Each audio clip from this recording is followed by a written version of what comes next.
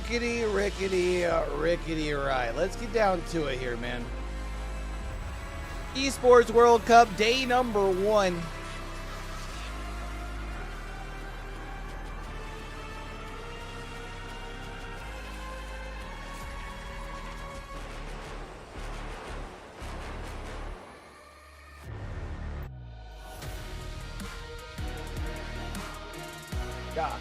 Yeah. Hey.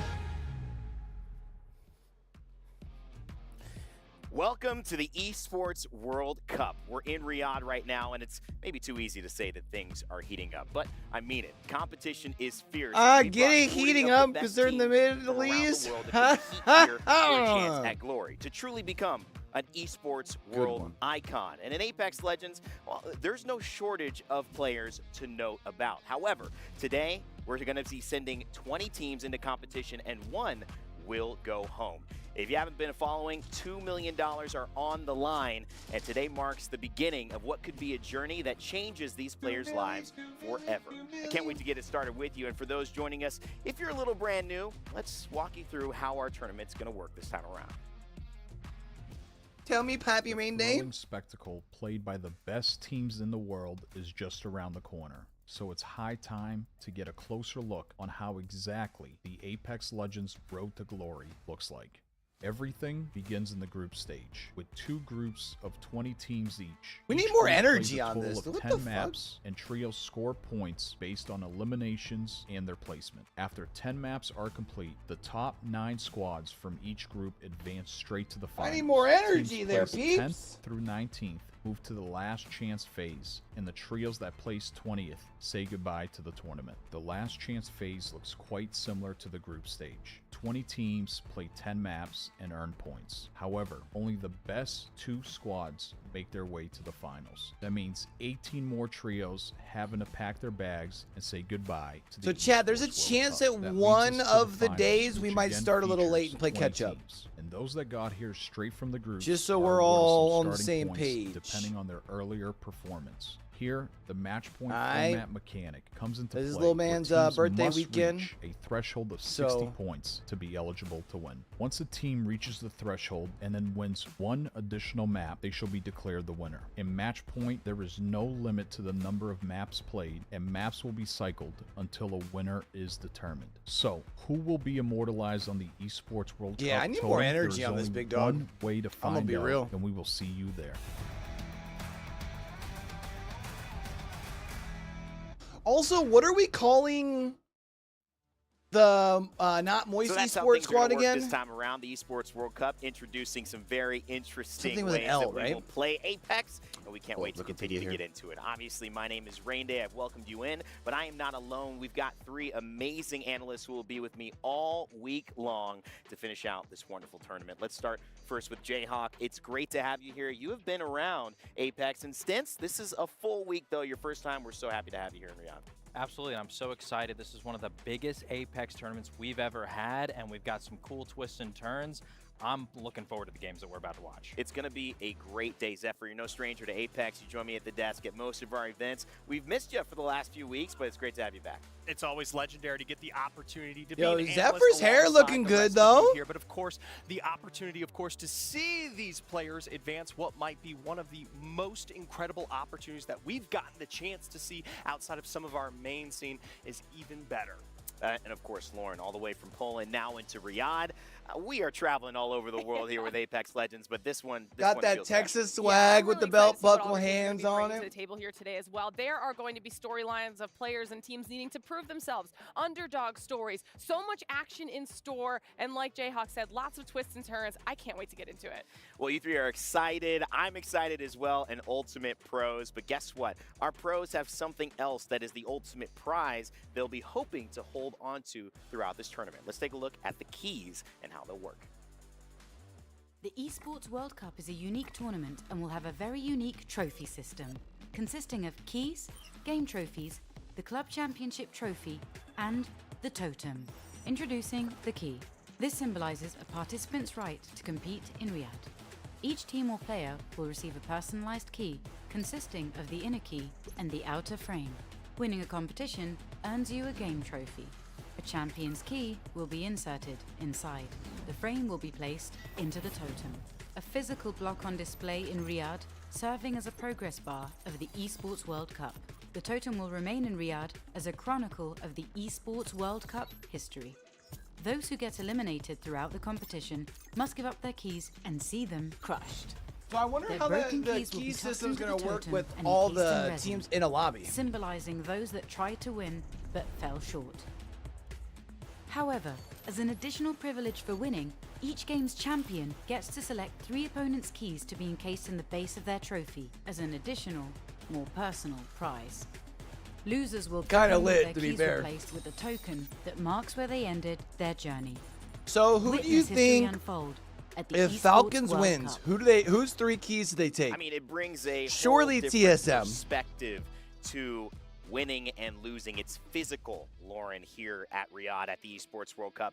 And that means something a little bit more. You've got to see your dream get crushed, literally. Literally, and it is absolutely a unique system here at EWC. Those keys that they're talking about, each of them have a frame, and win or lose, Team the Falcons key looking and the for their frame will be third, separated. Like you said, championship. If they lose, the key is crushed. But if they win, that frame is put on the totem alongside all of the other victors here to be immortalized in EWC history. And speaking of what they are looking to hoist and be recognized with in terms of their immortal legacy at the Esports World Cup, it's right here, right in front of us, the Esports World Cup, the trophy, the totem that these players will be competing for. And if you get a chance to touch this, you are going to be a legendary individual.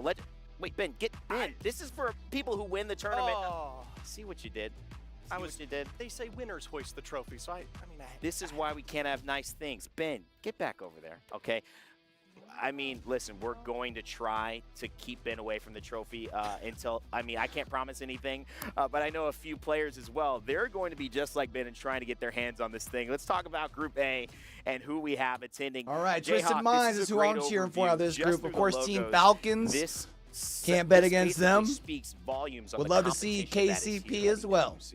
Absolutely. We have some powerhouses, Falcons, Liquid, Crazy Raccoon, Twisted Minds. But then on the other side, we've got some teams looking for redemption.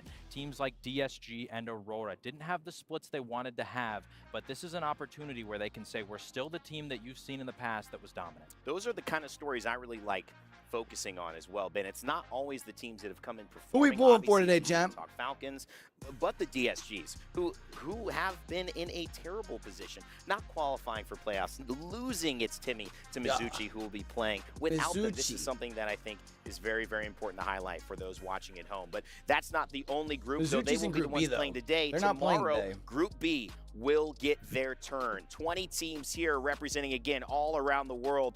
And Lauren, I love the stories that we've got here, from NRG all the way over to some icons in Apex Legends themselves, TSM. Of course, and TSM is still a force to be reckoned with. I'm sure their entire fandom will be very excited to see them competing here. But like you said, NRG, the only other team to get a match point in Split 2, and Mizuchi, a team you might not recognize, but Waltzy, Timmy, That's right. Guild, a squad you absolutely know. They're going to be scary. Yeah, and I mean, I got to point out SSG there as well, a team that I think is one of the best team fighting teams in Apex Legends. They're young, they're hungry. Oh, it's going to be exciting. But you know what's even more So exciting? why will they not The let chance to them play in a as tournament like not this with moist? $2 million on the line. Let's take a look at the journey of how some of our teams got here. Why they have to go with Mizuchi? That's what I want to know. It's time for Apex Legends to join the biggest esports event on the planet. 40 teams are about to battle for their share of a whopping $2 million. So let's meet our contenders. Standings in the Apex Legends Global Series rankings were a defining factor for team invites, and 4 distinct regions fielded their representations. We begin our journey in North America, which is nothing short of packed. A lot of stacked teams came to the Esports I just feel World like we need Cup more from energy this here, neck of baby. the This is woods. the Esports For World TSM, Cup. Not moist, and none other than the mighty trio from Team Falcons leading the charge. Jumping over to the EMEA region, some familiar faces decided to climb up the ranks and secure their spots in Riyadh. Most notably Alliance, one of the stronger contenders, and Aurora Gaming, who so far were doing very well online and might try to Oh, no, convert maybe it's that me. momentum into an offline victory. Now we venture east, where teams from another two-stacked region came to blows. First, we visit APAC North with a plethora of trios eager to prove themselves. Here, eyes were drawn to Reject Winity and Crazy Raccoon. They mean plethora? as both teams shuffle their rosters. However, one does not simply forget about Fnatic. APAC South was no different when it comes to trios carrying some serious firepower, especially when we talk about Guild Esports or the powerhouse known as Twisted Minds. 32 spots filled, 8 remained. Give it Twisted Claimed in Minds, the trial baby. by Give. completed the NA representation, E Cholo's Laser, and Dragons Esports won in South America, and DMS shined in the EMEA clash. Lastly, Fennel and TIE won the APAC North qualifier, and Evo's Esports came out on top in the South. And now So these it's not 40 TIE, teams it's just will TIE? make history here at I the always feel like we Esports make that World Cup. mistake with a lot of the fucking APAC teams, both South and North. Fighting for a chance to have their key put on that totem in Riyadh to signify becoming the inaugural Apex Legends champion at Esports World Cup. Fantastic scenes here as well. And Like we speaking call of them by their fantastic letters. scenes, Like I know I guys, was doing we've got our that for players so long with getting EXO. here into the venue. This is Calling a him the special EXO? place as well. You saw, if you were here paying attention at the beginning, how big of this Riyadh Boulevard is. It is a spectacle, and the players going through it, yeah, it's a little hot at some times, so he's got some shade going on. I like the mouse pad double usage there.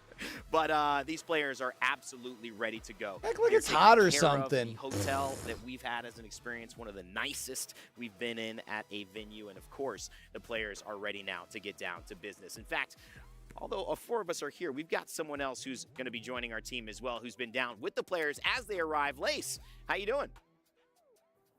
Yo, what's going on, guys? We've got Disguised here. How are we feeling today? You've stepped straight off the bus. I want to ask you, what sets your role apart from other players? Well, I'm the anchor of my team. So considering everything, we all evolve around each other, but like being the anchor, the only way my job works is they do their job, and the only way their job works, I have to do my job. So it's like, it doesn't really set apart because everyone has to correlate together. Yeah. And that's, I think everyone's important no matter what on the team. Yes, designer, you guys. Glad he brought all of his equipment. He's not even This is listening his to it. controller. He's set in stone. What do you think? What kind of music do you think he's listening to? Probably listen to David Goggins. He's if you know who he is, he's a military man, very motivational man, and I get it. I love that you know exactly what your teammates have got to listen to. No, anyway, guys, good luck. He looks over like, who the tonight. I fuck hope are you you guys smash talking it. You gotta about, give me, Lace? But it's been a pleasure chatting to you. And You good luck talking from about the me? start. Well, it's amazing. We could spend all time focusing on players. We could talk Twisted Minds and their new org representation here. We could talk Crazy Raccoon.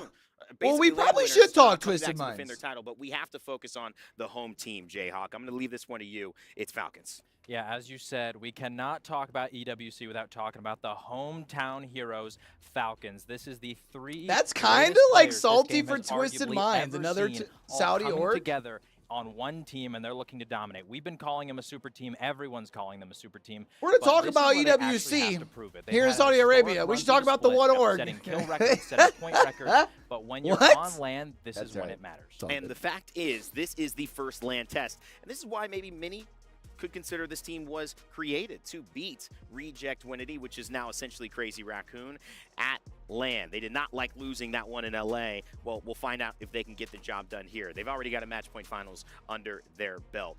Where did they do it? I think it was World's Bros Edge were like, that yo, they if got we the win. can't I beat don't each actually other, we just remember, might but as I well do win know everything we'll be together. using that map in this tournament. We'll also be using Stormpoint, which you may not know, is we'll also be using Kings Canyon, Broken Moon, and Olympus. That's right. We have a I wonder what twist maps here gonna in get terms voted of our for. maps I feel that like the are available APAC for North competitive crowd's probably Apex gonna show Legends. out enough We normally don't that see it. It's 2 we get Olympus? for the day, but this time you, as a viewer, have a chance to influence where these players will play throughout our But I don't 3 think it's days like here before our necessarily match like finals. given. In Game 5 and in Game 6, you will be in control of which one of the 3 maps, Kings Canyon, Olympus, or Broken Moon, the players will have to switch to. It will be chaotic. So we're getting a You will see 45-minute break tweets from after Game Imperial 5. Hal telling you which ones to pick. You will see Jayhawk messaging, trying to hide it, that he wants Broken Moon. And you will still have to decide for yourself where you're going to send our pros. You are directly involved. This is exciting. And guess what? The voting, it is open now. On X, you could choose map number 5, whether it's Kings Canyon, Broken Moon, or Olympus. And on Twitch, you will have a chance to choose map number 6. So remember, X, Twitter is where we'll start it. Twitch is where we will go. Oh, so we can play both maps, or we can play two different maps. And you know, trying to get you trying to get you going all these places. Listen, but at the end of the day, you know how it starts. We go to Storm Point to begin our Apex Legends Esports World Cup. And look at this, baby. Yeah, that's right. That's right. You never seen Storm Point like this, guys. Jayhawk, anything to point out here? All right, so Reject, Winnie, and Fennel contested it out, huh? We've got some contesting happening. No POI draft, and you know I love some contest, and that's big because if you can win these in the group stage, that can set you up for the bracket stage and the finals to get that POI for free. Well, likes contest, doesn't like contest. I'm with you. Lauren likes some contest as well. What do you think? What do you think is going to happen here? Go to stcpredictions.com and you can have a chance to let us know who you think is going to take the win. We certainly have picked a lot of Falcons on here. This is a team I'd be surprised if they lost because, of course, they are the home team. They are defending the match. No one contesting NIP, huh? Can they do it, though, on a global stage? We're about to find out because the opening ceremony is about to begin at STC Arena. So let's go to the stage and let's kick off. So does that mean the analysts aren't actually in the venue? Probably, right?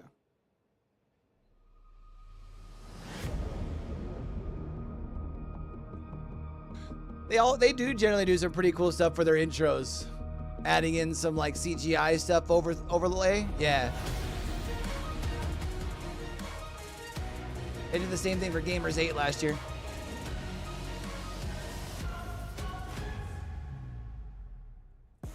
Riyadh, salam alaikum, and to everyone from around the world watching from home, welcome to the Esports World Cup. Where was this voice for the videos? I'm your host, We the People, alongside the amazing Kiali, and we are honored to be here. We are making history in Riyadh with the first ever Esports World Cup. 120 players from 40 teams have gathered at the STC Arena for a thrilling 4 days competition featuring group stage, a last chance survival, and we have the finals. They are vying for the biggest prize in the Apex let's get ready to go, chat. Esports World Cup Apex, baby. $2 billion and the incredible prize. Ladies and gentlemen, the players are ready, so let's bring up today's contenders, starting Team Makers.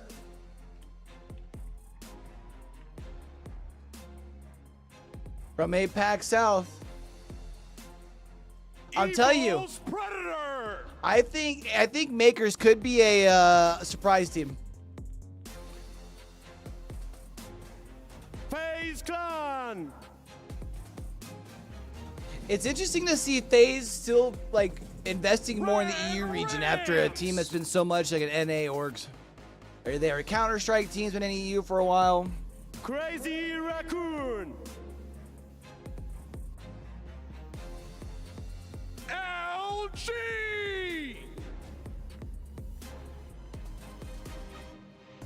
Team Falcons.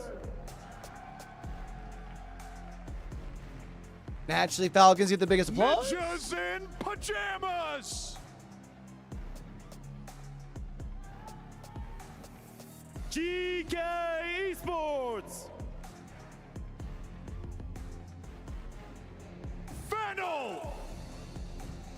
Woo! Yeah! Gaming Gladiators. Pioneers. KCP, KCP, KCP. Team Liquid. Aurora.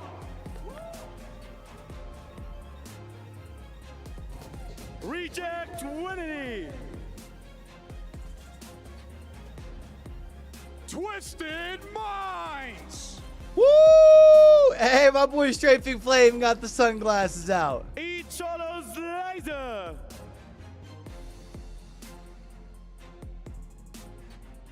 GHS Professional. Disguised. DSG. DSG.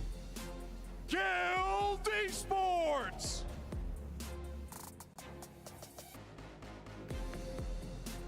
Ladies and gentlemen, let us introduce the second day contenders. Group B, starting Weepo Gaming. So they're bringing out day 2 competitors as well, huh? They're like, wait, we're coming out too? DMS. Where do we go? TIE.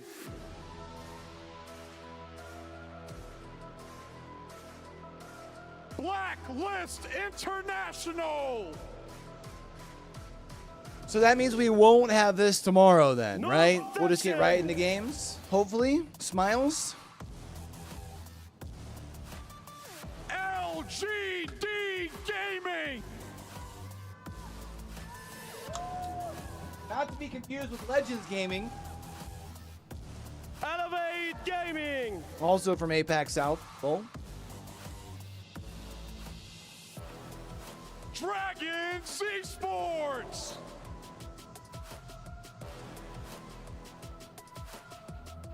Riddle Order.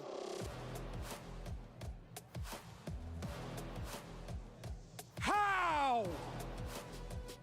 How? It's not HAO, huh? It's how? Navi. Virtus Pro.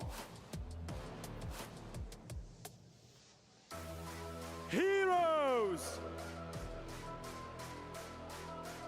Heroes could be another sleeper team. Exo Clan. There they go. XO. TSM. TSM. TSM. Fnatic. NRG. Mizuchi. Yo, that boy Waltzy's a fucking shit brick house, boy. I tell you what. Space Station Gaming. It's funny seeing him up with like all the other nerds too, because there's a bunch of these dudes who just like scrawny, and then you see even like Hawkins is like a bigger guy, right? But you put him next to Waltzy, and Waltzy's just like, whoa.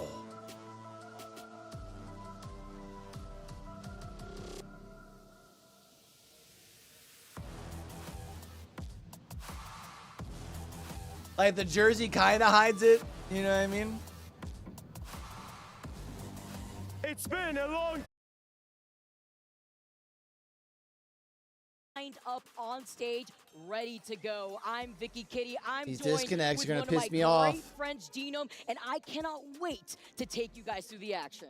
Absolutely, Vicky. The first 20 teams from Group A will be competing here today. There you can see Guild Esports hailing from APAC South. Of course, recent roster changes for them. There's so much that we can get into here with the Esports World Cup, Vicky. It's been interesting. We've had some meta changes. We've had roster changes, as we've just said. It's gonna be a really exciting weekend, frankly. With the mid-season patch coming through, obviously with the new splits, seeing so many of these familiar faces that we recognize make their way onto the stage. There's a lot to prove out here for a lot of our squads. We could see Team Falcons really gonna be able to see what they've got. I mean, we've already seen what Stage they've looks got pretty clean. previously within the Pro League season, but then to be able to see They what got they the have against the casters and world some here seats with this level too, of so they can be competition is nice gonna and be comfy. Exactly. They've never played in a LAN setting with this lineup before, right? This is the first time we're seeing the Zero Hal Jen Burton combo,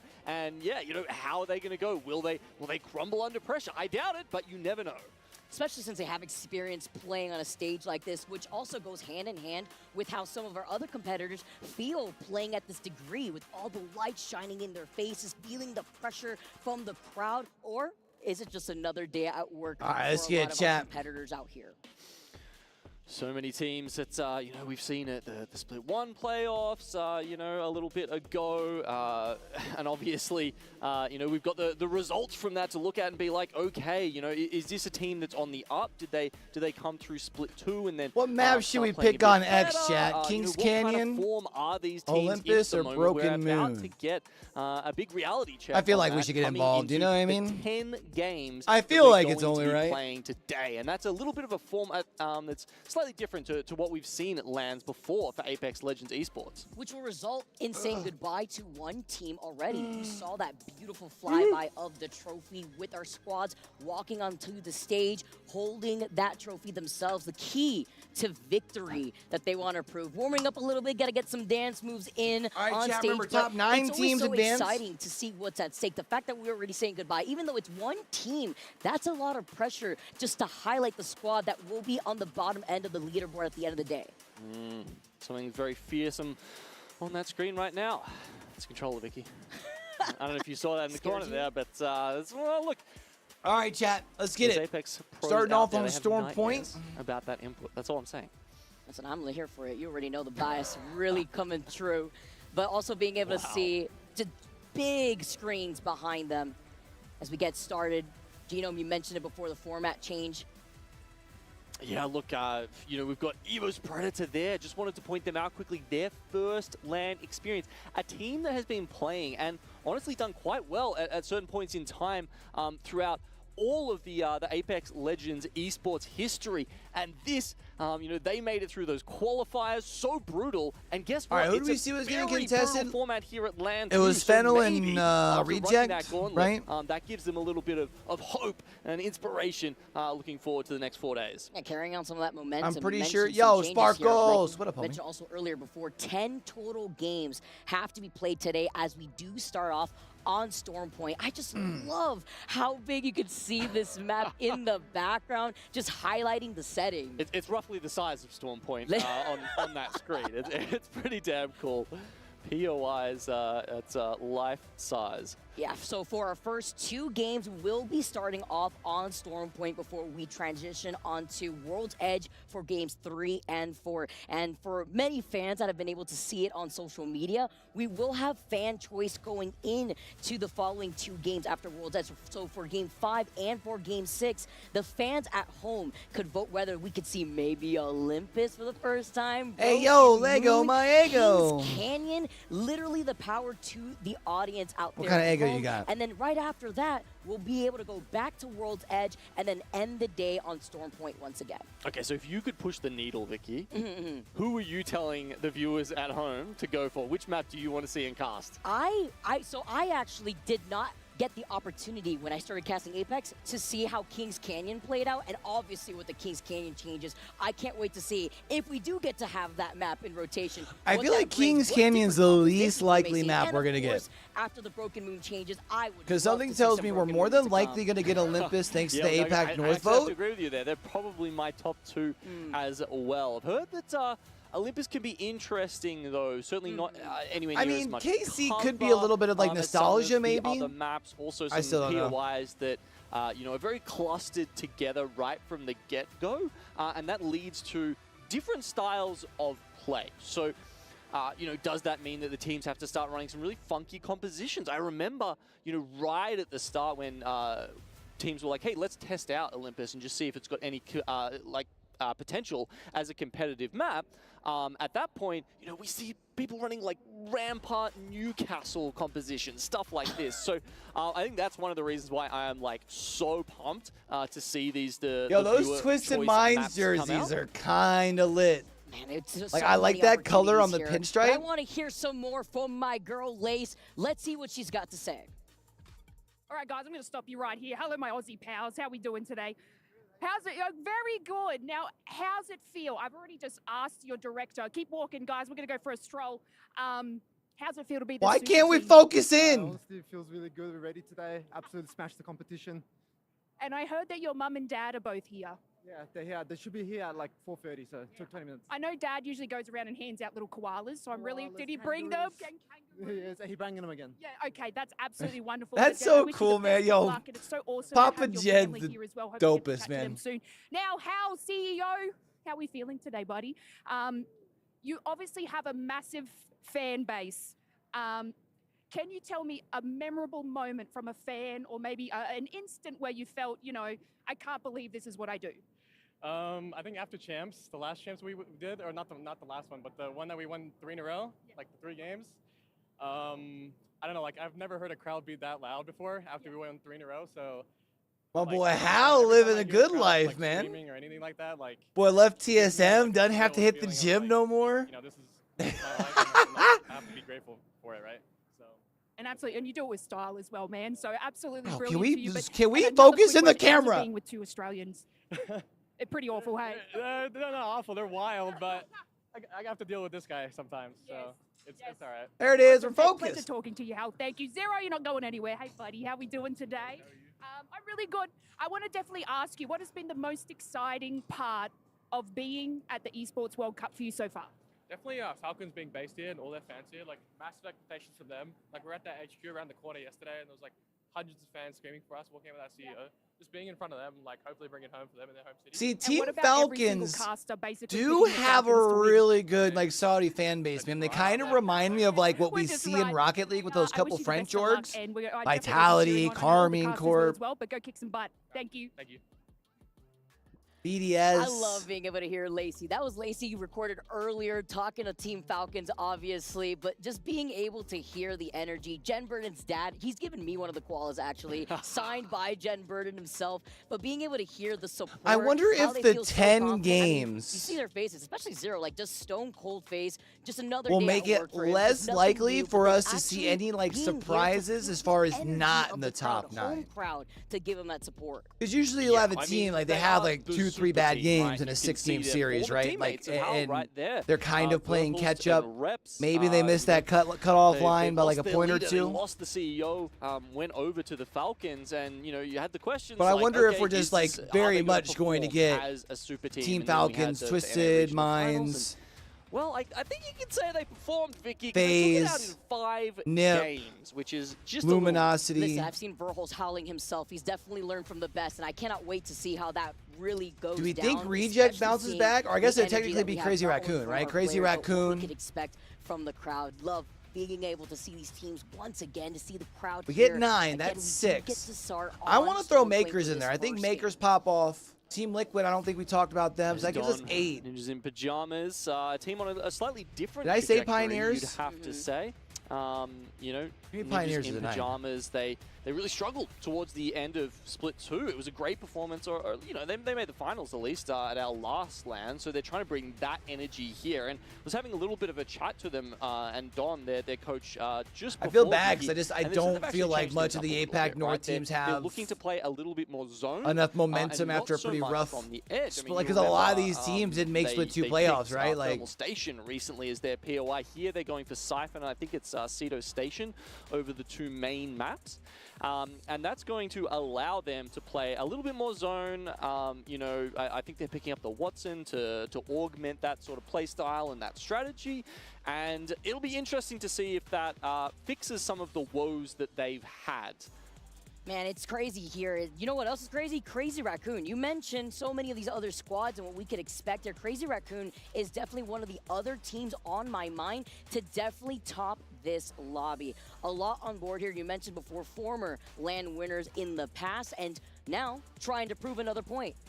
All right, let's get it, chat. Oh, another team I wouldn't mind having a look at here, Vicky, Twisted Minds. These guys dominated APAC South. There we go. Let's You know, talk this about is, of some course, Twisted Breaking Minds Flame, for me, Easy Flash, baby. And Player K.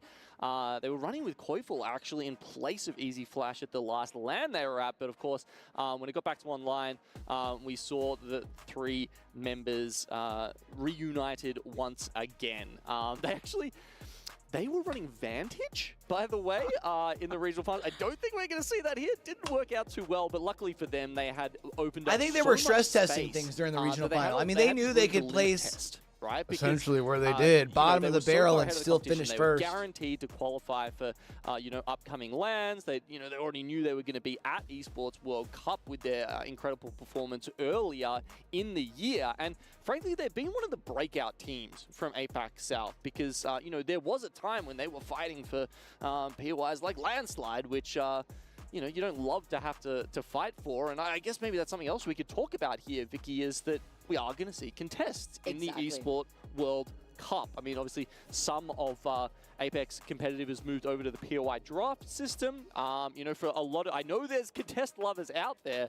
You know, they want to see that dropship back in the air, and they're going to see it here at the Esports World Cup. So, you know, starting off on Storm Point, like we are, I believe we're getting a contest with Reject and Fennel over at The only Checkpoint, contest we got. and then when we do move to World's Edge, potentially getting one over at Fissure and Mirage, and maybe even more. Baby's still running away from it's Doppler crazy and too, 'cause Fat. when you talk about the fact Well, man that does you not get like the contest, Doppler, you man. That's mentioned funny.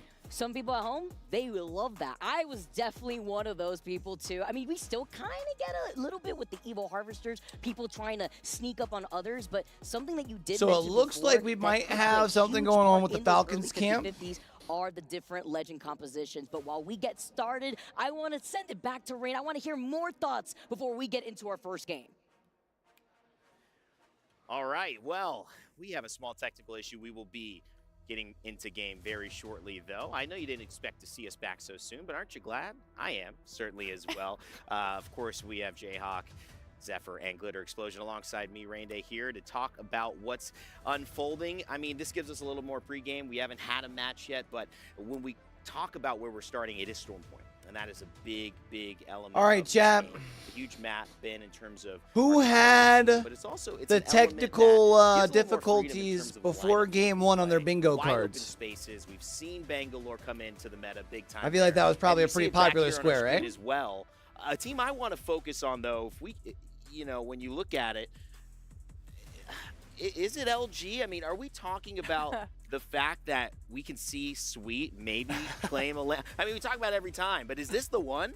I mean, it is a strong POI when we talk about Zeus Station for LG, with Sweet obviously coming down from the top of the map here and making some of these wide sweeping transitions, can have its most speed when we talk about that northeastern corner here. And of course, putting a hard-driven IGL like Sweet in the driver's seat to have that opportunity to then piece Command things Center? together That in is terms of the Command macro Center for, might be something good for them, especially when we talk about their KCP, recent split looking Not just bad as for well the placed, boys. with Storm Point coming off of Stormcatcher's like home and I mean, when you native think for about Apex Twisted Legends in Minds, so general, that doesn't Sweet surprise is one me. of the heroes. He's one of the Avengers, essentially, of Apex Kind of Legends, interesting to see professional Bakers history. be And able to yet get with LG, Wall. They found their rhythm in Pro League, but they're always a little understated in the way that they do it. They're never like the big deal that you have to pay attention to, yet they're looking good. And I saw Sykes as well. He said what's up to me as he was walking by. One of the most deadly 1v1 players as well in Apex. But Jayhawk, I want to kind of turn our attention here as well. The Liquid Alien. Chat, is volume good? Like y'all can and this team hear in general, one of the them things pretty I've well, gotta but keep like when I mentioning do is talk, this is a I'm club like kind of over them a little bit, championship as well yeah. as an individual Apex Legends tournament. So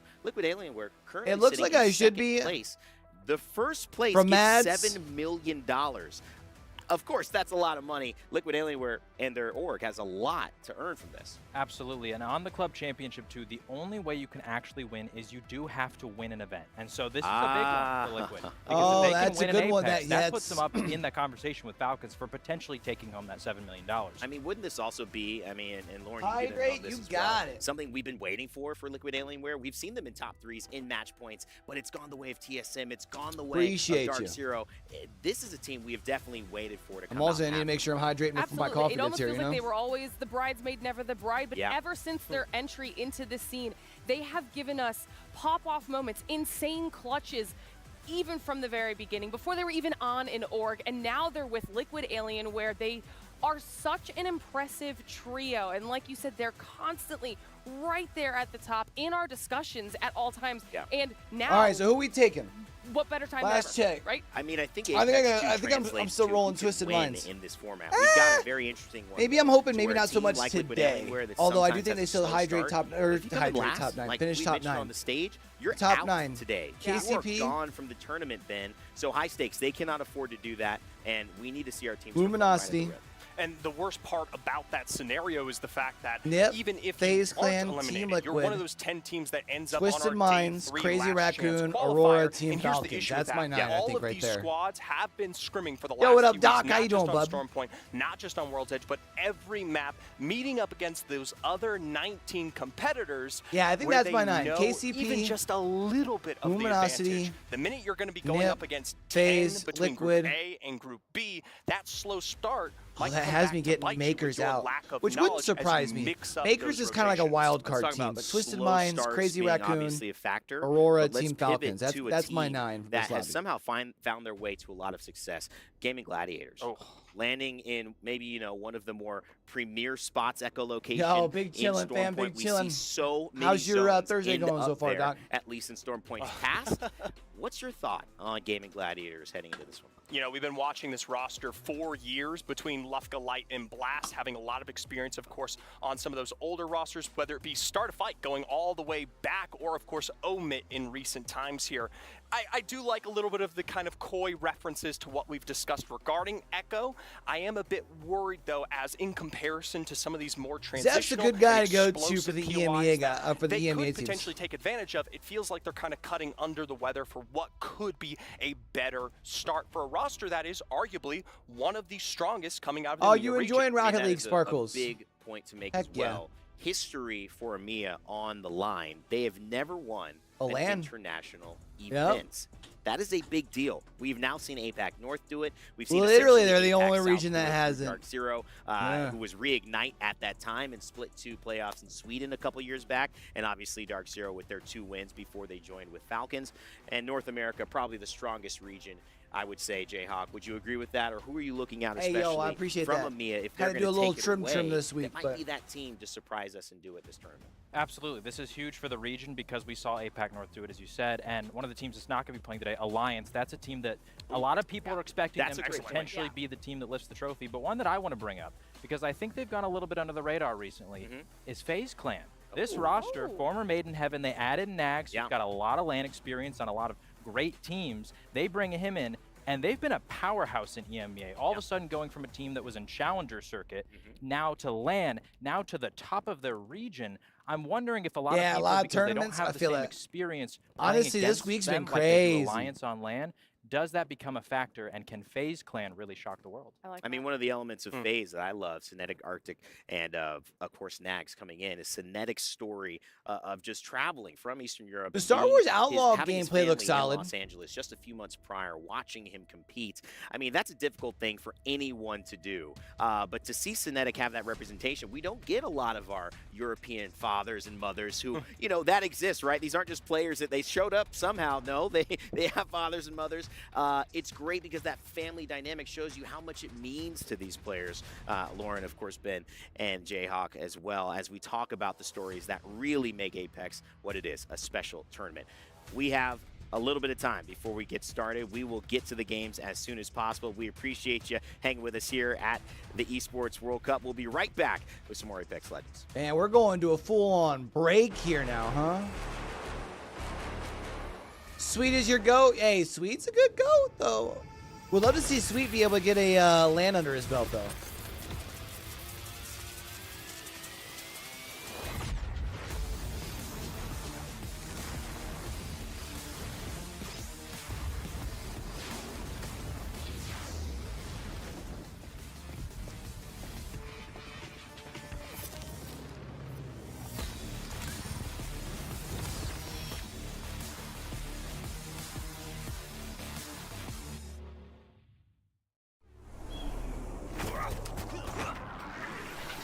I will definitely be lurking and watching some streamers play it. I wish I had the... I wish I personally had like the patience to sit down and play a game like that. To be fair, I also don't really have the time right now to like sit down and truly enjoy a game like that, which is kind of sad. But I'll enjoy watching people play it like while I edit and stuff, like during the week.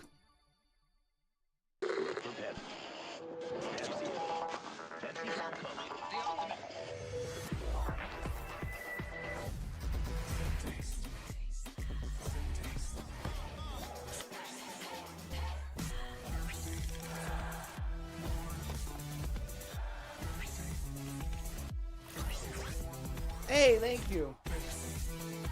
Had that one for a while, and I've always liked to keep it in the background. That kind of goes with the color scheme back in the back with the purple and black and the red and black. Has a little bit of both.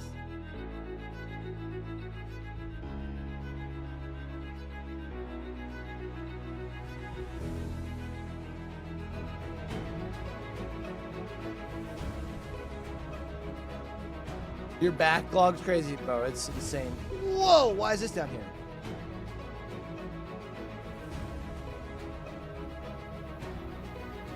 That's supposed to be on my top monitor.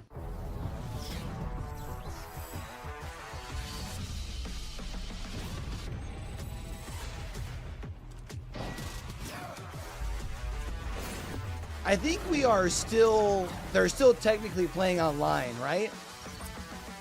It's just they're playing on a dedicated server, if I'm not mistaken.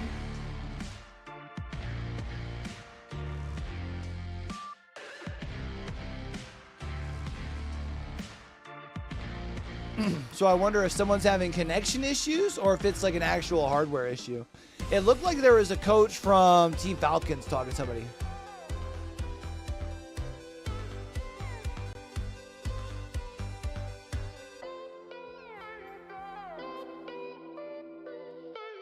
Perfect time to attack like the, you talking about,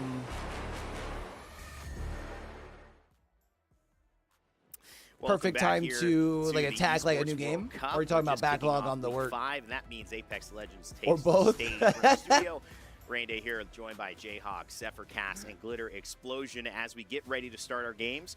We appreciate you hanging by with us. We haven't kicked off game 1 yet, but that gives us some more time to set up the stories that have been going on. We've seen them across the board, whether it's an underdog feat like an NRG or a DSG who just qualified for this and are looking to make a statement, or if we're looking at the top teams like Falcons, Jayhawk, all of that. Yeah, I feel that. I feel that. This tournament's got everything. So if you're a fan of Apex, maybe you haven't even tuned into Apex, this is probably the best opportunity to see a full Yeah, you know what's funny, Wayne, is I feel like an event like this is like the perfect time for someone that you really wouldn't normally expect to win on a LAN, and that's not like a knock at Sweet. I think like Sweet always has a chance. The maps that we haven't got to see in I just feel like this is a type of an event where you'll have like a one-off like champ. That's right. We've seen who dominates. Who knows? Maybe this is where Twisted Minds gets the monkey out the back. They got their full roster. Other maps improved. They're the best there. I mean, that's Sweet the finally point. gets his first LAN, LAN. and that could be if you're a massive Broken Moon team, you could actually. Don't put that in the universe. I don't know though. Something tells me Falcons take it on home soil. It's up to you. It's just though, hard to so vote against them. One is just the super team that they are, but and on Twitch for map 5 and 6. But the story sells itself. You know what I mean? Legends is just one of 21 games represented at the Esports World Cup. There's something bigger going on over these 8 weeks, and it's the Club Championship. Take a look. Introducing the Club Championship. Here's how it works. Each club will have the opportunity to field its rosters across multiple titles. The clubs finishing in the top 8 across each of the 21 titles will receive points based on their placement. For a chance to qualify for the Club Championship, yeah, it's interesting, right? Because I feel like they're definitely destined for it, especially at EWC. The club must finish first in at least one competition. Once the and also, I feel like they'll probably take 16 clubs will take a share of the split 2 playoffs. Prize pool, with the first but I don't know if they win champions. The first ever Esports World Cup Club Champion, as well as receiving a staggering $7 million in prize money. $7 million to the winner. But look at how far ahead Team Falcons is. Out like to a bit of a lead. It is probably expected, and they should add a little bit to that tally here with their Apex Legends squad. Yeah, I appreciate you, Sparkles. But Team Liquid, second place as well. They're just looking for a win. Jay, you mentioned that, and that could be coming here. It's crazy because you have quite a few, like Smart Omega Empress, never heard of them. Co-president and founder Nick Cucavio is here. Alpha 7 Esports, never heard of them. I'm guessing that's probably like an APAC. You know who else is here? Family members as well. I was walking up the elevator and I saw someone. She said, "You're Rain Day, right?" And I said, "Yeah, who are you?" She says, "I'm Charlotte." I was like, "Nice to meet you, Charlotte." She's like, "Oh, I'm Blast's sister." So we've got family from Gaming Gladiators as well, Ben. I mean, if they weren't playing well enough, that's got to be some extra incentive to do well. I feel like that's just something that adds to the momentum for a team to potentially. Also, who knows? Maybe Maybe push it to that Zephyr extra being step. there And gives for Gaming EMEA the Gladiators, buff. I feel like that's been the story of this roster for so long. I remember it was just a split or two ago when they were missing out on LAN, sitting in 12th. Lufka makes that transition from Ascend back, reunites with this team when they used to play as Incentive Arise way back in the PSQs and Challenger circuit a few years ago, and now are in this prime opportunity to potentially come and take a championship at the EWC. Lauren, this is a good time to actually go back into that history with Lufka, because next to Kashira, you had an opportunity with Ascend to be on the other side of Hal comes down from the heavens. The iconic line that if just a slight bullet, a slight tempo change could have seen him hoisting a trophy at Atlanta representing EMEA as well. And I think everyone was thinking that it could have gone either way. That was a pure 50-50 shot for who was We're going to about be 20 taking minutes that into home. our tech And delay, chat. How long we think it's going? win 30 going minutes? the way of TSM, 40 then minutes? set up the most insane dynasty we've ever seen here. right. That then ended up going up against another dynasty that became the super team we keep talking about here today. But EMEA is that region that needs an opportunity here to show just how good not only they currently are, but they've gotten over the years, because they have absolutely improved from what we saw in those moments. Yeah, I've heard they're worth the investment, even though they are quite the investment. In positions to win, but they've just ultimately been somebody's stepping stool for that ultimate trophy. Will they reverse that position coming into All right, we ready for Esports Storm World Point? Cup? I want to actually go back to the point of the dynasty that was created, because that dynasty that had run Apex Legends, Jayhawk, and TSM with Verholst, with Reps, with Imperial Hal, all right, ended, Nasky. and it ended at the start of Split 2 after their loss in Los Angeles to Reject Winity and APAC North team. Now TSM has a different dynamic. Zapto has filled in those shoes, and to many people, more than they would have expected, because talk about shoes, that's about the biggest, that's a size 19. It might be talking Shaq size shoes when it comes to filling Imperial Hal's place on that squad. But they found a way. They've bounced back. We've got Verholst brothers in the crowd as well right now. I mean, what are your thoughts on TSM heading into this? It'd be massive if they could take a win. TSM was such an interesting question mark coming into this split, because we didn't know with Hal leaving who was going to IGL. A lot of people have been saying Reps could do it for years. Step in. We know that Verholst has said he wants to do it. Right? Yeah, All of a sudden I'm they bring like in due Zapto, for a new young chair, fragger, young like a good controller chair. player who many people don't think. But I'm really is gonna be thinking an about IGL. getting All like of a sudden, solid like he sit lean becomes the stool. IGL. They also bring So over I Coach usually Helmut stand at from my EA, desk more and anyways. he becomes the IGL. And I Verholst feel like becomes if I so much more had a verbal good during fights, where stand, like a previously sit Hal was sit kind of taking that lean role. sort of So they kind of stool, split it up. And I'd probably do more either second standing place and in then when Pro I'm League, which sitting, even with Hal during it'd still Split be 1, they more didn't like get that high. kind of leaning so on it, so I you wouldn't be have to sitting wonder, down all the what way. is the potential of this team? Obviously, two of them champions in their own right. Zapto, a rising star, only coming into his own this year. And you know what's interesting? If Reps were to win this, he would have more LAN wins than Hal. So he would go down as the most awarded LAN winner in Apex Legends history. A little bit of a fun thing to keep track on. I know many people have letting go of the vendetta. There really isn't any, because they're teammates at the end of the day. They're friends, they're brothers. But when you consider what is at stake, you know that Jordan wants to be up there, and he will do everything he can. Taking a look there at LG, and Sweet getting ready to go. Lauren, it asked the question too, what about the teams so far that we haven't mentioned, whether they're playing today or not? You know, my mind shifts towards NIP. Yeah, I think my and a guy thing is named like Nasty, I who catch is in myself the top 10 in overall kills of all time in Apex Legends. being He's lazy. missing I out don't know though, because when I'm on gaming, I feel like I Manhunt want Journey. still He a will good not chair. be See, there. this is And where so this is his the chance at redemption. And I'm back actually, and I'm really forth glad you I've brought him been up. in. Not only did we get a chance to see him just a few moments ago on our player cams, but I was able to chat with him a little bit in the player lounge before we even started the tournament, and he was saying that he actually loves when people underestimate him and his team. He feels like they play better when they are currently underestimated, which is how he feels everyone is viewing NIP. Yo, we just need to get Zephyr a cowboy hat, and he'll be good to go. For them to potentially win. Ninjas in Pajamas, a fantastic org representing Nasky. We'll see if he can make it happen here for EMEA. We are ready to get underway. We're ready? Thank you All for right, hanging let's go, with us. And chat. now it's Game time to one. send it back to your casters, Vicky, Kitty, and Gino. Thank you so much, Rain Day. Once again, guys, thank you so much for your patience. We are just getting game number 1 underway, and it looks like our legends are ready to go in the dropship. Let's get started with our first game on Storm Point. Remember, we're not doing been 50 No POI years. draft. And, ooh, look at everybody locked in. It's original And drop though I ship. hear, Genome, if your forehead is touching the So screen, we do have like, contests you're going on. at We're going your to bump peak this down gamer just a little bit status, more but once I we get know into the game. there's Something so tells me much we're going to have online shooting right and now. pew-pewing. This is where you want to get your head start for our teams. Absolutely. I mean, we were touching on it just before, Vicky, about the fact that this is Woo!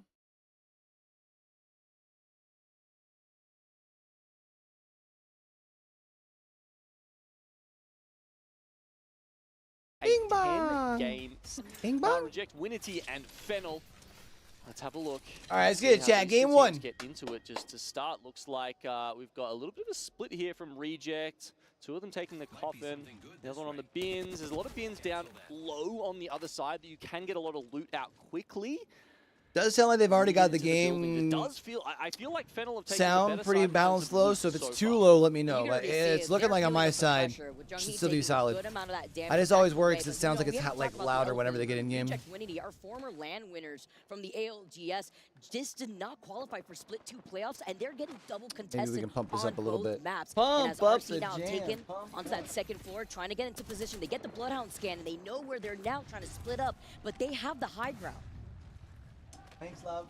It's been actually really holding back here. You can see the team's not being too willing to get into it early. Another couple of bursts coming out from their Hemlock here. And I mean, those weapons you pick up in these contests are so important. If you're running RE versus Hemlock, that's a tough matchup. Or even the wingman, if you're able to pick that up off the rip. And the Havoc, of course, the topic as Fennel. They lose out on one already. Pinolter is already losing out on his shield, trying to take a nice split angle. Reject Winity like a shish kebab. Our first squad to be taken down in this lobby. Oh. All right, so You can see Fennel on the taking stage down there, announcing Reject, their huh? departure at 20th here in our first match. And yep, as the wow, we're getting so much information from this screen. I mean, okay, Zone 1 has started to close, and the other teams, of course, have been starting their own rotations while this is happening. Towards Barometer, that's where the zone is going. Lots of teams zooming in there, and even you can see the Fuse ultimates coming out very quickly, and that's Ninjas in Pajamas, who, remember, we just mentioned that before, right? They want to go for the hard rotate, but they haven't done it so well. Zane already down. And it's because around 5 other teams have already gotten ahead of them. Yeah, everyone's pulling up here down. Rotate. Zane getting knocked already as they try It's to a take pylon an aggressive quick. I position. mean, it is crazy. you gotta try and find space down here earlier, or down here early, I should say.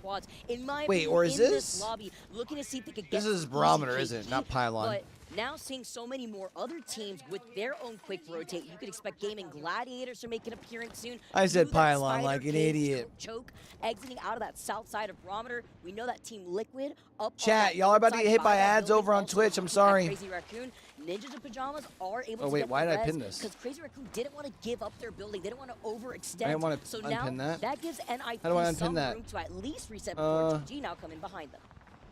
You can see Naski's been downed again, though, and that was from Gaming Gladiators here.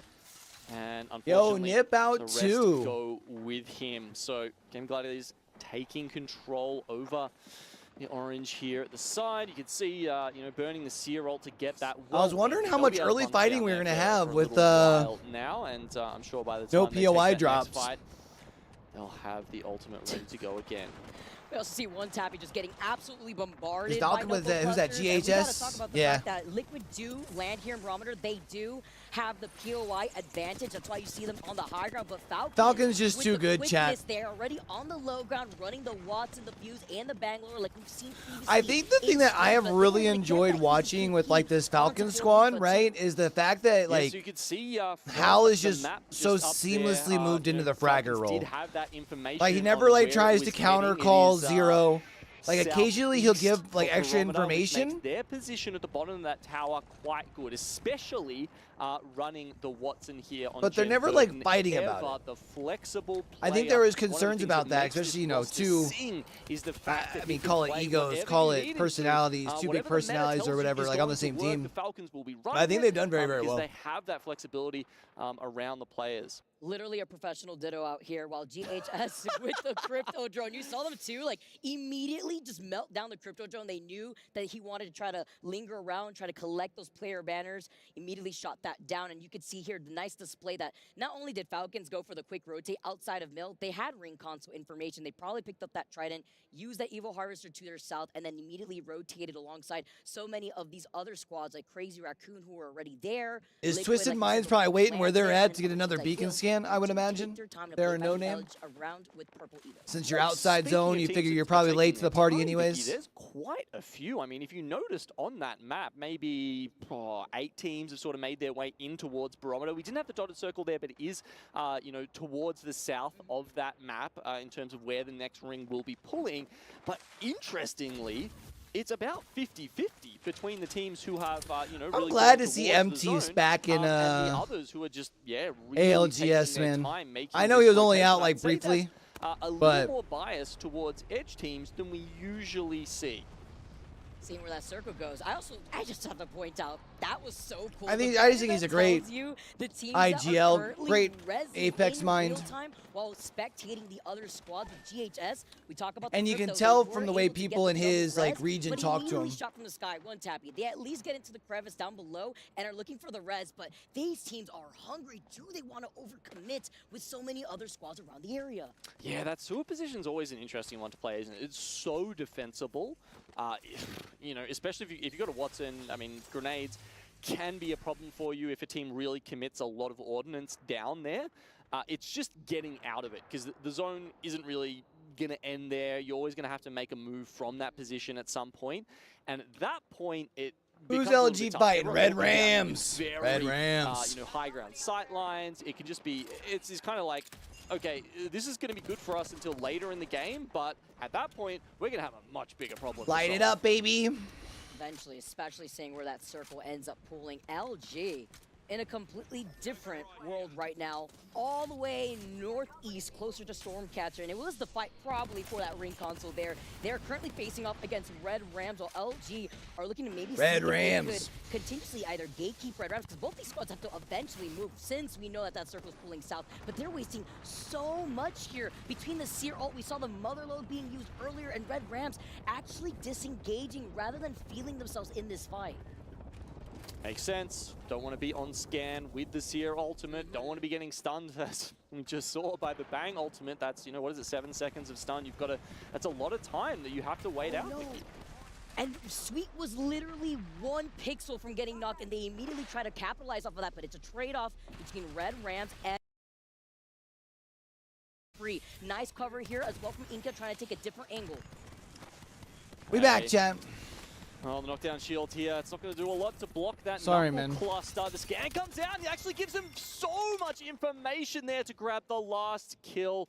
Very well played by Red Rams. And, you know, we were kind of talking about dumping all the utility there, right? And, I mean, that's why you should do it, because if you lose that fight, that's it. You're done for the game. You may as well invest it now and, you know, see tomorrow out at least. And I love the timing to the way that they did rotate around those ults too, right? You saw the Beast of the Hunt activated before. They didn't try to fully engage. So Team Liquid's They already didn't got the space out high momentum ground over around the here. Seer ult, so that way they could see Falcons other underneath entry them. points, but they still had to commit, because Sweet was so low that they gave Which, it like, any kind more of in time a to be able to sense, reset makes free. Falcons, like, Really safe, good right? Because with pacing 2 on that teams fight right for there, Red no Rams. one's probably going to push on their position. It's a really good breakdown there. Red Rams just on the edge of the circle will Does make continue you in wonder if move they're going to over try and to push up. Disguised. You know what I'm saying? We are sticking around Bean at the moment. They managed to grab triple purples and will go towards Guild we'll see. Esports.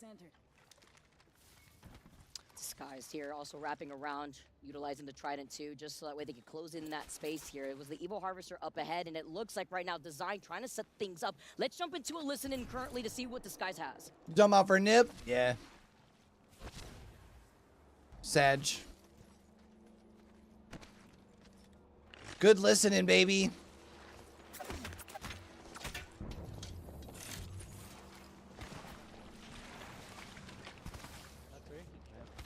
There we go. Cautious to the left side of cannon. I'm gonna stay over here just in case they try to cut in early. Look at minus. Cannon's holding the rock right now. Enemy, you probably should play towards cannon side. I'm gonna go into the net. Are we listening into the right team right now? It seems rather calm for DSG comms, not gonna lie. They know I'm split. The other team behind us. Dragon is spotted over there. Yeah. Hold headies. Play safe.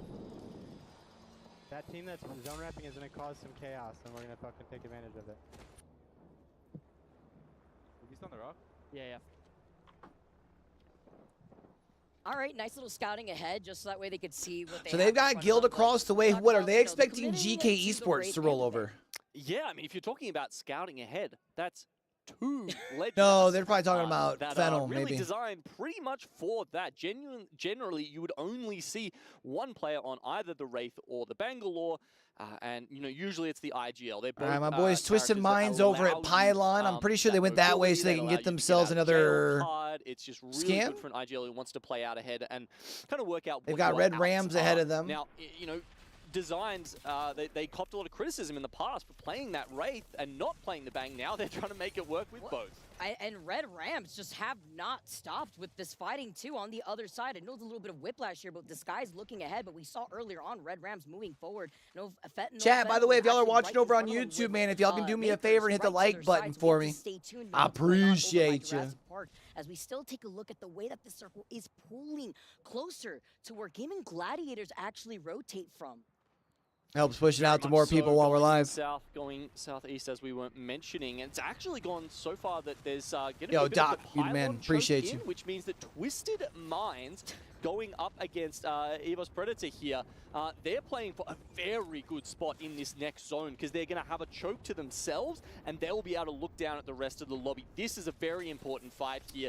Let's see I was wondering how, what composition these guys were going to run at take this one. EWC. It looks like we are just dancing around these zip lines, though. Not Immediately surprised to gets see the the knock after Watson. this, I but feel like I'm that's something worried that about the play. It's just potential player third party K's from bread Gaming and butter, Gladiators, since they still and allows are them to by play the in edge positions of that they the normally circle. wouldn't Let's see if they otherwise can because of the poke out. pylon. Evos immediately are able to get away, but only as a duo. They lost out on one, and in the distance, they are getting.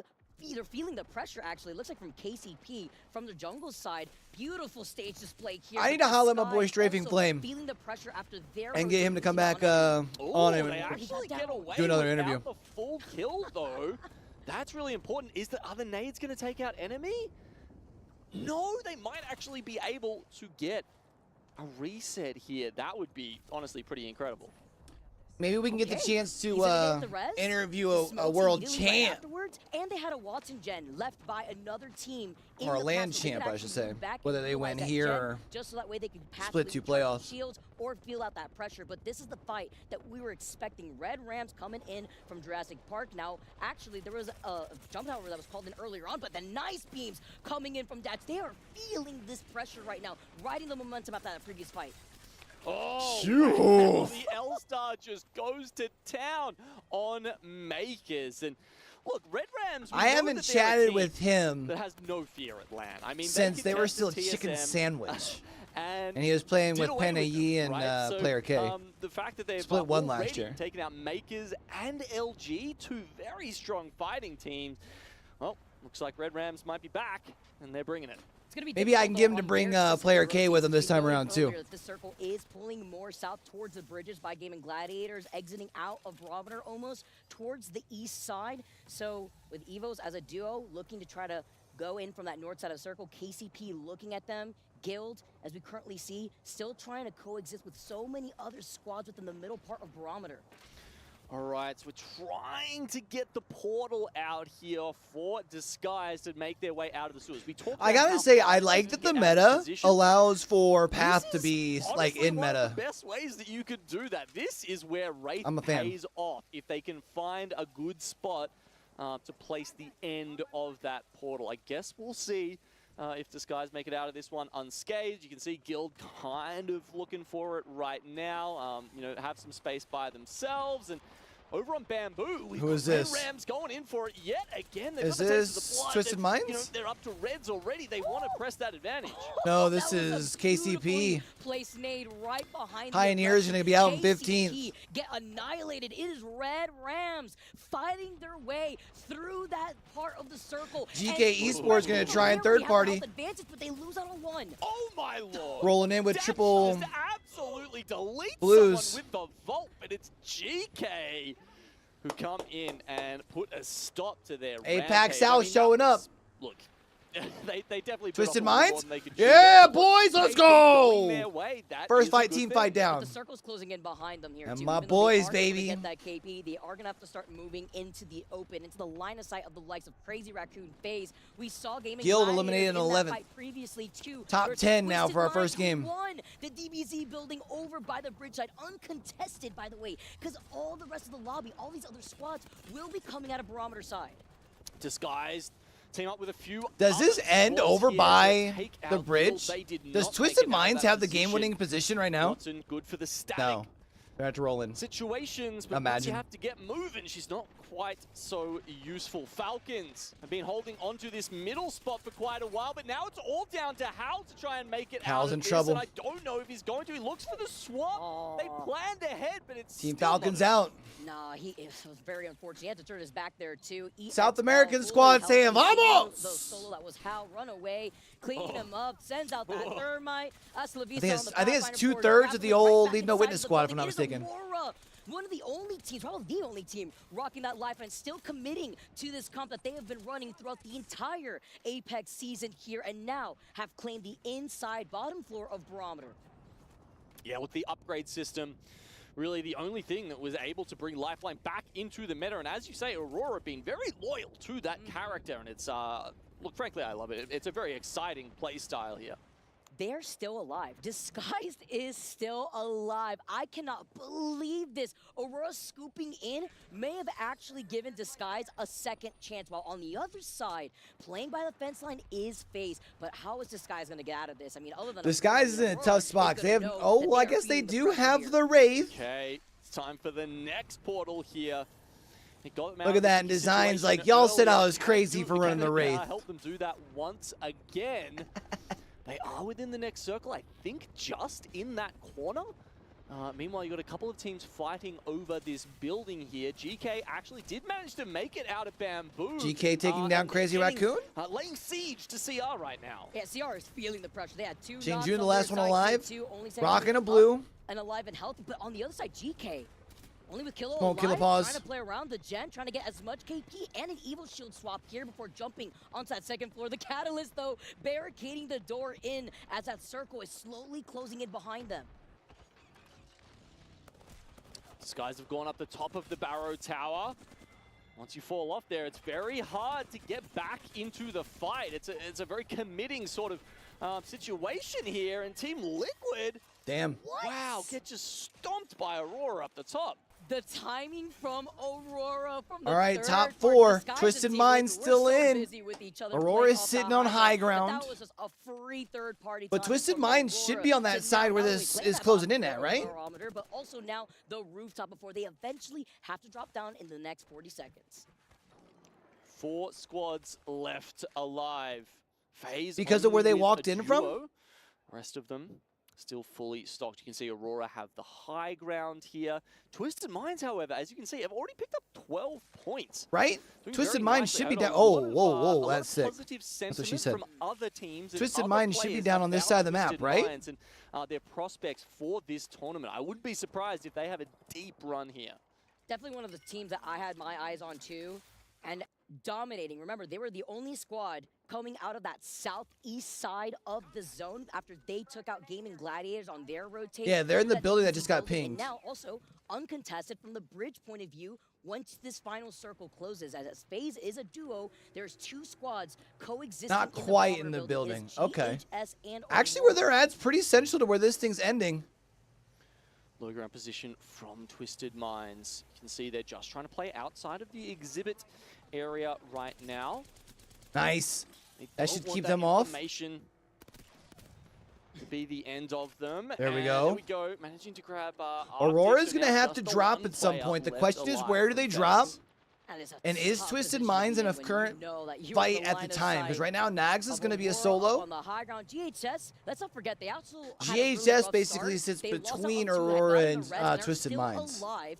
Crypto drone flying around. Nags, literally with only one shield bat, one med kit. Can he make this magic happen? Yeah, just looking at his face, I'm not sure he likes his chances right now. Just got peeked at, though. Pushes everyone in here. The care package was still available for the lifeline above. At one point in Apex's history, you could kill people with the care package.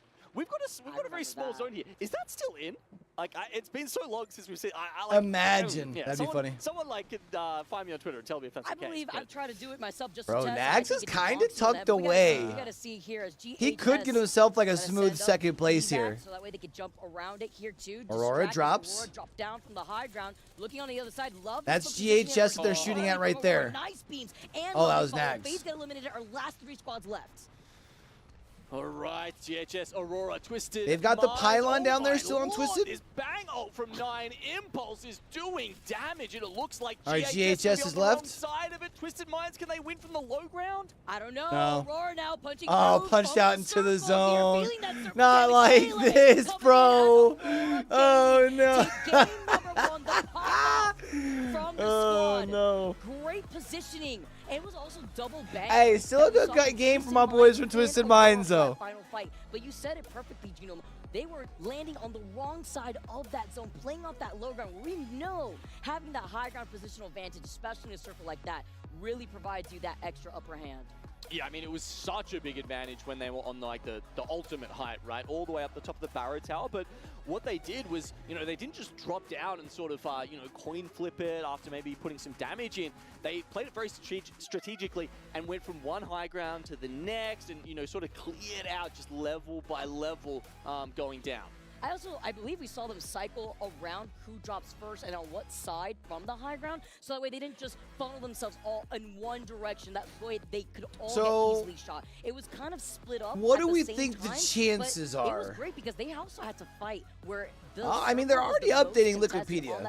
That's probably going to be the best place to keep an active scoreboard, right?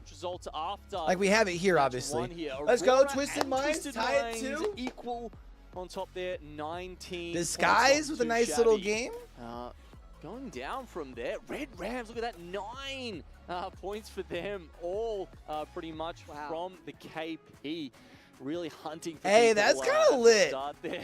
Oh, interesting. You got the hard decky. The Grim Reaper, my boy, strafing play. Let's go. And 3 revives from enemy. Not too bad either. Interesting, cool little stats we got coming through here on the stage screen. So love the player profiles here too, really showcasing the vibes and the personality that these different players provide, but also how strong they started off for that first game. Huge here, especially coming out of that barometer side. We saw that Disguise was a bit of trouble. Yo, Strafing's just been on another level, man. And while he's doing it while IGLing, which is it's like that we got to witness here. Extra we got more crazy. action here after this break. Don't go anywhere. We got game number 2. I think he would even say that, like, Easy Flash still probably the better fragger, but still somehow ends up putting up, like, identical, if not sometimes better numbers. It's wild. Obviously has the benefit of, you know, I think Easy Flash usually playing some form of entry, right? So in fights they lose, maybe not able to put out as much damage.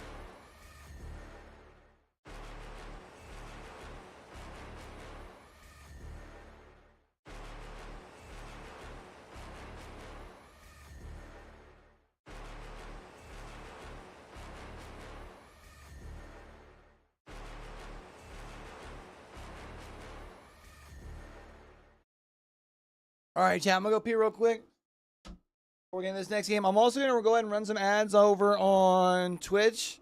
Just that way we can run some during, like, Ring 2 and make sure we don't miss any, like, big news. Cool? Love you guys.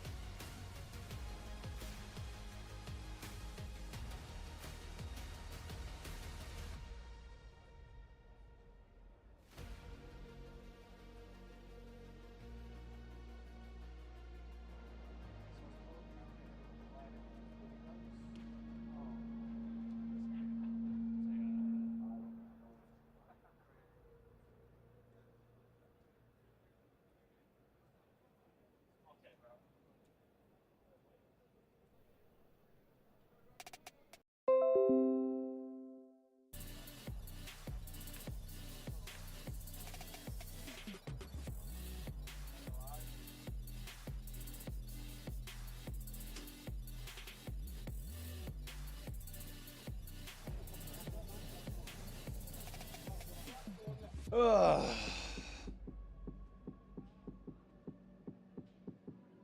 All right, so we got 9 more games. Let's lock the fuck in. Let's get it.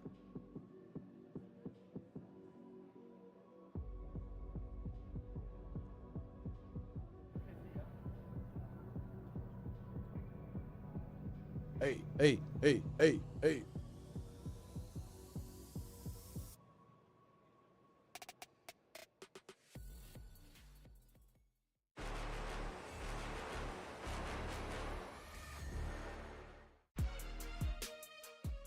Aurora, the Lifeline believers take game number 1 on Storm Point. They were fighting through all of the chaos that we saw happening in Barometer from the very beginning, Gino. They were. As you said, relying on that lifeline actually gives them a very different playstyle to a lot of the other teams we see.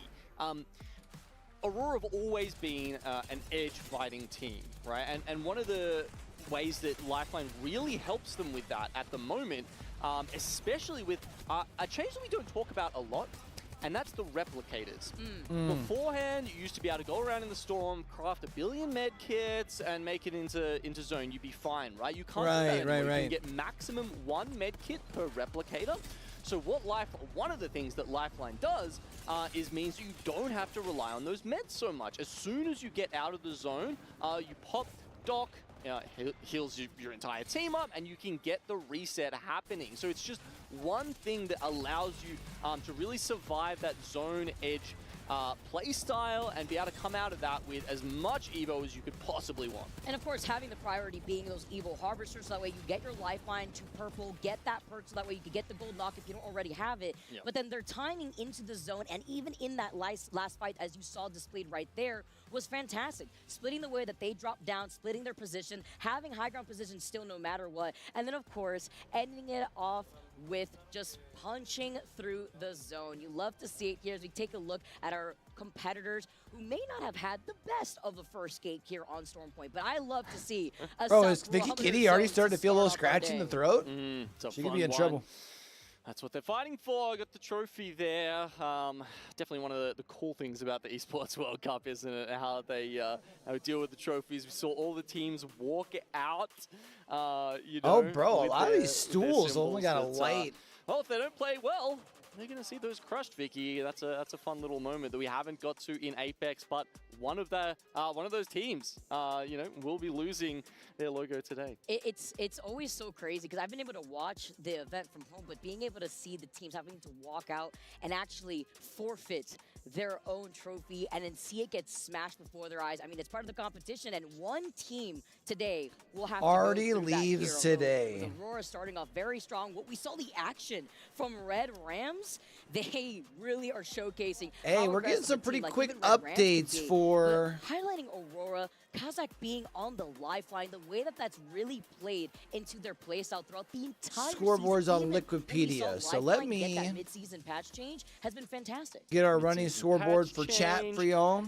Mid-season roster change. I mean, you gotta remember, this is a different Lifeline player than we've seen. I mean, they've stuck with the play style, but they did not stick with the roster. And I wonder if that will help Aurora's chances, honestly, because it was a contentious change. Hideki, incredible player. But that said, I think a lot of the fights that we saw Aurora lose in the past, it was when the Lifeline player would go down first, right? And I think when you bring someone new into the team, you can kind of give them a directive. You know, you can really say, okay, this is how we need you to play. You're coming into our team, play by the rules. And I think we've seen Kazakh do that a lot better because you really need that player to come not go down first, right? That's just where all the reset from Lifeline and the revives come into it. It's huge. It really comes in clutch, and Kazakh's been able to really perform in that role. As we take a look at the Game 1 match results once again, I highlight Red Rams with their AK. I'm trying to find if we can get the scoreboard thing working for us, but 10 KP coming in second. I don't have good news right now.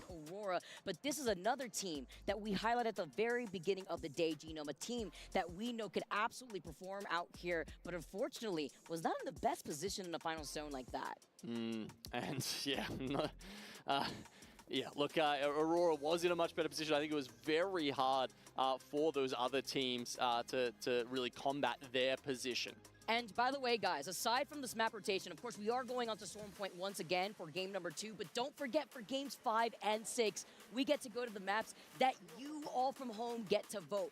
Which maps do we get to you see how they're like polling right now? Here, okay? We got Broken Moon, we got Olympus, Is that allowed? Canyon. Make Or sure no? to vote for your favorite map that you want to see. I don't our think it's pros allowed, chat. on this big stage perform on. Can you imagine trying to get everyone into the fire fire range? like 60 players, 20 teams in there. There's so much like broken high ground as well in the fire. Like, you know, it's like Hunger Games style. Like everyone has to like go down and like grab their weapons from, you know, where they're on the floor at the start, and then try and run away and like zip up with a Kraber or something. Yeah, that'd be great. Or I actually want to see that now. Or like the one-on-one arena that you have with the box over to the side there too, or like the shadow people. Maybe voice we that won't you be hear able to whenever do it's like a the seer in scoreboard the chat. in the same server, but he's not obviously there. Anyways, The win condition is like who can get the 10 different colored Nessies first. Maybe not. Always love that here. Unfortunately, not an option here. It's going to be between the 3 maps that I just mentioned earlier, guys. Make sure to get on board. Vote for the map that you want to see our pros play on. But that's for maps 5 and 6. We got game number 2 here. Let's get started. Our pros are in the dropship, and I'm ready to go to see another 50-50 go Let's down get it. as we saw in game number 1, Gino.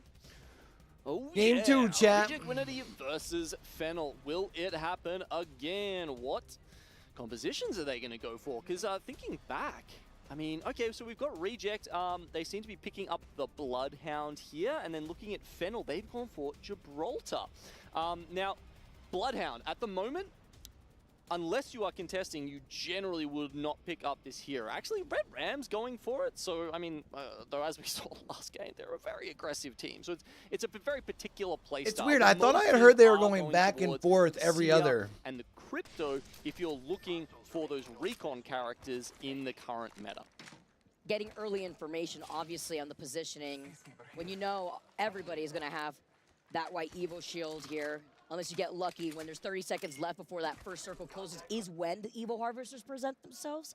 A lot more slower of a pace as we see here. Dogma splitting over to the side. I always get a little worried here when you are trying to contest a squad and you have that one sole player over by the cart, because there's so much open ground to transition through. But of course, if you are on the Pathfinder, you could try to grapple away. You did mention Fennel. Now, remember the way they were splitting the high ground in the first is on one side versus the other. We're actually Chad, I don't know what's causing that, man. I apologize. Low ground as well, just to maybe try and eke out Seems that to be a little little bit bit of more an extra prevalent advantage today. against Fennel here. It's the respect. I appreciate y'all for Right hanging now, you tight can tell with me. Fennel smells Hanging blood out, right now vibing. after their win from the 50-50 in game number 1, and Reject don't want to put themselves in a vulnerable position. So playing it safe, wrapping around, Dogma's with the rest of his squad. But while this fight unfolds very slowly, it's also the fight for information. There is a survey beacon on that cart, which is why these two squads want to fight for that middle ground. But while they're taking their time, look who's to their south. Look who's already rotated from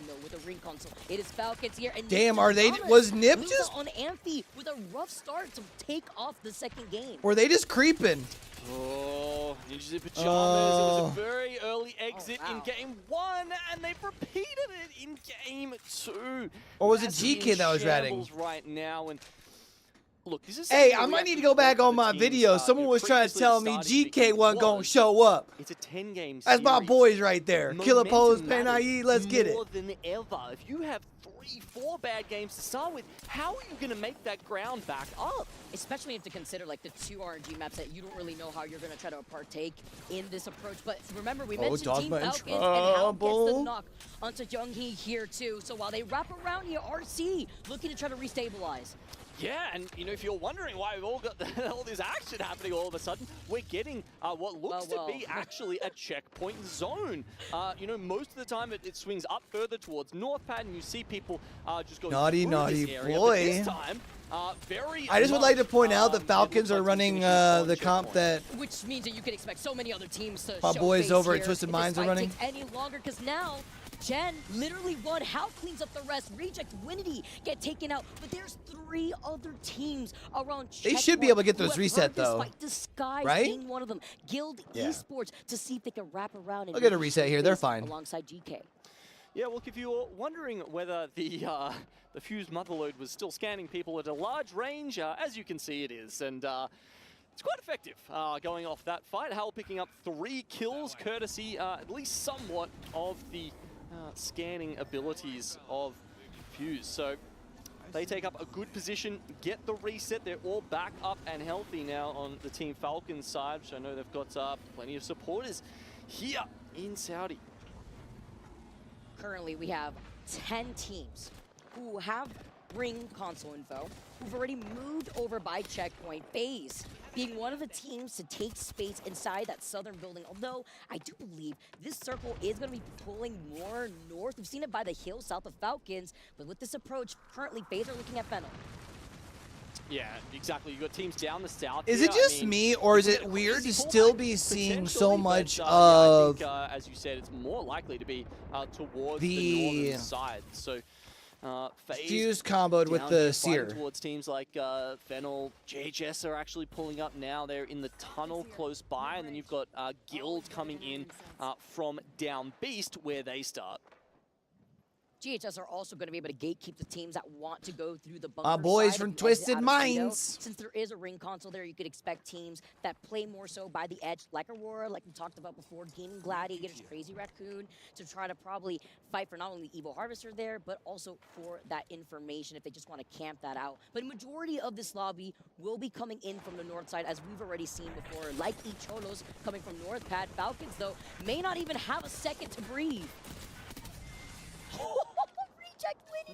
Get deleted here, but the nice side-by-side as Team Liquid also coming in from the low ground. They are neighboring. We saw Disguise earlier on before, but I believe this is Makers that are neighboring them. Just trying to take it easy, use that, use the Seer scan here on the low ground, the heartbeat sensor. It's one of the reasons why people Makers went out pretty early last they game, want that right? passive information. Yeah, they went out in What's 18th. playable? Who's around us? We'd love to see Makers have a bounce back round. Space to make that move. You don't Twisted necessarily Minds have to rotating face through. check every position as you try and take it. Remember when that tactical did damage? Oh. Sorry, PTSD moment right there, guys. Yeah. And Twisted Minds, I mean, I talked about gatekeeping from the bunker side. Gee, it's just Now they're just gonna gonna sit here, right? For free. And now Twisted Minds moving forward to take that space instead. Yeah, like, why wouldn't with they the just not Trident like to vibe also here? Add in some extra cover. But FaZe on the other side looking at them. You can see the ping from Easy Flash. That man looks locked in. Oh, yeah, look at him. He is like. I'm telling you, them with easy flash is Looks gonna like be he's about to dangerous. stare laser beams into that PC monitor. No wonder they had such a good game. If Easy Flash is on his game, man, that team pops off. He's a scary player. Every time we see him have one of those moments. And you know, actually playing from this position, it works out for them, but they are going to have to probably move from there eventually. We don't really see circles pull right on top of the bunker usually. So being on the Watson, the Seer, the Bangalore, you know that game plan is going to be to try to bunker down with the Watson Gen or try to force out some squads with the Seer ult who are going to be forced to play inside of these buildings. Destroying that Crypto Drone, though, is Disguise. We mentioned it before, but they were one of the teams to go in from a quick rotate. And since they do land by North Pad, it's easily expected here, but neighboring them on the Yeah, we're gonna run another quick Adarino if you're over on Twitch. Just so y'all don't get hit with one while we have like big action going on at the end.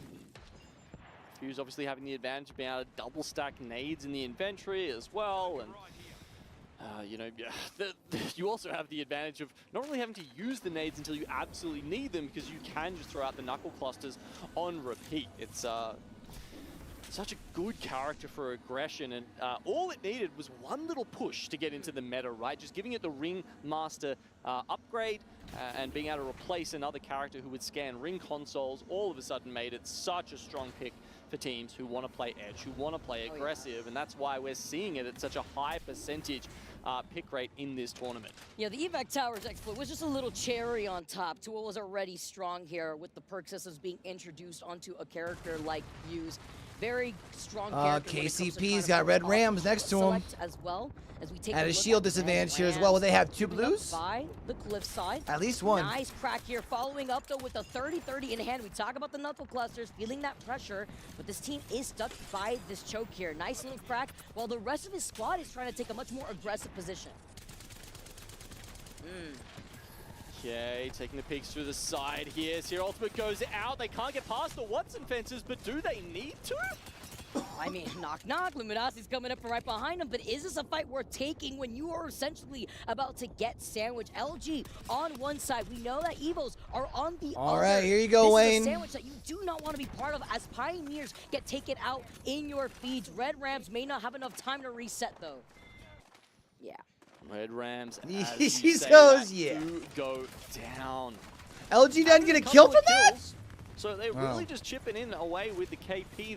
That's how they've decided they want to, you know, make sure that they don't have any horrible games. You know, you can't get donuts if you're always winning at least one team fight, and then maybe someone cleans you up, but, well, you know, you did something. It's a little chef's kiss too, you know, for LG to get a little bit of revenge. You know, of course, even with the third party, you take whatever you could get, any crumbs available for you after a really rough start for game number 1. Now still alive here as we take a look at our game 1 winners, Aurora. With that slow rotate, their priority, rain consoles, the survey beacons out here, rather. The Evil Harvester, oh my goodness, they just 3-2-1'd him so hard, and then sets up the zip line for the Pathfinder. And the other thing is, Evo's Predator are so split that 3 players from our Thai team, the qualifiers from APAC South, was so far away from each other that there's almost no chance of a reset there. The other 2 know that, and they just have to get out immediately. I think I had Evo's Predators as one of my no chance for them to come back after potential that, first outs, didn't I? Very, very quick down there from Aurora. I don't And everyone knows, especially, you know, playing Apex, when you get 3-2-1 like that, that is just an absolute spirit killer. Like, when you know that was just an absolute, what can you do? Like, there's nothing you could have done in a situation like that. You were trying to get information at the wrong time. No one was there to cover you. You thought that your backs were cleared. Aurora being a slow rotating team, though, I mean, they rotated all the way around if you consider the fact that they landed in Cenote, and then they landed all the way wrapped around, probably from the north side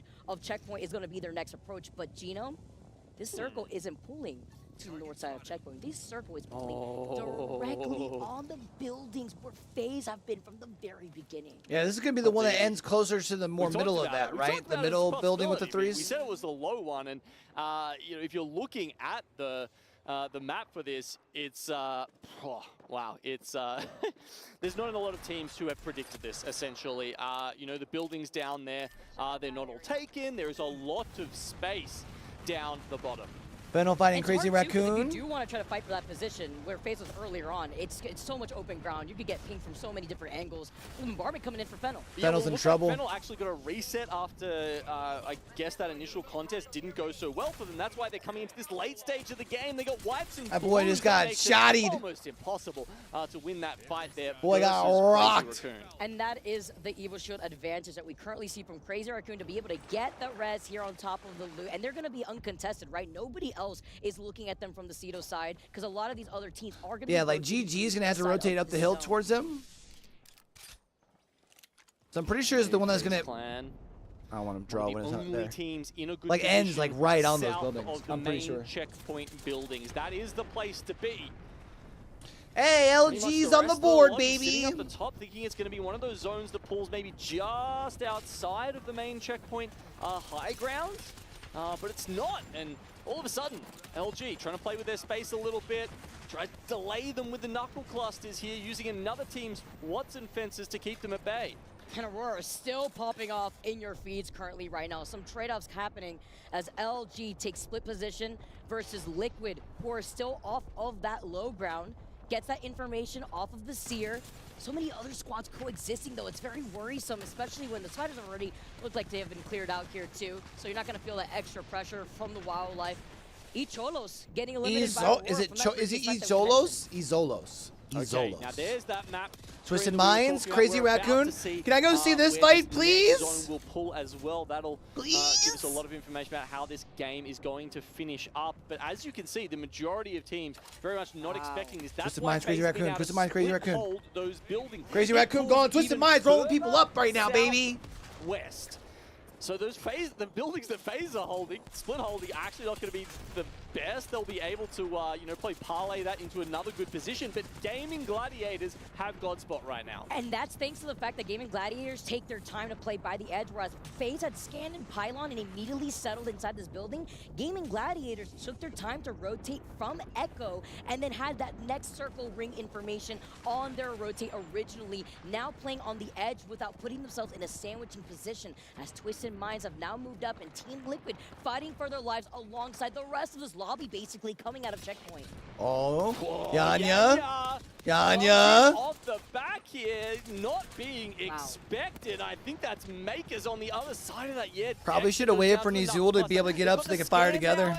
Well, he can't Nice, Maker's gone. His toes were just poking out enough for Give me Nizul them to toes, get the girl. follow on the Hemlock to take care of Makers. Another squad in the distance, I believe that is disguised here as Team Liquid were able to reset. Juarez was incredibly low, but still after feeling that pressure, utilize that knuckle cluster to get aggressive. Funk, talking about low, literally 1 pixel as he's forced to drop down in disguise, playing off the high ground.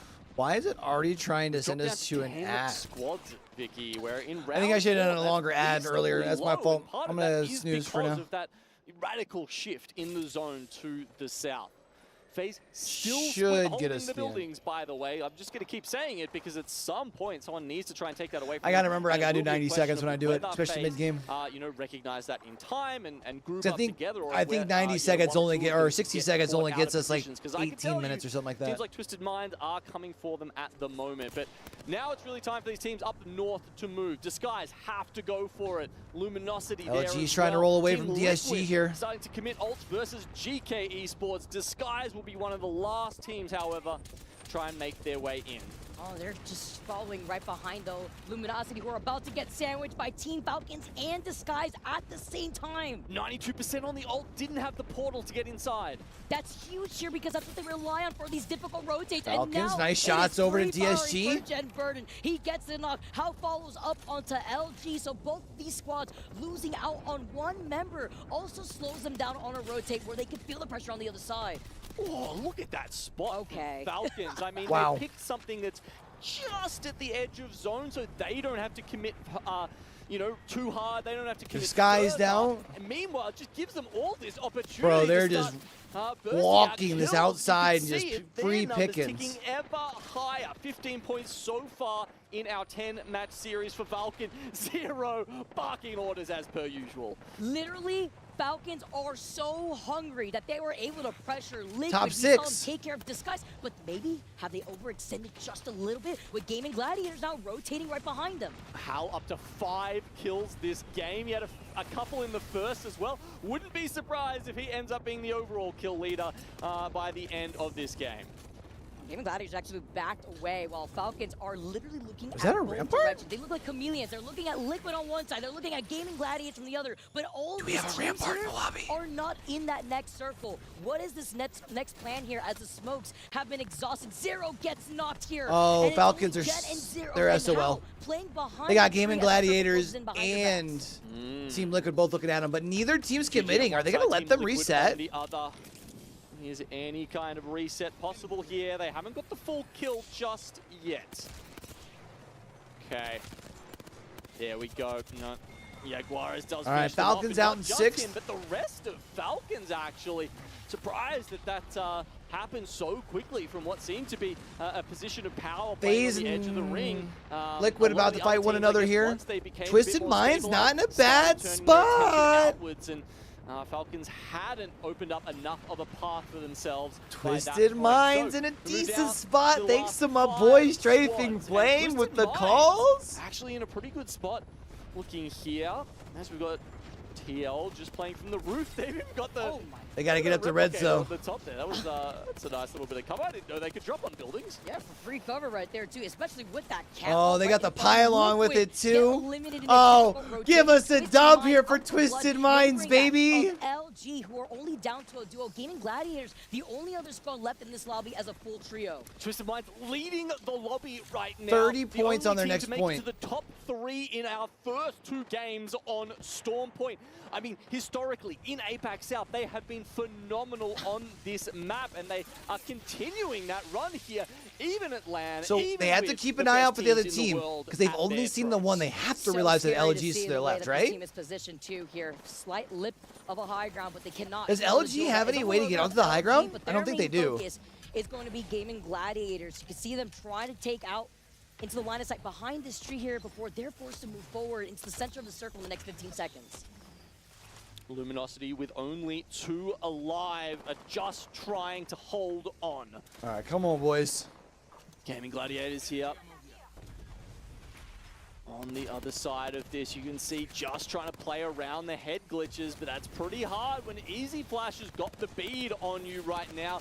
Only about 2 clips left in. Bro, Easy So Flash Easy, working a the little angle. bit careful, but the damage he's doing right now is extremely helpful when the zone is just about to push them out from behind that tree. I was gonna say, literally on the sticks, even They sharing a gotta little bit of watch the energy this ammo here. tower to the right. Sweet, Sweet, just trying to get up. Seeing if he could be the mountain climber that LG needs. It doesn't look like he could get that final climb. It doesn't look like they even had an evac tower here. We're gonna have to see if they manage to climb their way out from that disadvantage. But Gaming Gladiators, we saw the 0 coming up now. They're getting more information. But right now, the mother load from the other side, and the There we go. bombardment of nades. Easy There we go. Flash gets There we 2 go. knocks. GG There we go, only boys. down to, like, who is There we one go, boys. once for his life before he gets caught. The evac Take them tower down. From LG. Hold on. The Sykes timing. going Can crazy. they make Sykes the is going magic crazy. happen? Now, with only Sykes alive here on the other side, Let's he is not go! enough. Twisted Minds barely took any damage from the other fight. That's He had my the Evo boy. shield swaps on top of it, and the pop-offs here on stage from Twisted Minds. Tell him, Strafing. Tell him. Let's go, Strafing Top Flame. 3 in our Talk first your 2 shit. games, Only and team to get top 2 in the easily first on top of 2. the lobby Everybody after talking that. about the other Strafing, Saudi org. he breathes a sigh of relief. He lets People out done a forgot about primal them, man. I'm cry of crazy. victory. It's all gravy here for Twisted Minds. What a beautiful game here. We were talking about, it was a little weird, you know, if LG had an evac tower, that would be huge here, but they waited for the timing. They still got second place, which is also big, to capitalize extra on those points. But Yo, put the Twisted stunner shades Minds on. Noted them on the low ground. They saw an arc star flying up from the low ground and said, all right, they're probably going to come out here from an evac tower, but our focus is the trio in front of us. Gaming Gladiators. That's a just got big decimated game, man. also. They were Talk already about sitting spacing. tied for The first. Watson fences forced them to wrap around that tree, taking some of that extra pressure when the mother load was also right in front of them. It's a pretty tough one there for the other teams. But Twisted Minds, yeah, they just took that that easternmost building, and then boom, from there, it was a walk in the park. Gotta see if they could do it again. Another top 3 here. It is absolutely huge as we go to another break. Don't go anywhere, because on the other side, we got game number 3 as we change to World's Edge.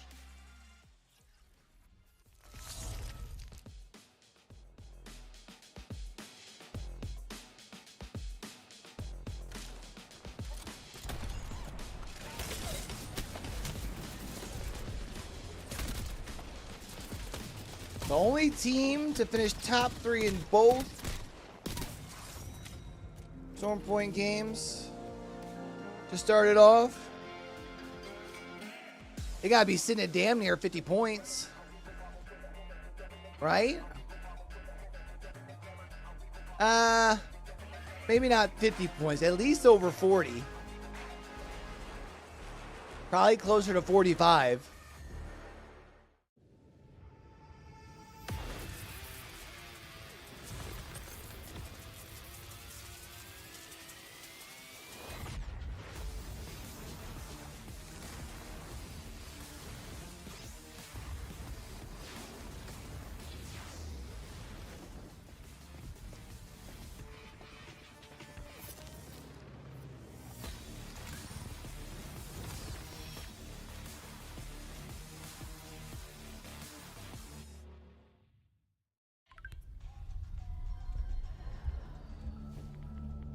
Woo!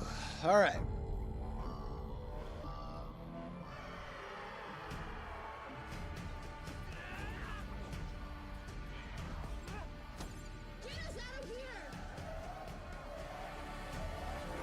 You think this is on delay? Probably not, right?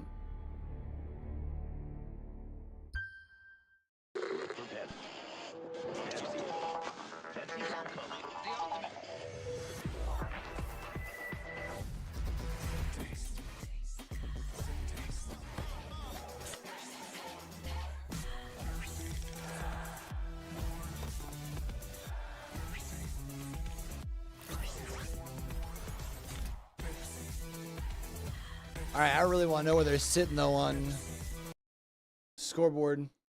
I always worry about like on the ads, if I'm gonna get popped on the ads. You know what I mean? Like I figure we should probably be alright. But like, I guess the ads are probably not. This is not the music from the ads, though, right? It's music put up by EWC.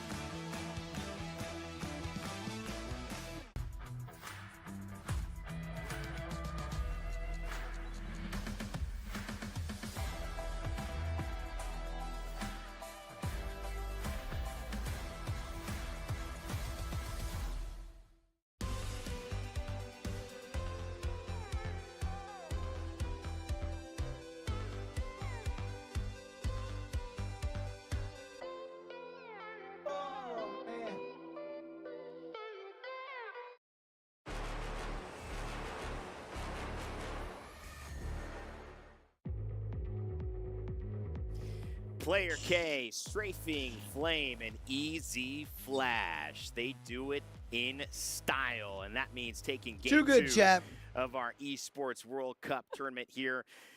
Apex Legends has been on full display in our 5th week of 8 weeks of action, and what a great start, guys. Back here in the studio, Rain Day, AJ Hawk, Zephyrcast, and Glitter Explosion with me.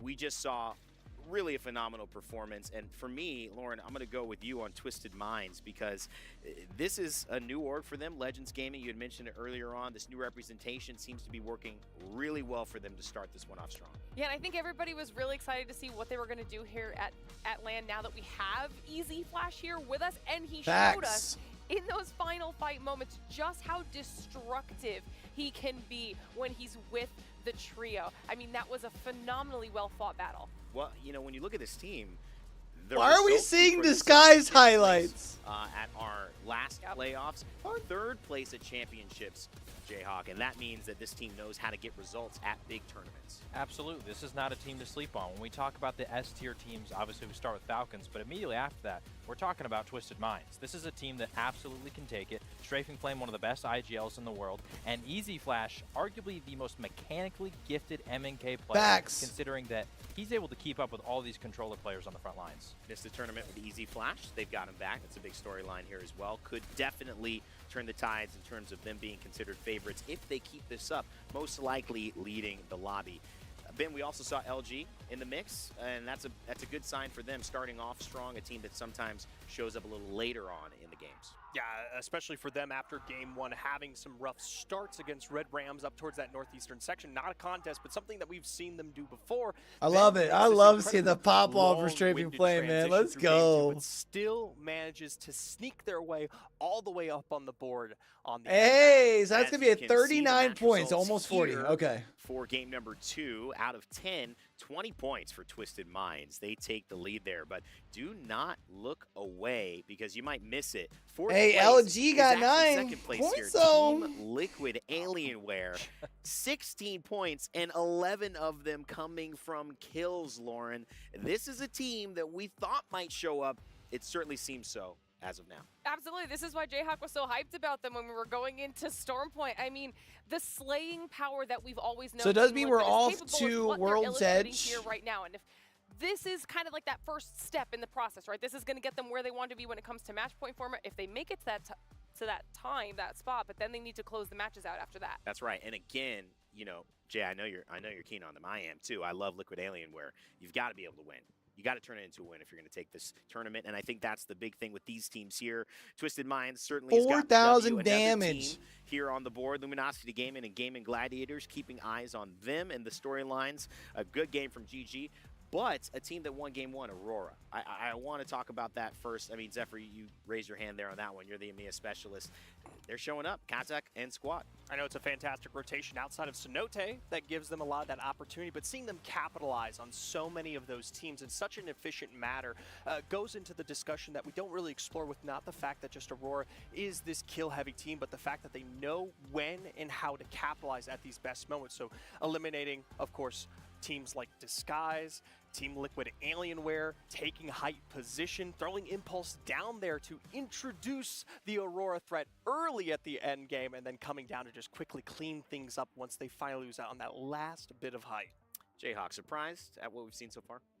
I'm not. I mean, Twisted Minds, we talked about them. That's a team that we know can perform. Aurora, we talked about them at the top, a team that needs redemption, didn't quite have the split they wanted, but we just saw it on previous lane in LA. They got 7th. They were one of the best teams out there. They were 2nd overall in groups. They made it through to the finals and winners bracket. So I think this is more so them just getting back to what they used to be after a split where they definitely were not happy about how they performed. I mean, I think Alliance got exposed by the POI draft, personally. Here, 9 Impulse and OJ Rain, with Kazakh off to a good start. 1 win out of 2.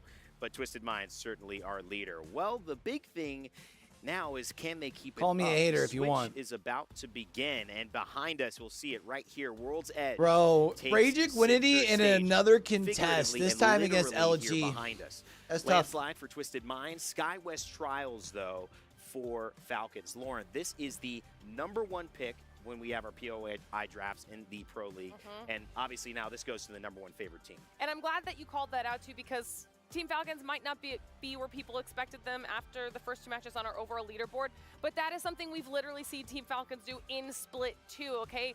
They had a day where they did nothing in 3 matches and did better in the last 3 matches than some teams did in 6. So the fact that they have the best POI right now heading into World's Edge is something everybody should be afraid of. I'm afraid of Falcons just in general. I mean, if you've had a Falcon fly at you in real life, I mean, no. Literally, though, I think Falcons are a threat no matter what ends up happening. And that's the thing. You don't want them to hang around, Jayhawk, and they're not quite overperforming, but they're there. 15, 17 points, that is easily within a kill shot for them. Absolutely, and you talk about hanging around. I mean, the one team that we talk about, the greatest comeback of all time, Imperial How with TSM, 5 games in, they were in 17th at Champs, and they still won 3 games in a row. We've seen Falcons do it throughout the split, so they get that SkyWest Trials loot. They could pick it up. All of so the they are still stories giving them a continue to unfold. Don't couple remember, more with minutes these in 2 between games maps. on World's Edge. After that, we're going to your map of choice. So keep those votes coming in. Do we get to on see X what the Twitter results to look let like? us know where we'll be playing that map. But for now, it's time to go back to the tried and true, the old Apex Legends darling, World's Edge. And I've got some lovely darlings as well I'm going to throw to. I love you guys. Mark and Dan, take it away. Thank you very much, Evan. And yes, indeed, we are here in Riyadh, and we are ready We've to got get the back dynamic into the action. It's supposed to be duo. here, Dan. We are heading to World's Edge, though, and we've got a few more contests to try and settle here before we even kind of work out who's going to be the winners and who's going to be claiming some POIs as we get through these games. Yeah, a little pause coming in, but I guess that's a chance for us to talk about what's happening. We are going to have a contest at Fissure and Mirage, as you just saw from the Landslide, my Reject boys from and Twisted LG Minds got. scrapping it out, and we already saw Reject having a contest earlier on in Storm Point as well. So they're going to Chat, if y'all are watching over on back-to-back YouTube, maps here. man, Yes, I know a we're couple of always y'all have already worried. came in, Contest told me on y'all one hit the map, like so button, okay, but if you maybe haven't already done Maybe so, we can get a little bit of dominance. give me a favor, slap that thing. If y'all enjoy the vibes, we do quite a bit of esports content over here from ALGS, RLCS, VCT. Essentially. So some decisions to be made. I'm sure they'll go into this first one with a lot of confidence for sure, and they'll try and put a little bit of a marker down to LG and try and kind of establish Lava Fissure as their own. But it's an interesting start to the day, isn't it? I think it's very interesting. They talked about it in, I'm going to call it the desk. No desk there. We know that. What should we call it? We need to come up with a new area. It's the floor. The floor? The floor. I'm going to go with the cube. The cube. Okay, let's go with the cube.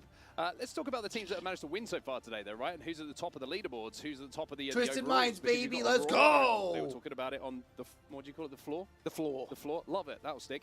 The floor, and they were saying, you know, this is a team who have really struggled through the split. They've made this change. Kazakh has now come in. Hardeki come out, but there is an intangible talent that we've always known about in this team, and I think the fact that there's no POI draft, they're playing for somewhere that they're comfortable, and they can kind of plan for some of the rotations that are coming in around them. I think it's almost like the POI, they're kind of nerfed by the POI draft a little bit, and now they get to play that kind of free game again, and we're seeing that a little bit in that first game. Of course, a long way to go as well, which is something to talk about as well, right? Because we're so used to a 6-game series, maybe even an 8-game series. Not today. We still have 8 more I've got 10 games. games for you, people. Yeah, I'm bringing you 10 games. I think strategy-wise, it is going to be a little bit different. You can peak too early, and then suddenly, if you struggle, if you don't have the fatigue, if you don't have the mental to go that distance, there will be teams that catch up. So the good news is when you look at teams like from APAC, is they're used to doing double sessions. Now we are just going from the dropship. It's not a POI draft. So where are people moving from? Where is their favorite positions? Are they going to be contesting you? Are you not going to be contested? Are you going to change where you are dropping because you notice there is a weaker team at a certain POI? why a lot of different things come into the equation when it is going to be 10 matches rather than maybe 6 that we're used to seeing. Now, I am looking across the legend selection just before we had that pause. We're going to have 5 teams changing their legends from Stormpoint over towards World's Edge. We've got FaZe Clan switching over to Bangalore Seer. Watson instead of Bangalore's Catalyst and Seer, and I think in general it is Watson's coming into the equation. The same for Luminosity Gaming, they're bringing in Watson, Reject Winity bringing in Watson, and also Fennel. So 4 more Watsons coming into it. It's a Watson party here on World's Edge, and it's something we're seeing more and more of, especially with the prevalence of Fuse. And even though we may be seeing Fuse kind of, I would say, peter out a little bit, even though it still is obviously a strong selection for a lot of people. There is a lot of flexibility, teams trying to play different legends to fill that role, so to speak. That's why you're seeing Pathfinder come in for a lot of these teams. The ability to hit that beacon, of course, and select what beacon you want to be hitting is a big reason for that. But I've always thought that Watson has a place, right? Especially when there's a lot of utility being thrown, when there's a lot of, for example, Bangalore ultimates. When you get to that end game, Watson has always provided you with such kind of counter utility with that gen that it's no surprise to see such a valuable pick again. And interestingly, the only team who switched off of Watson was Falcons, and they're bringing in Seer instead for World's Edge. So they have done the exact opposite of everyone else here on World's Edge. So that's going to be interesting to see how they try and utilize that. I mean, obviously the Seer is going to give More them a tech lot more issues, information chat? What do we in some think? of these fights. Also playing from Skywest. Who would have thought? Not me. Honestly, yeah. So yeah, it's not too surprising. They're going to be What playing is he pretty sniffing? much the majority of the game, so they're going to be assaulting teams who are trying to maybe play those Watsons a little bit closer to zone. So no surprise to see a slightly more aggressive composition for sure. You hit that Seer Q, you really can take the abilities away from your opposition who you're trying to take those fights against. If you can hit it, you can get 2 to 3 players, and that will be very, very important for a team who is going to be dropping over at SkyWest. But we do have a little bit of a delay, a little bit of a pause, and we'll get back into the game. Let's as send soon it as back we to the can. We'll send it back queue. to the wonderful people that we have in the house right now. So take it away. So much, Mark and Dan. I like the word "the floor." That is a TV show, so it might be copyright. So at the end of the day, one I like very much as well. Go Rob Lowe.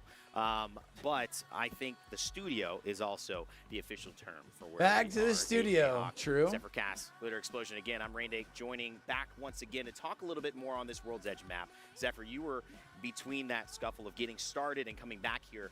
All right, pointing chat, a I'm few going to turn things this out. up for a Walk us little bit through while I what step you're away. I got to pee. Yeah, of course, and especially when we talk about World's Edge right now, we made some big discussions about teams like the Falcons, but this is the story where we're at. Of course, Aurora, Game, and they're on the top of our boards right now. Could potentially be some issues to look at.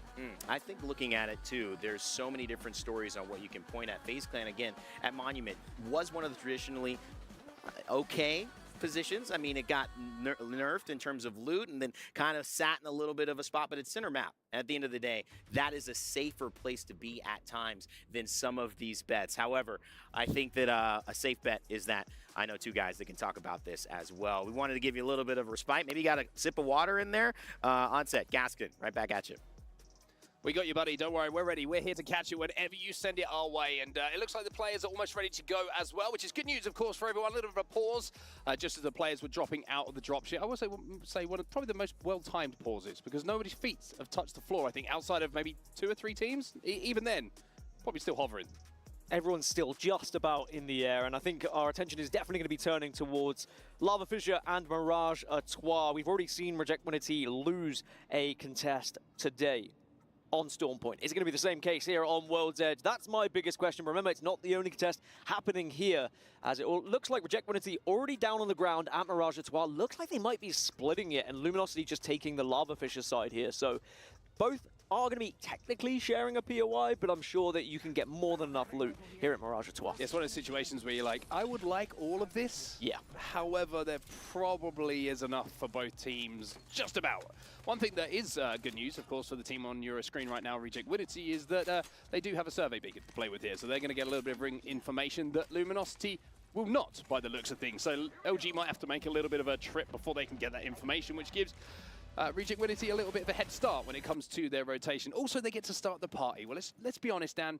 That's why we're here as well, isn't it, really? They get to start the party on the ship. We get to start it here in Riyadh. We just like starting the party, and it's a little bit noisy, but sometimes you can just dance the night away. Now, we are going to see the circle heading over towards a landslide area at the moment, so great for previous winners of match number 2, Twisted Mind, dropping at landslide. I will say, one of my least favorite POIs to drop at, but in first place, 39 points at the moment. And we'll they're see coming how towards you. I love Landslide. Always been a huge Landslide fan, me. So I'd be saying right now, if I was Twisted Minds, they will, of course, be able to play that extreme elevation for quite some time as well. Wouldn't surprise me to see this pull out to the north, though, of Landslide in those rocky areas. Sometimes we see that kind of drill tower finish and teams kind of hunkering down under there. So that choke, which is between Monument and that drill tower, always a good one to hold towards that end game for sure. Also, the Vault Tunnel, always a good place to hold, but we do know that you can get pinched in there pretty comfortably. Well, on board with the team that we were talking about, Twisted Minds, and here is the height, and here is a triple take. Yeah, it's a weapon to have. It's about just holding height. So are they inside this next ring? Is that what I'm seeing? Take a position close enough to you to be a real nuisance, but Reject were able to scarper on in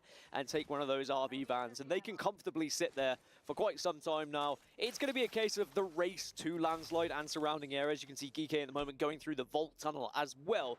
They could stay in that Vault Tunnel. Now, even though it might not be perfect for the end game, it could get you a lot of kills. Speaking of kills, NIP taking a fight. NIP taking a little bit of a fight. We're going to see Zane grappling in here, and the first knock has come in. So 3v2 situation for them to try and turn in their favor. Going to be able to pick his perk as he goes for a shield swap as well. And you can see they're not really too bothered about doing too much off the back of it. By the looks of things, they might chase this team down. Exolos laser, right? Exolos. They can try and close the gap. Izolos Job laser. done here for NIP when it comes to the initial engagement. Gil putting down some shots from distance though, so they're going to be a little bit careful here, NIP, that they don't drop into somewhat of a sandwich that they don't want to be in. Yeah, it will be a sandwich, and I think that there's going to be a lot of time. Teams are arriving very quickly, very soon, so I do like they are backing away just a little bit, trying to find a little bit more of a comfortable position here, and they will be within the circle, even though being on this eastern side is not going to be particularly a good area to hold because the circle unlikely to pull on this way.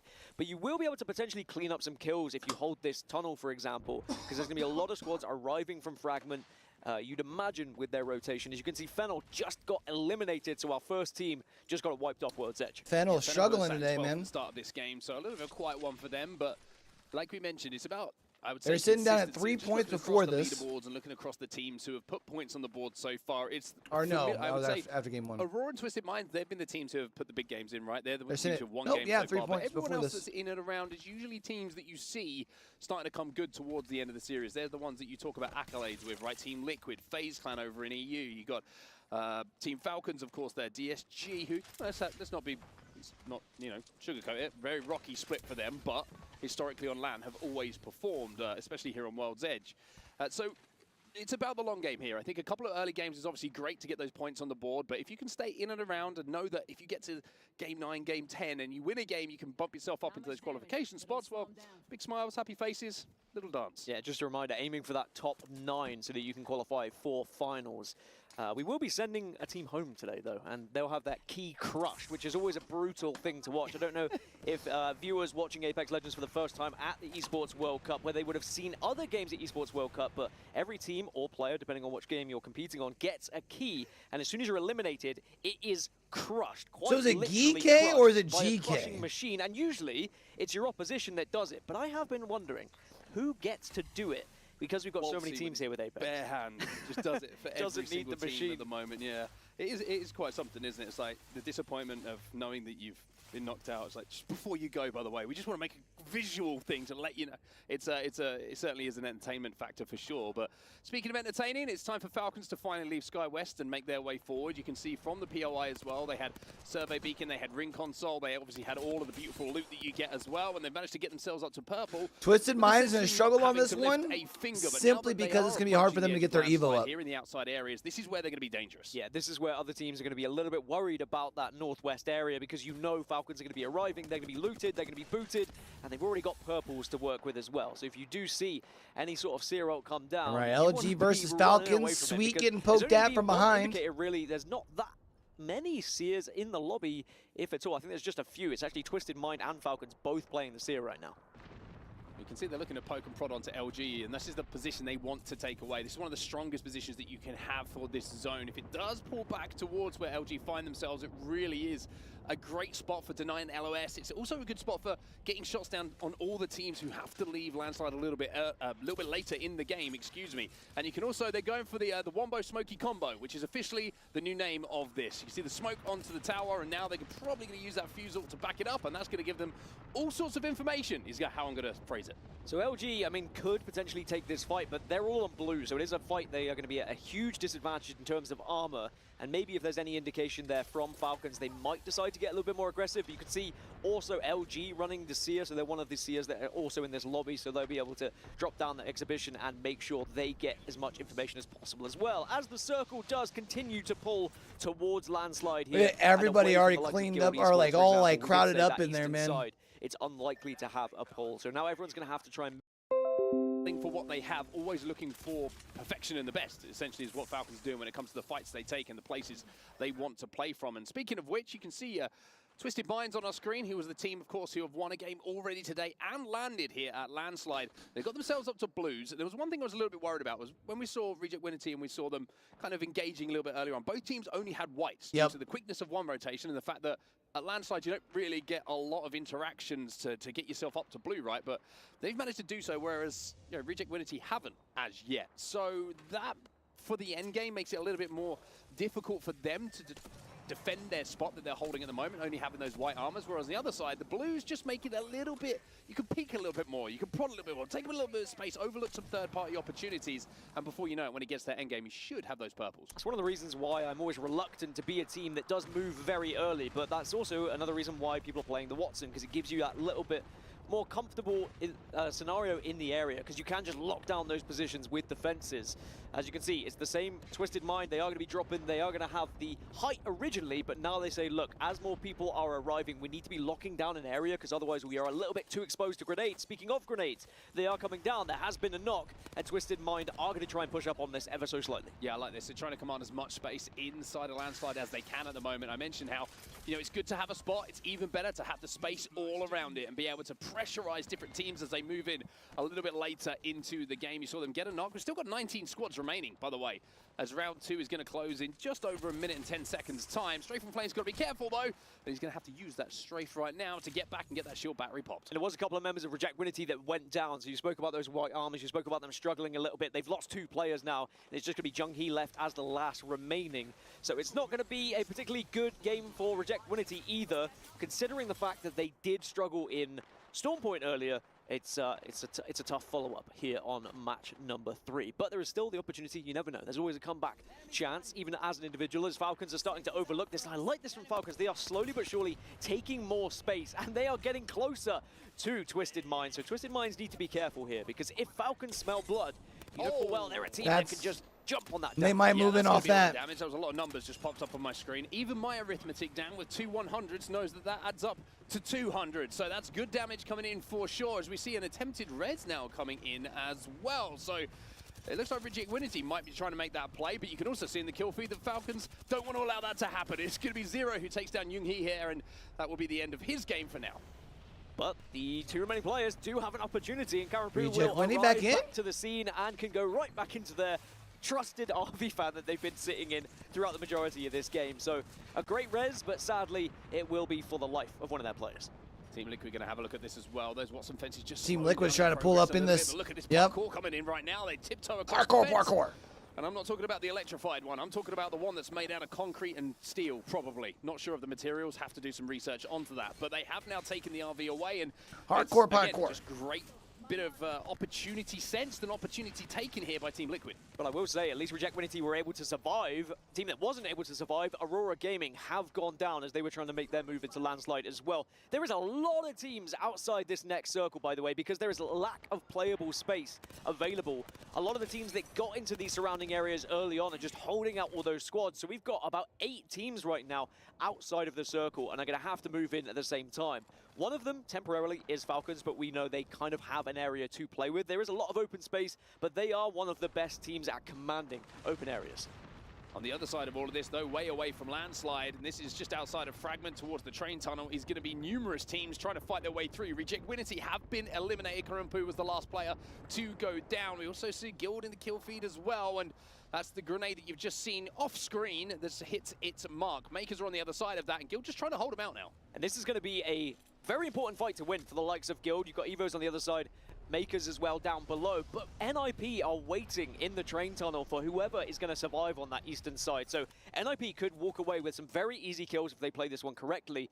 It depends really how Guild want to approach this one. Do they want to try and rotate north and All join right, all would those love to other see squads? KCP have a decent game. They've been relatively quiet. They're sitting down at 2 points. Now, just remember, a few moments ago, they were holding that position on the tracks, but having seen where this circle is now shifting, this is a hard landslide zone. So right inside of the POI is where we're going to be concentrating the most of our attention for this endgame. And LG sensed that, right? They saw an opening, they saw a route they could take, they could rotate through some of the fights that were going down, and now they find themselves with a pretty good spot to play. That's one thing Sweet is very good at, is finding playable space, and he's so good with endgame circle calls as well. I think Luminosity are delighted to have an IGL like Sweet on their team, and I wouldn't be surprised if they are up there in the names who could be one of the teams that actually wins the Esports World Cup here for Apex Legends. Now, NIP will still be holding out on the eastern side. You can see Evo's just got eliminated, as did Gaming Gladiators and Red Rams, so we're starting to see teams getting wiped off the face of World's Edge right now. Yeah, no surprise. It's quite simply not enough room to play. Makers eliminated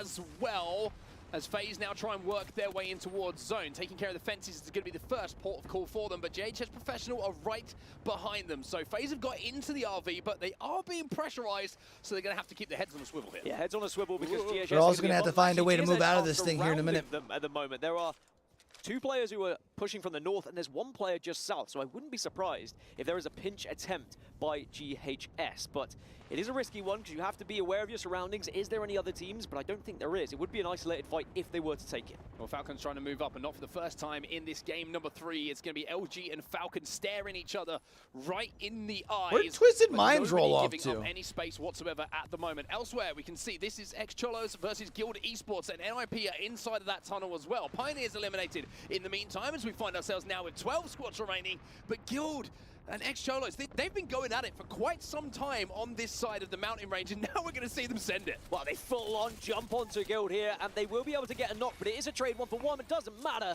Here Guild come will NIP. be taken off, but now another team is going to arrive. NIP have been waiting for this moment. They have, but have they timed it right? Did they get the timing on it? The shield swap's already been completed. Crazy Raccoon certainly weren't able to complete any of the business they wanted to get done. They will be taken out in this vault tunnel as GK move behind them, and with the gold res as well, they'll be able to reset. It was the fight of the tunnels on both sides, just timed exactly the same. NIP didn't finish off that squad. They are being patient. They are not overcommitting because they realize they're still in a pretty good area here. They could use the ring to their advantage, and the ring will help them. And maybe XO are just going to be in a scenario here where they are trying to push up and they are trying to hit some shots. Well, it's going to be NIP who are on the high ground. You see Kurev here. He's going to be down to barely any health whatsoever, and NIP have held, and NIP will wipe. They will get the kills that they need to take out X-Cholos on this side of the tunnel, and now they can turn their attention forward. The difficulty for them is the rotation to summarize it, and now that height you can see being taken by GHS Professional.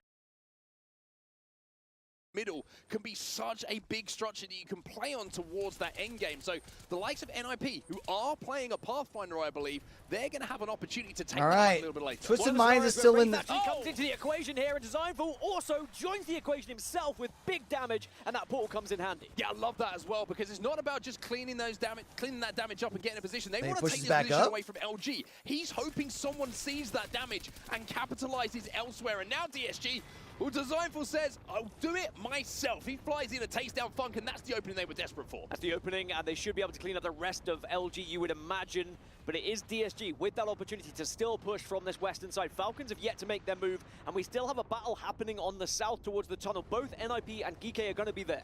GK are going to be playing underneath them at the moment. NIP have moved Where are across my to one boys of those at? empty trucks now. We're going to see the exhibits going down as well. Falcons, they're making their move. You can see Zero just barking out orders to his teammates. JHS Professional will be eliminated in the meantime. They Nice nade from them. As Imperial How has to get that shield swap to get healthy. Oh, Twisted Mind's still not in a bad spot.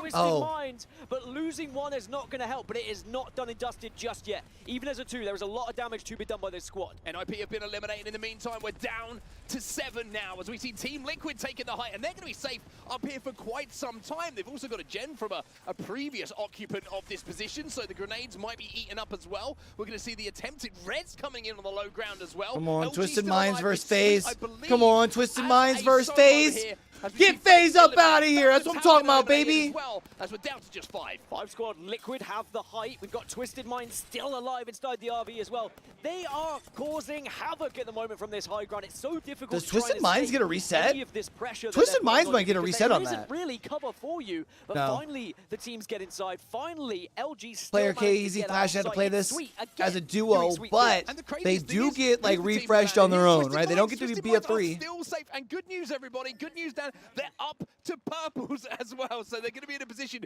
to fight. I think in they're this only a end duo. game as well. They have navigated not Right? just the craziness of having the zone pull towards landside, but the positions that they've shifted to. They've had been like 3 or 4 different positions in and around landslide, and always taken the priority position away from another team as to where this zone is going to end. Team Liquid, though, still dealing damage. You can see got some decent kills on the board as well. And I mean, Yanya, he's got 1.2k damage. Disguise making another move with a Wraith Portal, I think I just saw. So it is going to be a real opportunity for them to find one of Are the they getting a better reset? positions. Twisted Refresh? Mind down to a Yes? 2, though. Respawn? So even though the No! position What a they shot had, from Player they K. could maybe get back up to a full 3. Come 'cause they on, have the boy. beacon. 189 hurts. Yes! Let's Let's enough to certainly go! scramble the brains for a few moments, as we can see Player K now reloading 5 bullets to play with, and it looks like they were able to stick that respawn as well. So quite rightly you pointed out, 1 player down, but he's going to be back up in just a few moments. As Player K tries to He thread tried. the needle, and Strafing Flame says, "Good job, boys. I'm back. I've got this one." So still 1 member of Luminosity Come on. remaining. Sweet is there. It's another 140. Twisted Come Mind on. doing a lot of damage. Oh, There we go. There's get the last him one out of there from GK here. going down. It's another kill added to Twisted Minds, who are looking to try and go back-to-back with games here. I Come mean, on, Twisted Player K Minds, is let's hitting get some it. Shots, and he is looking dangerous in-game at the moment, but he could not look more relaxed out of it, just leaning back and letting the Kraber the good news go to work. Team Liquid now taking that position is up on the LG's high ground. probably You can going to see have Juarez, to he's got focus that the team is ultimate ready below to them throw down when they at drop. any time, but Oh! Player K, Big shot from Player K. missing too many brains Okay. at the moment. Another skull gets cracked. Oh, he has just taken a lot of damage, so they have Oh, to retreat oh, temporarily. oh, They big do have gen, a little big bit of time gen, before big this gen. zone closes in, That's a though. big gen. It Come is on, gonna boys. force out. The likes of Luminosity, the likes of Liquid are going to have to move soon. Oh, and we will see the elimination from Disguise. They couldn't escape. Luminosity still as a solo. Sweet manages to get them into the top 3. How many times have we said that so All right. far this season? But now we are in a 3 That's all right, though. versus 3. It's 3 blue top versus red. 3s for Team Twisted Liquid have Minds, the baby. advantage, and Team 3 Liquid top can clean 3s. up A and third, take a game first, number and a 3. second. Very We much take was a cleanup those. as well. We A take celebration on the those. stage from these 3 gentlemen, and what a team Team Liquid is. I mean, there was one Let's point get where it, this man. squad was unsigned, and we were asking who is going to pick up some of the best players, some of the most consistent players in Apex Legends history. Well, it was Team Liquid Alienware who came along to change the fortunes of these gentlemen. And look at their smiles, and quite rightly so with the way they played that one. I love Pastillo, by the way. He's such a funny guy. He's amazing. He's so funny. They're all very, very entertaining, but they are absolute animals in game as well. You can see them absolutely loving their moment here on the main stage in Riyadh. And why wouldn't you, right? Winning the game in Apex Legends, we always say it's a fantastic feeling, but when you do it on stage like this, knowing what's to come in this tournament and knowing what's on the line, many better feelings, aren't there? I think one of the better feelings is the fact that getting 1 victory here in the 10 matches, you're pretty much securing yourself not getting eliminated today. It's very 28 points from Team Liquid. Holy fuck.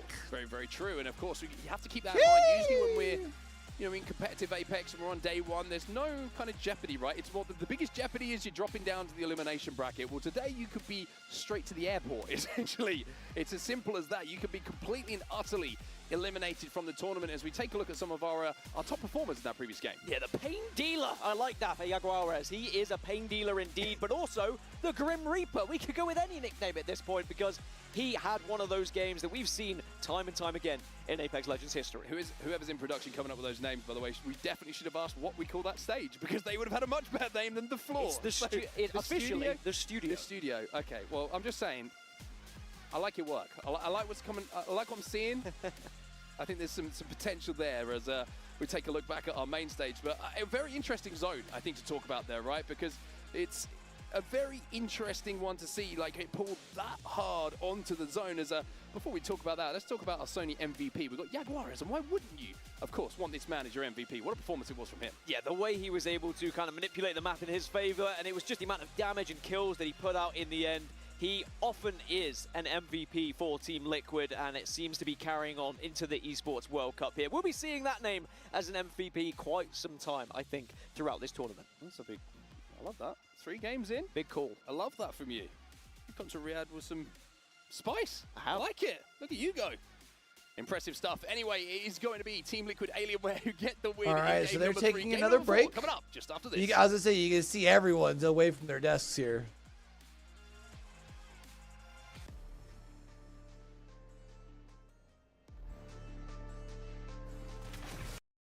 All right, chat. 3 games down, baby. It looks like the boys from Twisted Minds fucking just fragging right now, man. Well, let's see if Wikipedia's updated. It is not. Unfortunate puppy. They said they had, what, 15 points, though? 16 points that last game. 15 points? They're either at 54 or 55 points through 3 games, which is wild.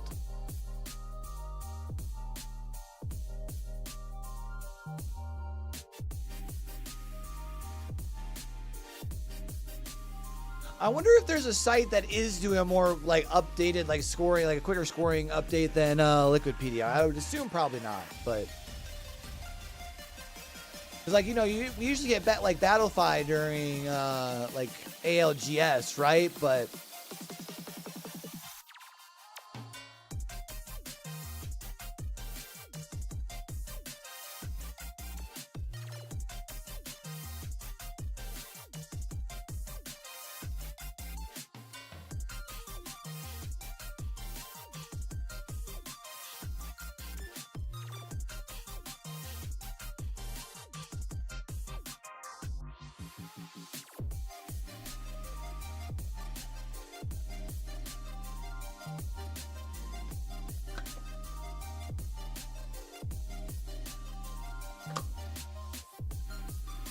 when they get back, chat,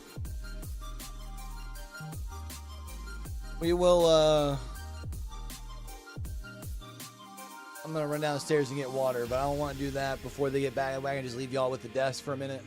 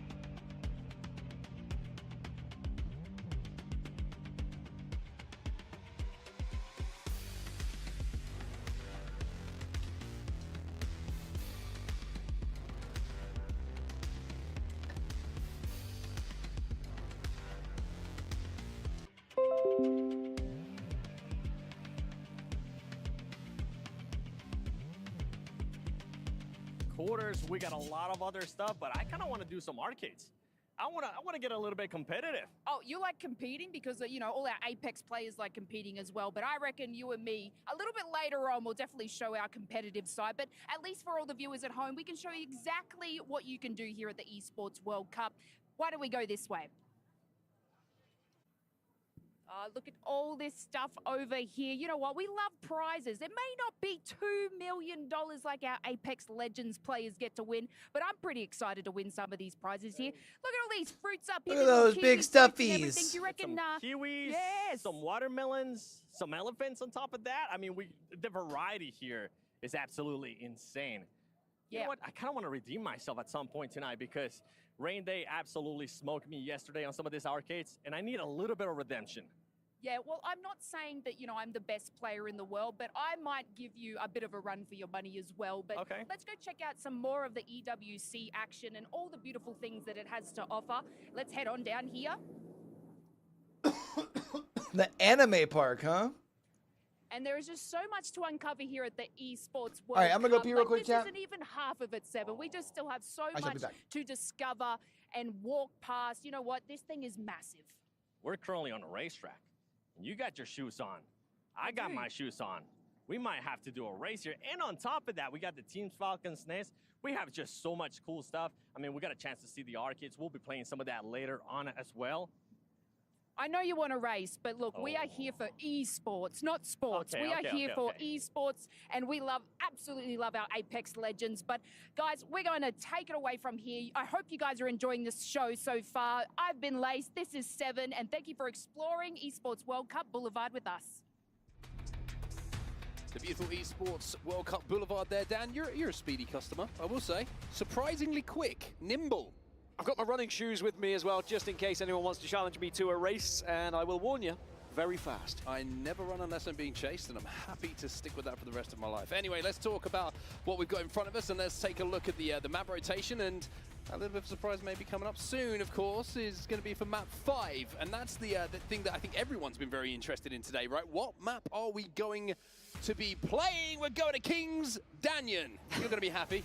Who would have thought we're going to Kings Canyon? It's almost like our players were tweeting out, hoping to get this map. It did seem like it was one of the kind of pro player focused maps out of the 3, but it does mean we'll be competing. We could play in 2024 on Apex Legends, Kings Canyon, where there is we could play in 2024 on Apex Legends, Kings Canyon, where there is Pathfinder, Watson, and Wraith being played. Just saying, everybody.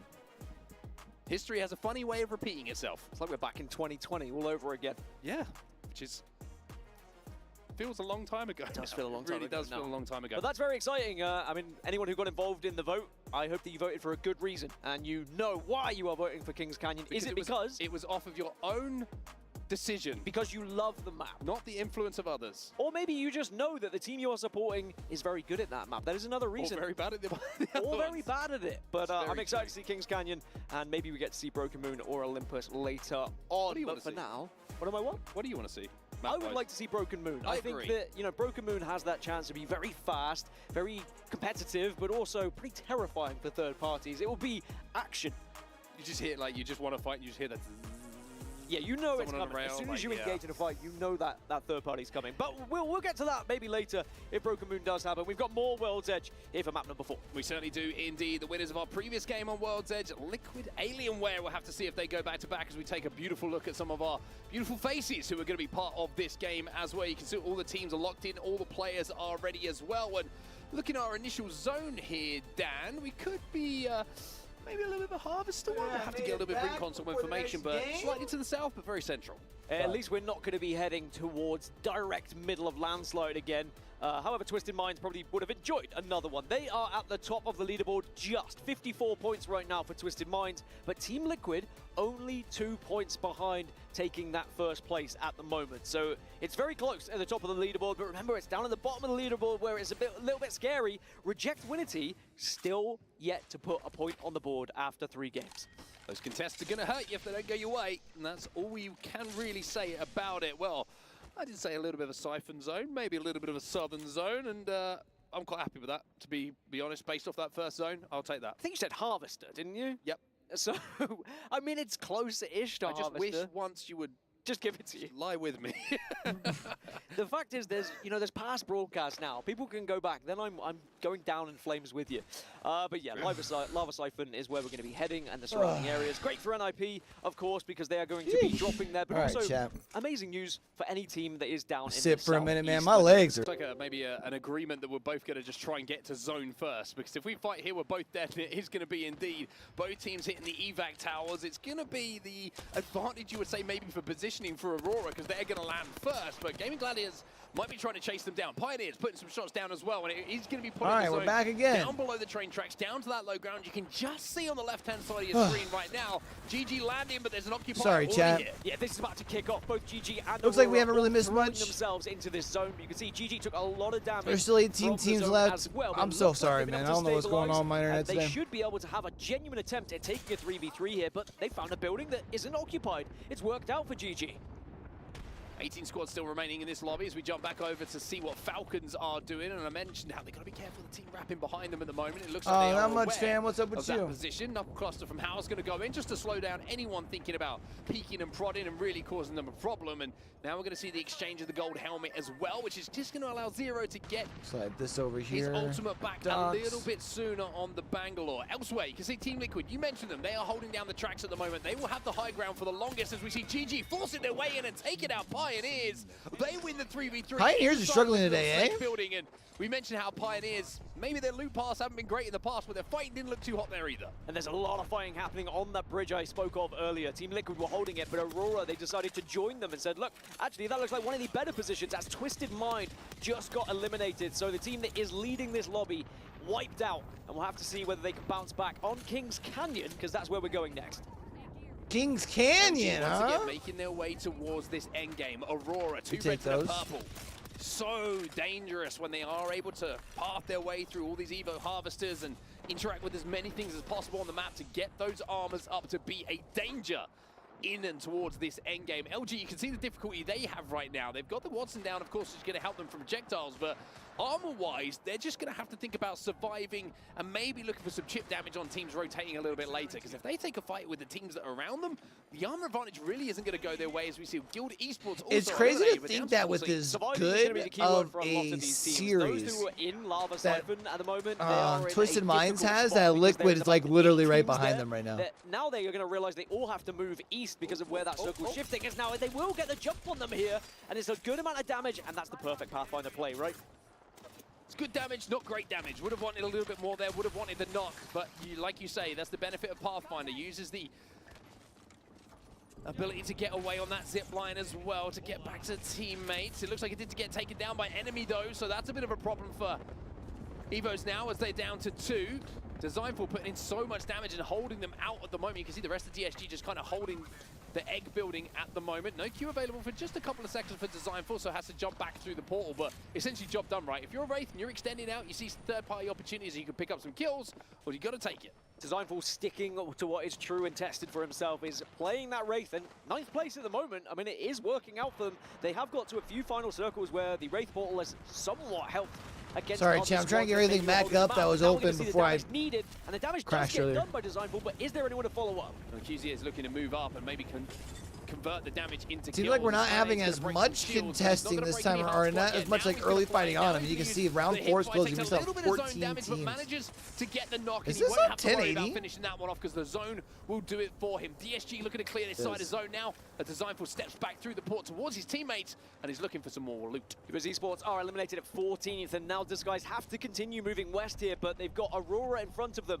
Luminosity and Liquid then below them as well on this train track. I mentioned this was going to be one of the most important positions on the map. Liquid held it early, but now everyone's starting to join them. But now we get all the commotion happening on the west side here, Mark. You've got the likes of GK, FaZe, Rejectability and Fennel all in the same spot. This is everyone trying to lead Siphon. This was, I would say, the most comfortable position to play for the majority of the game. Everybody starts to stack up, but then we always talk about it. If everyone's stacked up and the zone pulls away, everybody has to leave. Oh, And if you're DSG's team going on to take the a other fight here side with of all this, Falcons. it gives you an Or should I opportunity probably for say the kills. inverse of Speaking that? which, Falcons going it to take a looks fight like with Falcons are trying to create their own DSG. opportunities for kills here. They're all up onto red Evos. They're going up against DSG here. Never an easy fight, and it looks like Zero wants to take it. How's going to get that first knock onto enemy? This could be a great position for Falcons, especially if they can take down the entirety of DSG here, because then they will own the northern side of this circle. Fennel, first team to go down on the western side. Now we've only got 12 squads, make it 11, because Crazy Raccoon have also fallen, but Falcons really being aggressive, have lost one here.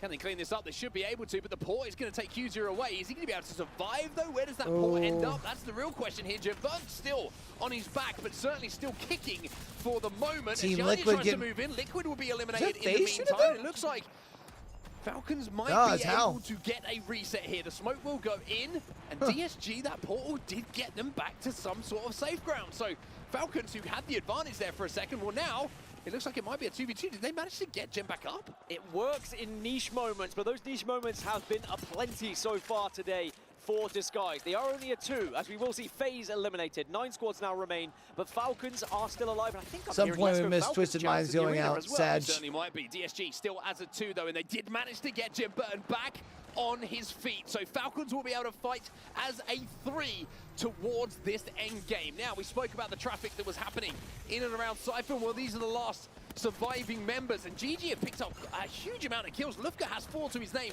himself at the moment. Look at that stick coming in. Huge stuff from the Knuckle Cluster as Blast tries to clear it up. This is when GG are at their very best, when they can play edge, when they can arrive, get kills, and then be healthy, as Light's been able to do even more damage here as they eliminate GK. All right, 7 GK spots now out. remain, and we are going to see Falcons taking the center position on this map, by the way, as the bridge is still hotly contested by 4 Bridge other is teams. popping Interesting to right see now, what GG do dogs. from here as Holy well, right? shit. They won the Battle of Siphon, but can they work their way in towards the zone? LG up to purples. Last time we checked in with them, they only had the blues to work with, and you can see in the kill feed as well that GG just keep killing everything at the moment. LG trying to move in to clean up the final pieces. Sweet's going to swing in. Xcholo's eliminated. GG will fall as well, and now it's about holding off the third pie, and Sweet is doing a fantastic job of doing so. But is it going to be enough? Syke still has full Aurora armor, pulling and up is gonna now maybe too. bounce back, but you can see Aurora trying to get involved on this one as well. Rejectability, Luminosity, and Oh, Aurora. no. But is there going to be space for them all to Hold on, survive? The Sykes? answer is no. It's more likely going to be only one team that can survive this engagement. Well, Sykes has managed to stay alive himself. Can he for get Young LG, He out at but least? Falcons Get them are in the top team 4? Who control the destiny of this game. They are up to 3, but Disguise still up on this high ground, and with a charged up Sentinel can have an impact too. The crowd still behind Falcons, and there is a real opportunity for Falcons to take this game, but Disguise could be a thorn in the side because they hold a lot of high ground that Designful currently has. Alongside that Sentinel, this is still winnable for Design, even though they're only a 2. Some great shots there onto the crouching 9 Impulse, managed to get the kill himself, get that knock, and he's charging up once more. Plenty of cells to work with here for Designful, but Aurora Aurora's will out. be eliminated, so the last players have gone from Aurora. We're down to LG 4 up into squads now, and 7th. Sykes is still doing work for LG. Team Falcons, the only squad that are at full 3, by the way, but they do not have a Pathfinder, so Disguise being on height, it could play a big factor in this endgame, as we'll see another player eliminated from Eject. LG now are the team that survives this bridge battle, but only with 1. It's 1 versus 2 versus 3. Falcons have the 3, Damn. and now it's a 2 versus 3. Disguise versus Falcons. Well, this is fascinating, right? I mean, the one good thing here for Falcons fans is they might be able to use the Bangalore to force the team down from height. There is that ultimate coming in indeed. They maybe try and bait with that evac tower as well. Exhibit down once more as well, and even though this is the 3v2, you still have to get that first damage. If this turns into a 2v2, all of a sudden it becomes a bit dicey. Well, Falcons full sending it, but now you see from Disguise, they notice it, and they jump, they try and get the behind action on them and said, let's get behind Wow, them. they're already Let's up on use this top. rope as well. Jemper It's gets over. the kill onto Q's here though. Designful last alive, and Falcons Naturally, will be Falcons pick up a dub. champions in game number 4. The super team putting a super performance here on World's Edge. As the home team as well, and the crowd love to see that. The expectations on the shoulder of these 3 gentlemen has been massive coming into this tournament.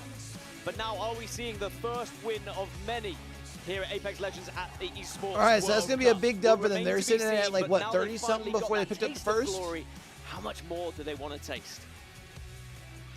I think a really good phrase that you use there, and is going to be used consistently throughout this tournament until we get right to the end of it and we have a team who's crowned as champions, is expectancy, right? There is an expectancy of this team to perform. There's an expectancy that they will be here on finals day. There's an expectancy that no one else maybe is good enough to get close to them with what we've seen so far. And even though it's very early in the tournament here, and even though 3 And they said games we're are going to passed, what? it's Kings still Canyon important next? for them to get a win on the board. Maybe just the pressure gets lifted a little bit from those 3 gentlemen that you see on your screen right now, knowing that, you know, playing the Pro League is one thing, but being able to get wins on lands is a completely different proposition. And you know, let's not sugarcoat it again, right? This team would expect to win games here in tournament play. They would expect to win tournaments going forward, but getting that first one on the board is always a great feeling. Yeah, and it's not all about getting victories. It's sometimes about consistency, and Falcons do just that. They win match number 4. We're going to go for a break, but when we come back, we'll have Kings Canyon. All right, Kings Canyon competitive Apex for the first time in a long time, chat. Let's get excited.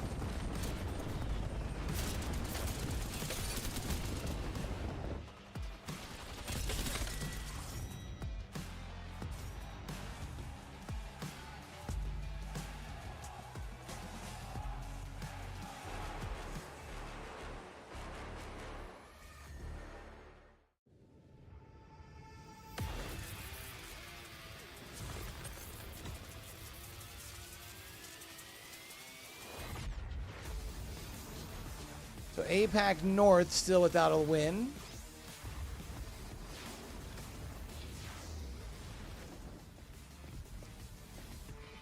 Team Liquid now officially in first place over. Here's overall leaderboards chat. My bad, flashbang warning. I should have told y'all. New adventures bring new challenges. Falcons gonna have a 21-point game, moves them up to 45, sitting in third. Powered by triple formula technology to eliminate dandruff, itch, and grease. Gives you 8 hours. Bro, my boys Pioneers are sitting down in 20th right now. Oh, don't send them home early, man. 100% confidence. لحظات البداية عاشت معنا. كنا نحسبها وقت للتسلية بس. نحسبها ذكريات. عبود أعطي أختك اليد يا ولد. ابتكرنا فيها ابتكارات، وإذا بغينا قلبناها خرافات. كنا نحسبها بس لمة وصحبة وسهرات. انتبه نوب ترى نوب. لكن كنا نشوف عالم ما حد يشوفه. لا يشغل وقته بشيء يفيد. عالم كبر وعاش فينا. عالم الحماس فيه يوصلك كل مرة. Why is that not working? Why is my mute and unmute not working? That's so weird. It's even like using L. Oh, there it goes.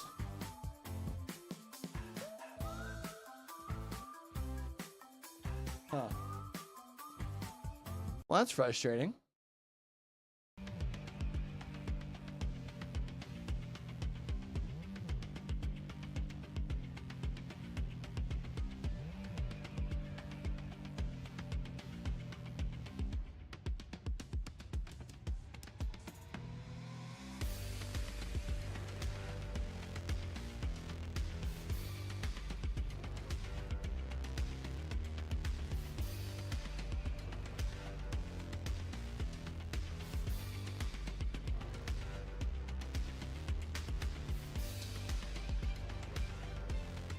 Yeah, F ain't working, mute ain't working. What is going on?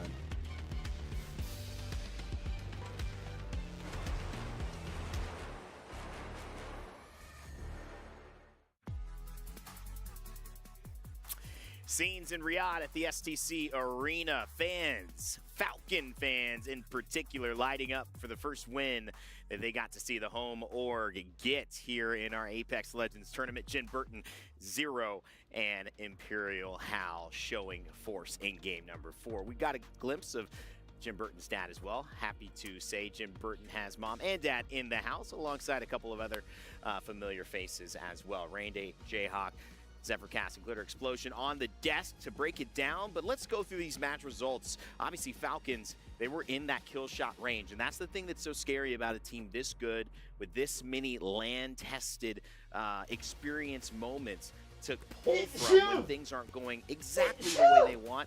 They jump back in game 4, get a big win. That will do wonders for the rest of their tournament. Remember, 10 games today, so we've only gone through 4. Plenty of time for these things to shift. DSG as well in a great spot in second place, getting 15 points. LG rounding that out in third place with 13.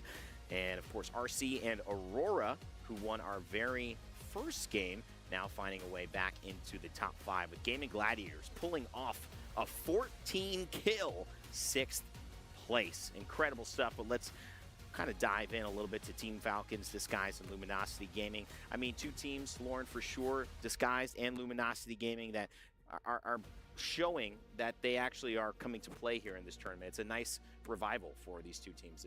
Yeah, absolutely. Yeah. Especially with DSG being a duo in that situation there at the end. They kind of had to make lemonade with some lemons there. And LG, we've been keeping our eyes on since the beginning of the day. They've really started to pick it up, making plays in the moments that they have to.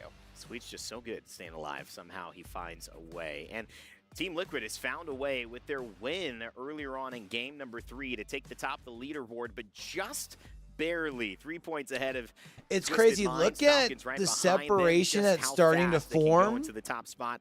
And GG, Aurora rounding out our top 5 there. Things get pretty close. I was gonna say top after 5, but I about guess 4th not. place, all the way DSG's there. down to 10th. So 6, a lot 3, of changes 2. You that got can 2 still at happen. On 30. the other side, I do just want to let you know, KCP got some big names there in the Pioneers and Anmu and squad.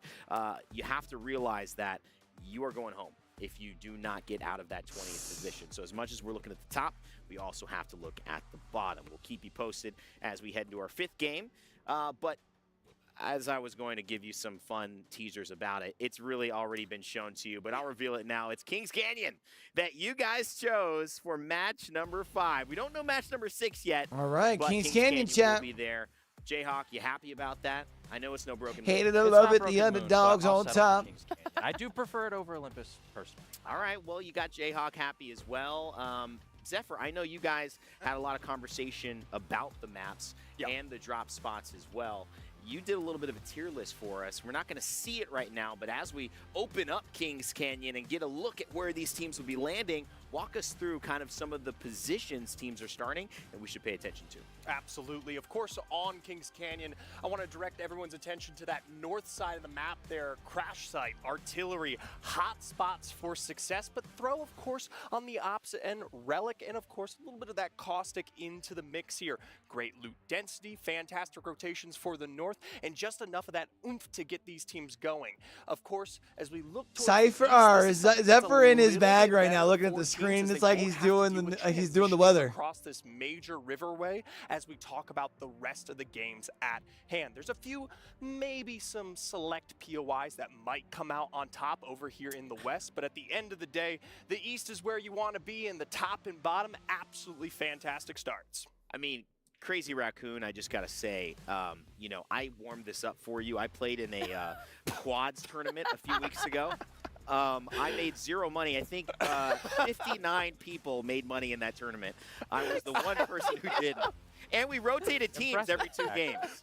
So that was a feat. But I landed in Bunker Town. So I'm going for a Crazy Raccoon having a good start here on Kings Canyon, guys. What do you think about that? I will say they're an early rotate team, so they're a little more in the central part. Zephyr just mentions talking about that river. Yeah. They have direct access. They can be the first team across it, so they don't have to deal with the issues that they might run into with all the teams that are going to rotate there late and have to fight. Normally when you think of Bunker, you think of Kings Canyon and Apex Legends. You think of death. Really, oh, yeah. That's Absolutely. what would happen. You would drop down immediately and die. But that's what Kings Canyon is so great. This tournament giving us a glimpse at, you know, where many people were made in the fire and flames of the early Apex Legends drop. This was the map that even our first competitive tournament, you know, back in Poland was played on. It's been so long that I feel like everyone's It's going to been be so very excited for long. the nostalgia that KC will bring back into the competitive mix. It is not going to be easy. It's a smaller map. There are a lot more chokes and some smaller chokes spread throughout this map as well. So those rotations are going to be that much more important. The timing of everything is that much more important. All right, I think we're ready to stand And I back up, think, chat. Our teams maybe will go a little bit more aggressive here, just for old time's sake. You know, at the end of the day, too, and Zeph, this is interesting. I tend to talk about this. There are heat maps in where the action actually happens on this map because of the way players are funneled through it naturally. Chokes, you have to take, rotations you have to make. But Kings Canyon has changed a little bit. I mean, that repulsor room where DSG is landing, that didn't exist until well beyond. It was modeled after Crypto, and it gives you a free scan. So at the end of the day, this is an old map, but it also has been revitalized. Players should be pretty comfortable on the newness of KC being able to be a competitive map still. Exactly. At the end of the day, they also have had the opportunity these chat. last few weeks to make it maybe not quite the How we newest feeling, man? of We're almost halfway experiences through this in some thing of the after scrim ones that we have had the opportunity to see. after KC here. Obviously, the POIs that we've already touched on are those strong suits, but at the end of the day, We'll with be the halfway breadth through of our life that this 10-game map is series for bringing to Group our A. tournament, the truth is, anything can happen. So if you're maybe one of those bottom-ended teams who needs to have a star-shining avoidance of 20th, this could be your opportunity, because the reality is, it only takes 1 game. I love that point. It only takes 1 game for sure. Well, it took a little bit of nostalgia in Kings Canyon to bring a breath of fresh air into our EWC tournament. Let's send it back over to Mark and Dan to get it going. All right, see they're about to how drop the in players chat. I react gotta pee. to your vote. We've heard all about Kings Canyon. We've heard everyone's thoughts on the floor. Should I say in the studio? I'm calling the floor forever in the studio. But it's fascinating to see, isn't it? The big kind of coming of age. We're back on Kings Canyon, where it all began for so many. I mean, back when we were casting Kings Canyon last, I was merely a boy, and I think now I have turned into close to a man, or at least, I'm not quite there. But yeah, I was looking back at the history of Kings Canyon. I was like, you know, where were some of the top players back then when we last saw it? I think 2020 Summer Circuit, Team Falcons, or some of the players in Team Falcons, Zero came 5th in APAC South, How came 6th in North America. They weren't quite at the top of Kings Canyon, so maybe that opens things up for some players. Hold on a minute. I will say, no, that's fair, actually. I will say, How's won a tournament. He has. The preseason invitational, he won that one. So, trust me, you can't take it away from him. If somebody wins it, they certainly are going to hold that down forever. But it's a different Kings Canyon, like they were mentioning there just before we got into the game, right? There's been some changes. There's some new POIs. There's a lot of places, actually, to call a POI, which is why I'm pretty sure that we're not going to see any contests of the drop here.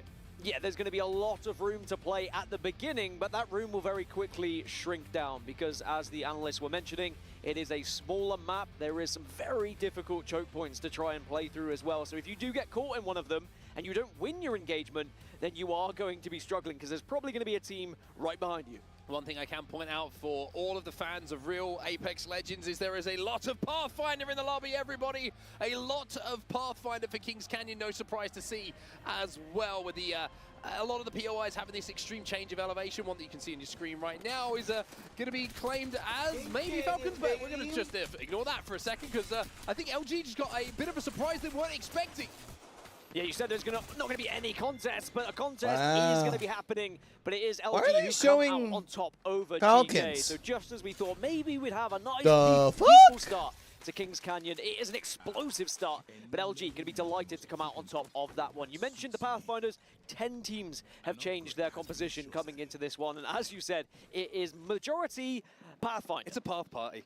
That's what it is, Dan. Have you ever been to a path party? I haven't. Are they any good?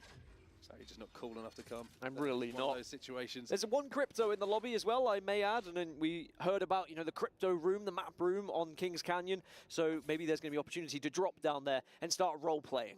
Well, here we go.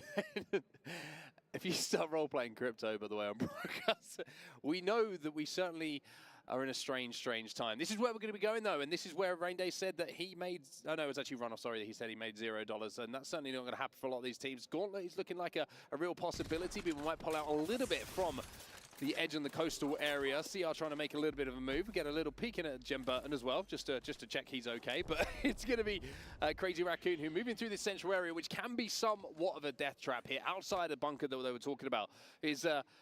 especially when the teams start to get towards the end, the kind of the extreme heights of both sides kind of collide together, and it's very difficult to rotate through late. I will say that even though teams have been scrimming on this map just in case it popped up, the data and the scrimmage is not the same as World's Edge and Stormpoint. A circle like this, which is a bit more predictable, is going to be like a breath of fresh air to a lot of these teams saying, okay, thank goodness we're going to have the opportunity to see a circle that is relatively easy to try and predict where the zone's going. JHS going to use the evac tower for now to try and overtake a few people on their way towards the zone.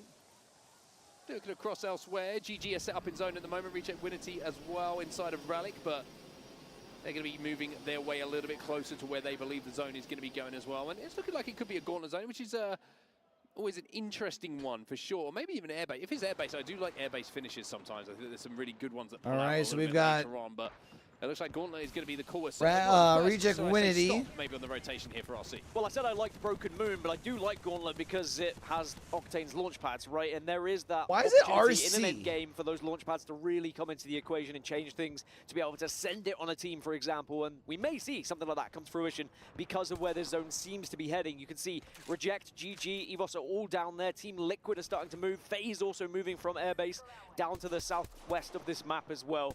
So there isn't going to be much room to play. That's the real concern. I think we might see a few teams have to go with Relic a little bit later on. Ooh, Crazy Raccoon have taken a little bit of damage here. You can see at least one knock has come in. The knockdown shield is being held up, and it's EXL who are trying to push onto this at the moment. Brute is trying to brute force his way through to try and find the remaining members, and it looks like 2 are certainly down, and the knockdown shield is blue. Looks cool. Doesn't last forever, though. He says it looks cool. To be running away with their tails between the legs, you'd imagine here, because it's going to be rough to try and fight with just 2.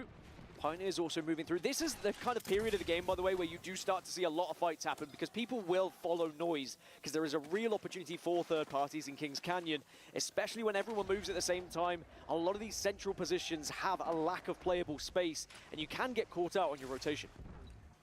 EXL set up for now, but as you can see on the map overhead, they are going to have only to move if they wanna get a 11,000 little bit people closer to watching zone. on It was Twitch. actually Well, I guess it interesting is to because they see. got a Pretty lot of sure people they watching. had, Zone 3 information from what I could tell from the map overhead to be as well. fair. So they are going to be, excuse me, round 2 information, ring 2 information. So they're going to have a pretty good read of where they believe the zone is going to be going. And they did choose to play over at Gauntlet. And Gauntlet's an interesting one, right? Because playable space is kind of at a premium. A lot of the areas are kind of exposed. There's no real buildings to play. It's kind of the 2 end structures of the half pipe, so to speak. But outside of that, it's just kind of a lot of platforms, a couple of rocky formations.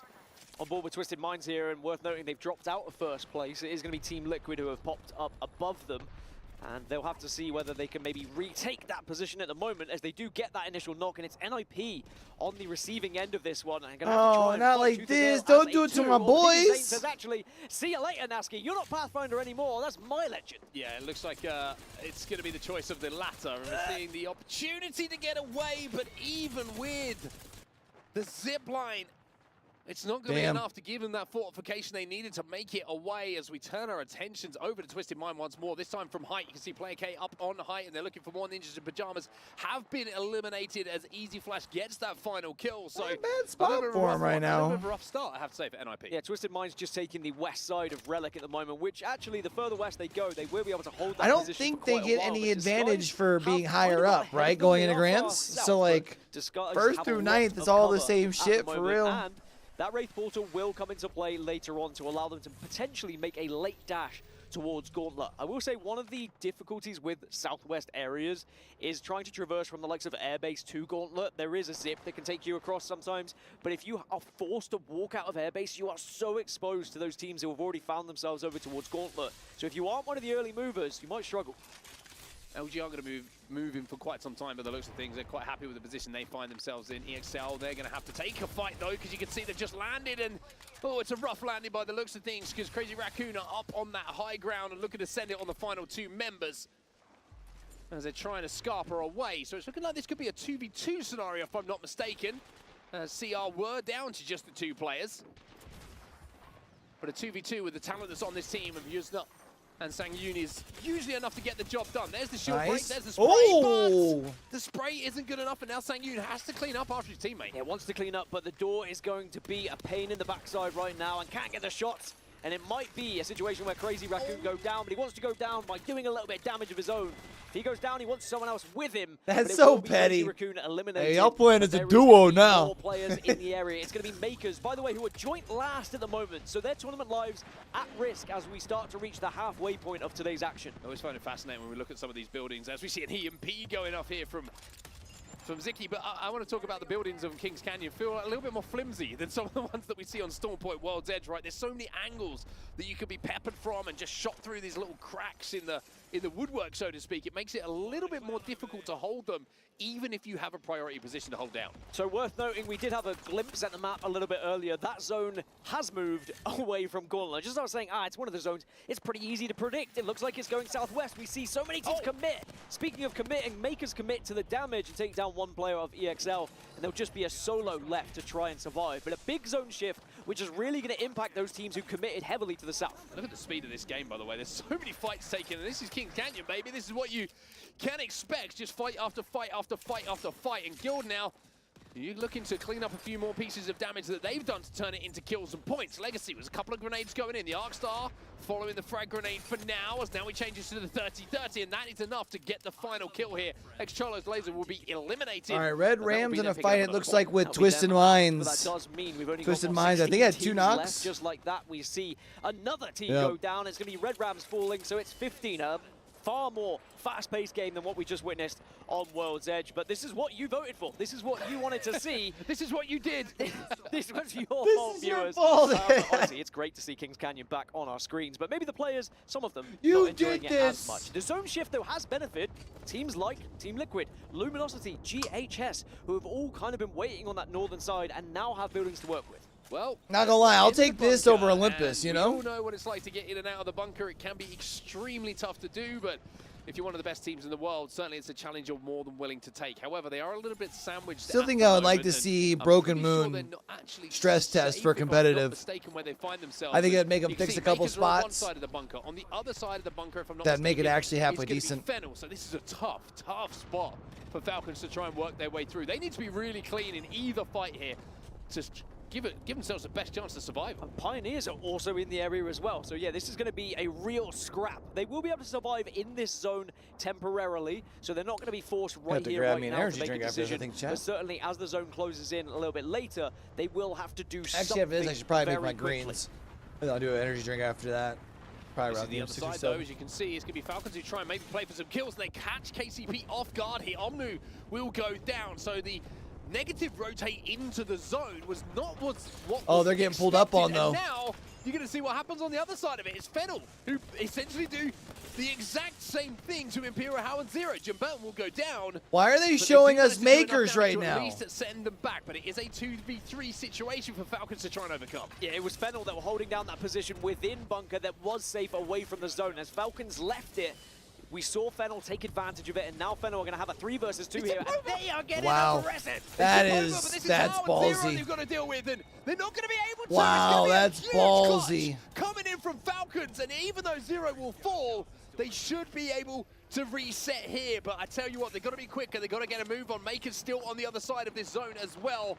And they're going to have to be careful of those health meds. Well, Makers have just been able to push into the zone on the other side, and Pioneers have left. So Falcons are going to survive here. Will get the opportunity to reset. Wow, they're going to get a full reset on the that. other side now. Somehow, some way, Falcons are able to get it done. But we can temporarily look at Makers. I mentioned earlier, they are on last position alongside the Pioneers. So both of these teams are vulnerable. They need points. They need to find a good finish so they can be somewhat secure going into these last 5 games. If you are looking for me to give you an answer as to how Falcons are alive, I don't have one. They really shouldn't be, but that's just what they do, isn't it? In these And now they just have all sorts of room to rotate on this Falcons north side, don't they? Find a way to make it work. They're going to be able to come in on this backside on KCP, who's got blue fucking shields.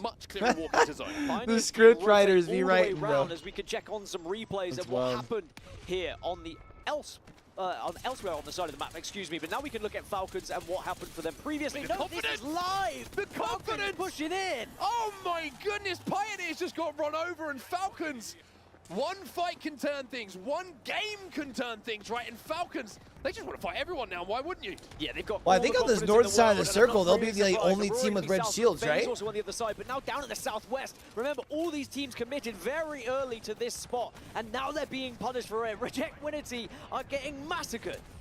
Canonpu last alive, trying to play behind the knockdown and the gen. Might be able to pick up a kill if he's careful here, but it's GG who are putting pressure onto the final solo on that low ground. It'll be Guild Esports who do get eliminated. And you mentioned the bounce pad. Well, it's a bounce pie. However, one player goes down. This is looking a little bit awkward. Canonpu still alive here, by the way. And all of a sudden, GG. All right, reject one of out. the situations we saw them in on World's Edge. They'll be But able it's to the use same it. result. Oh, they're They getting pulled managed up to on. get the kills. Reject Winity will be eliminated. But launch Getting pads pulled up on. galore, because there's going to be more teams getting involved. GG go down. It's Team Who is that? Liquid Team Liquid. who full send it. Bro, They they have saw the no weakness, problem they saw mopping the up on opportunity for anybody at game any B, time. And they grasp that moment and make sure they secure those kills, as there is a small lull across the map now, as all the teams that were weak get eliminated. Bro, Team Liquid Falcons on the north, and they have Aurora Twisted and Minds. Makers and FaZe all around them. I mean, I guess Most Falcons are importantly, kinda they close still to them at alive this here, point, and eh? They are starting to catch up, Team Liquid. Remember, Team Liquid were leading, but are still alive. If you're wondering where the zone is ending, in the middle of nowhere. But then it's like a pretty much all 15-point I gap can give until you. 4th, which is kind of crazy. No buildings to play. It's going to be finding little head glitches, rocky formations, the undulations, the natural ones of the ground in front of you are going to be essentially what you're trying to use for your cover. And you're looking at the likes of your Bangalores, right? Those smokes, how you use them, the teams that you focus the attention away from, they're going to be so valuable. And I think just pulling a lot all of the way back eyes are here, gonna be on the huh? Bangalore players right now as to how they zone out different teams. Yeah, They know about out of the 10 DSG teams over there left? 8 out of the 9 teams left have a Bangalore as well, so there is going to be a lot of smokes to try and cut off that vision. and ensure that you can be able to push into that zone and find a spot to play with. Now, one team that already has found a spot is Aurora. They're going to be sent to zone, but we have some late arrivals here, and this is going to be dicey for Disguise. They are going to be tickled by this zone, and they will be exposing themselves because they've split up, but maybe that's okay having a Wraith because you could potentially save your last remaining player, but it looks like they will join on the eastern side here. They're all going to move together. Fascinating to see that we've got Team Liquid, Twisted Minds, and Team Falcons still in this game, and they are your top 3 currently as it stands. On board with Team Falcons. Bro, into the ditch here, but look at the Bangalore Ultimate going having down. the wrong Rolling players Thunder is like one of my is causing them some peeves. problems. Zero I'm has not to gonna take lie. a few seconds to pop They a fixed it battery, now. and this is what I mean Looks about like you this end switched zone. to Look at how Falcons and you have exposed it Twisted is. Minds Well, players on the Falcons screen. I was wanted like, bro, Kings come on. Canyon, and they have got Kings Canyon, and I want to see why they wanted it. You can already see all on full red. They've already done damage within bunker, but can they make it count in this final? Disguised So many out. knocks elsewhere. No teams going down fully though, as you see Aurora trying to escape. Disguise will be eliminated. Twisted Minds will taken also out. fall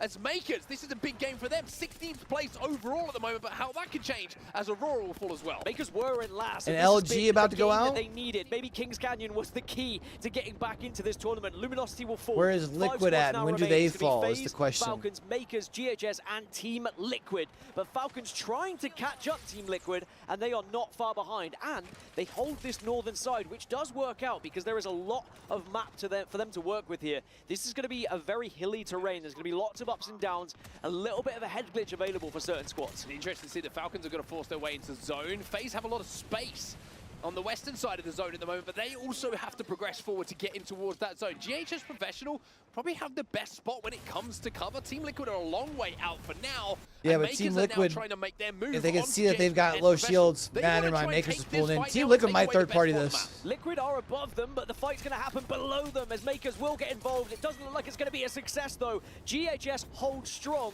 and they do it so successfully. They're going to have so much health. They don't have to worry about a third party. No one's going to be pushing up on that, and it will be a chance for them to just stay here, hold this building. As you mentioned, one of the only buildings that is going to be in this final circle, but it's not exactly the most kind of close-knitted building, right? There's a So lot Falcons of are probably about to be areas. moving up into second. Not a lot of space to poke out from either. What do they gotta get One to, of like the smallest 62? buildings, I think is where in Twisted Apex Minds were. Legends is a singular building, and that compound, although it's a good one to hold for now, will be one that they'll be able to kind of put some output from. But Team Liquid now take the high ground. But have they gone too early? Because FaZe still have the elevation to put this damage down. It's Nax, the man on your screen, who gets the knock onto Jaguares. FaZe and Team Falcons both peppering Team Liquid, who are on the top of that building, and GHS might just be able to clean up the pieces as they arrive to the ground. Poor here. fella. But certainly FaZe Clan with an opportunity Yeah, to yeah, have just one sitting of up their on big top of the games. building. Remember, they have looked amazing previously in other Ow. competitions, and they would love to find that same All right, form here's here where at Falcon Esports can bring it World Cup. back. Team Liquid eliminated. Put We themselves are on top into spot. our final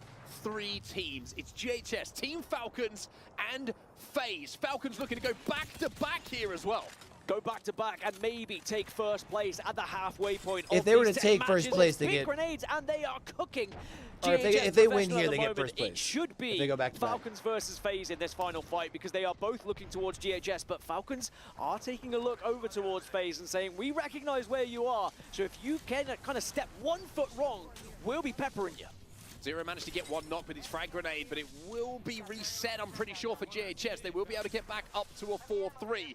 And you can see the Falcons are very, very aware of the Is he position gonna that ult FaZe that have, over there? right, because they have the elevation above them for now. So they're trying to focus the kills first, followed by then turning the attention to FaZe. They are expecting FaZe to be looking at the same thing that they are right now. They want to take care of GHS, and then, as you say, focus on each other. Worth noting, GHS do have that crypto, the solar crypto we mentioned, and could have an EMP to really impact how this final circle goes, but they're trying to move out now, and they're running Rotate towards to the right. FaZe. FaZe, though, they're not letting them run towards them. I was gonna say, this is where FaZe has to make sure that they don't extend too much down this hill. Otherwise, Falcons can push just right up to the right. Actually, they might do that anyways. Being pulled away. Ah, they could probably do that. Tried to make that move, but what a Bangalore ult that is. Coming in from FaZe, they force Falcons just to slow that push down, as GHS Professional will be eliminated. It's Falcons versus FaZe. It's North America versus I'm honestly EMEA. kind of surprised he And it didn't is move up a that hill to the matchup, right. A mouth-watering 3v3 to finish off this match 5 here on Kings Canyon. Like they Here have comes essentially everything here from now. Falcons as well. All the utility They probably going could have in. swung You're up gonna here see the earlier. Rolling Thunder coming in from Zero. You're going to see the grenades going in from Howl as well. And it's about who can get that first knock. At the moment, it looks like FaZe are kind of trapped behind a couple of these rocks. And now the swing is coming in. Bro, Falcons will get one, but Zero the way they at how just gets these angles where he pulls up next to people and they're just not looking at him. It's just a matter of cleaning up. Now it's just about cleaning up, like you said. actually frustrating, bro. Back for Falcons. Oh my goodness. And the crowd erupts once more for the home team of Team Falcons, the team that is leading the Esports World Cup. And the team that is looking to try and take Apex Legends and slot that key into the totem. And not only he's the is it best victory, for a but it is reason. points All on right, the all board, right, all and right. more than likely jumping up to that first place. You're talking about Zero, right? Points on the board, and I would say big ones as well. How many kills did we see Team Falcons picking up in that game as well? What up, Logie? How you doing, homie? Win. And I will say, I think it was good news for Team Falcons fans that was World's Edge, because I've got to say, it was quite funny watching Zero in scrims IGL his way through Broken Moon. We'll have to see if that entertainment piece comes a little bit later, but, you know, on Kings Canyon, we know these players are comfortable. They know how this map works, but you look at key moments in games, that bunker fight, how many teams come out of that bunker fight, not just alive, but with all 3 players alive? Yeah, I think what happened is one player was able to hold whilst the res was being kind of put through there. So not only did they do damage on the players that were arriving, but I don't think the team that was attacking them realized. So what's the good word, Flogi? How you been, fam? It was a big surprise when it happened. It was a great hold within bunker, and it really did set that game in motion for Team Falcons. We are After that, officially they had halfway all the confidence in the through world, Group A, pushing chat. everything in sight, and they commanded so much space. I've always said Falcons are a team that commands space at the best of times here, Mark. Incredible stuff from Falcons. They go back to back. It doesn't matter what map you throw at them at the moment. It's time for us to jump to a break, and in the meantime, think about what we just saw from Falcons.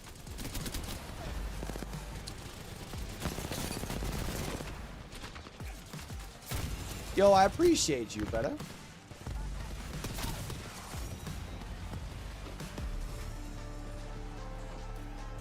Didn't know you were still grinding the Apex. Holy shit! Hey, hey, yo, Stony! What up, big dog? Hey, hey, yo, Stony, what up, big dog? Appreciate you bringing your community through, fam. Holy shit. Yo, chat, if y'all don't know Stony, man, that's the homie from OCE. Does a lot with the community over there. The comp scene. Doing watch parties and stuff. Has hosting tournaments and stuff. Why did I not do a shout out with that? Am I just stupid? The fuck?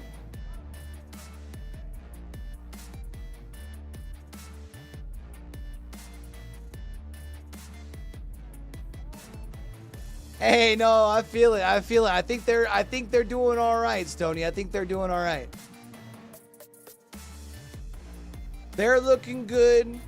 The Legends gaming squad that's playing for Twisted Minds is looking good. You can't be mad at it at all. Yo, Dylan, my favorite team is Twisted Minds. I have been on the Strafing Flame Player K duo train for a while now. I'm a big believer.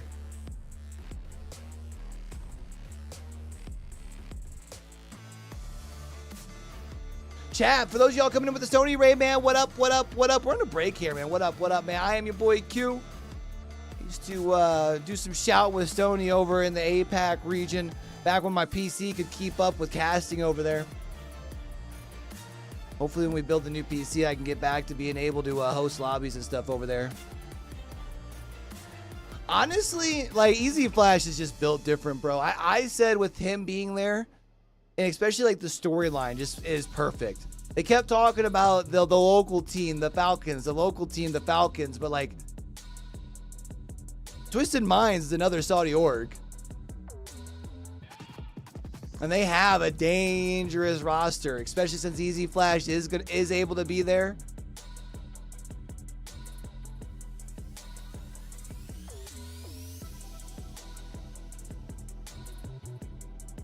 So I think they got a real good chance.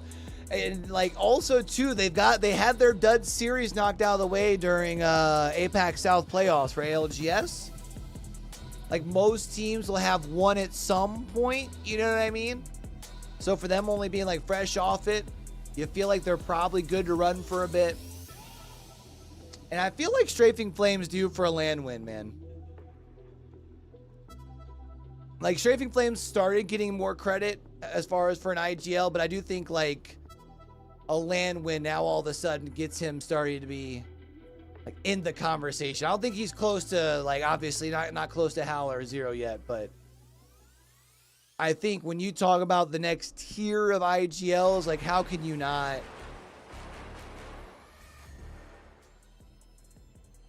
I am here You know with what I mean? How can you not have them the there? human aimbot crowd. How we feeling about that game? Yo, Stoney, again, man, I appreciate you bringing your community through, Jen, I fam. gotta say, Absolute legend. they're loving the Falcons They are here. cheering it up. Jen, I gotta love it. say, I when love you it. got Again, the Chad, if y'all don't know Stoney, if y'all ain't a kid, if y'all haven't gotten a chance to check him out, y'all need to get acquainted. Opportunity to play for $2 million. What was It's going the through homie. your head? Well, when I was a kid, like it was my dream to be like the best in the world, best gamer in the world. So from flying from Australia to Austin to Riyadh, playing in a $2 million tournament with two of the best teammates in the world, it was just amazing, amazing. I love it, man. I love How it. do you feel about that? So you guys are the favorites to win. All right, it's no Do we have question. updated All the scoreboards on talent fits Wikipedia? you guys, except for myself, I had to go with my org. We Illuminati. do. Team Falcons currently in first place by 2 points. Twisted Minds 4 points behind Liquid. And they're kind of ahead above the rest. I'll show you guys scoreboard after this. Well, knowing that you have the best two players in the world, like on your side, there's just no pressure at all. But because we just know we grinded for this and we're just gonna smash the competition as we're doing Peeps right now. making the same mistake a Come on, lot of teams, pick it interviewers up. make when they're What are first you getting. You doing? gotta like shove that microphone in his face. Teams, you heard it here, man. There's 19 other teams here. Gotta step Because he's it like up. puts it right up to his Only mouth, and then one he's like, will I don't want the to be rude, Esports but can you World talk into Cup this for me, please? champion here in the Apex Legends tournament. Casters, back. Oh, I love it.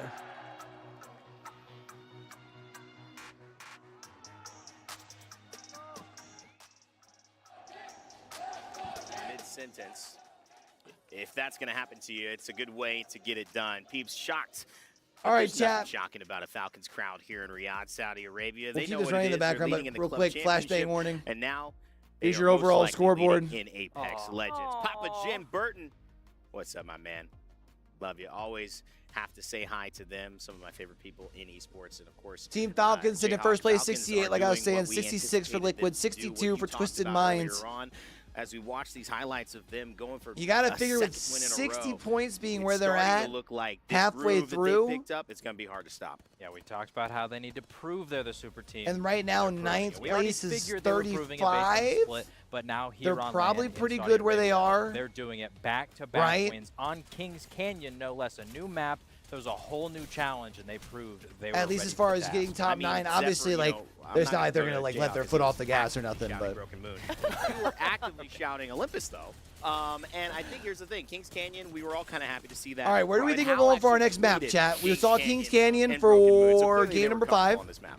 Obviously, with the extent that they have available coming off of Crash Site, it makes for great rotations like this where you have easy access into the positions that we saw come down off of the bunker town and then set What'd they say? themselves up Twitch was voting dominance for here. Game You 6? saw some of those back-end positions. Hal standing upon the hill with aim and access against both FaZe and GHS there. It's no surprise that they take the double up on the win here. And so quick to throw the headset off. That's pure passion from Zero. Glitter. It's just one of those things that lets you know Falcons, they came here to play. It's the reason we all picked them. 95% of the talent team, except we the people, picked Falcons to win.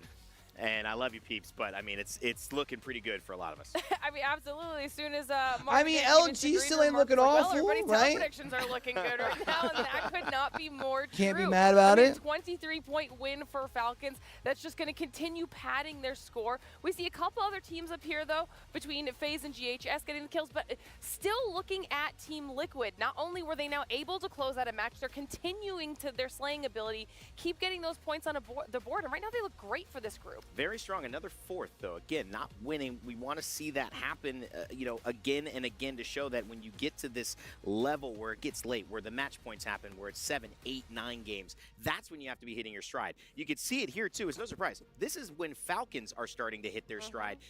They are also some of the winningest match point players in Apex history as we take a look at our top 3 teams for that one. Big shout out to GHS Professional. Haven't mentioned them too much on the broadcast just yet, but 6 kills, 3rd place. That's going to do wonders for them. 13 points there, heading on to the tally. All right, here's our overall scoreboard. With those 2 back-to-back wins, they have and now it's just Fennel gotten sitting ahead down of that Team bottom Liquid spot. in the standings. Twisted Minds right after them.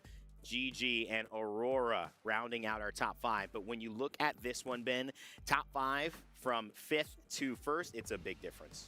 Obviously, there's going to be some flex here, especially as we kind of branch down to that 9th position where teams want to be. Huge shout out, though, on the other side of our board here. Makers and KCP do find some nice points coming off of that Game 5 that does shift them away from that potential elimination slot. So we're talking about Fennel and Evos here, some of our qualifier teams back from our earlier phases of EWC who are potentially in the hot seat. Listen, we've got to talk the main storylines that are happening. And of course, when you're in Riyadh and you see this boulevard where we're doing these interviews, one color reigns supreme. It's green, and it's for Falcons. Falcons HQ down the street from us here. We had a chat with some people talking about why do you think Falcons are really the team to beat?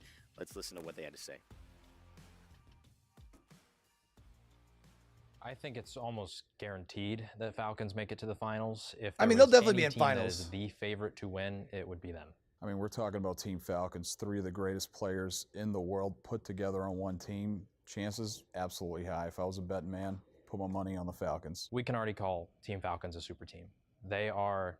I mean, they're the collection Heatles, of bro. Like, arguably what are we the 3 best talking players about? that have ever played this game. You can absolutely call Team Falcons a super team already. It's 3 of the greatest players, like I said, from the majority of land wins, -1, all in one. Perfect recipe. Team Falcons' biggest strength is that each of these 3 players don't make mistakes. And a team like that at one of the biggest tournaments in our history, incredibly deadly. And like I said, Gotta say, the man, favorite to Jayhawk win is the whole thing. firing, man. I mean, A the biggest content strengths of the creator Falcons turned are the analyst thanks to the individual players content that he themselves. makes. They call him the CEO for a Pretty lit. reason. They call, Zero the greatest IGL in the world. And Jen Burton was known as a cheater when he first came in because he was that good. Because Team Falcons are the super team. Chat, what do we there's think actually more happens for with the them to changes to the lose new than there is to season gain. where They are Amethyst here gets to nerfed? win the tournament, obviously, but I think it would be more shocking if anyone else was to win than it would be for them. Team Falcons, caca.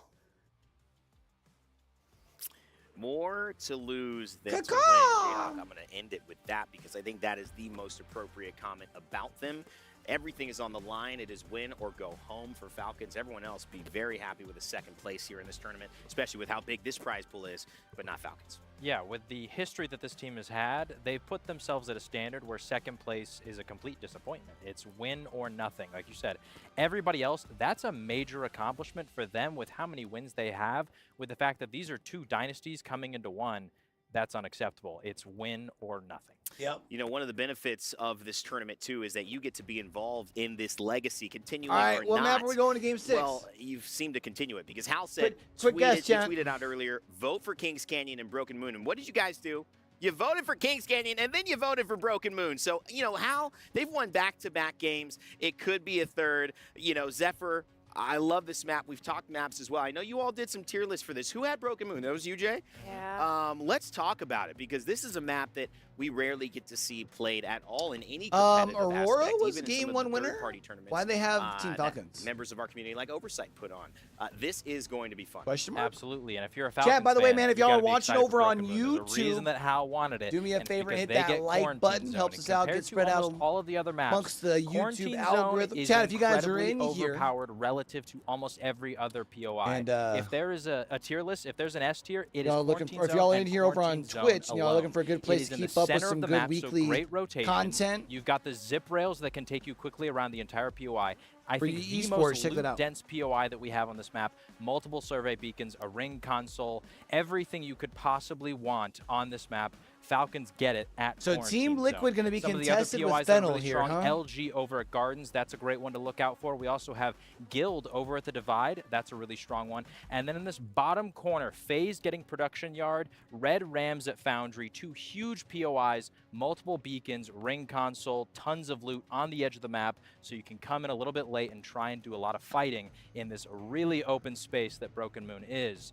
Yeah. So if you can't tell, I'm very excited to watch some Broken Moon. I was fascinated. You could have We kept get some going if you Broken wanted. Moon, baby. Quickly, No I wanna give a shout out Olympus. to Let's Minus Tempo. I mentioned go. Oversight Esports, which he runs alongside some members of our community. But I just wanted to say, for putting this together, helps us a lot on the broadcast. Big shout out to Tempo. And you mentioned it here. I mean, for those who aren't familiar with Broken Moon and what makes this so different, one of the elements, obviously, is the zip rails, the mobility. You do not have Tridents this time around. World's Edge has no vehicles. A different way to get around, Zeph. I'm not sure it's going to be the main thing that you want to be doing, but certainly adds a dynamic to how you can play, and the developers trying to incorporate that more and more and more as they update Broken Moon, which they did in our latest update. Right, minor changes here and there. At the end of the day, though, it's the speed and pacing of this map that is a complete adaptation that we don't typically see. So something that could involve more teams in the chaos than we might be potentially used to. One area I will be very interested in working into is, of course,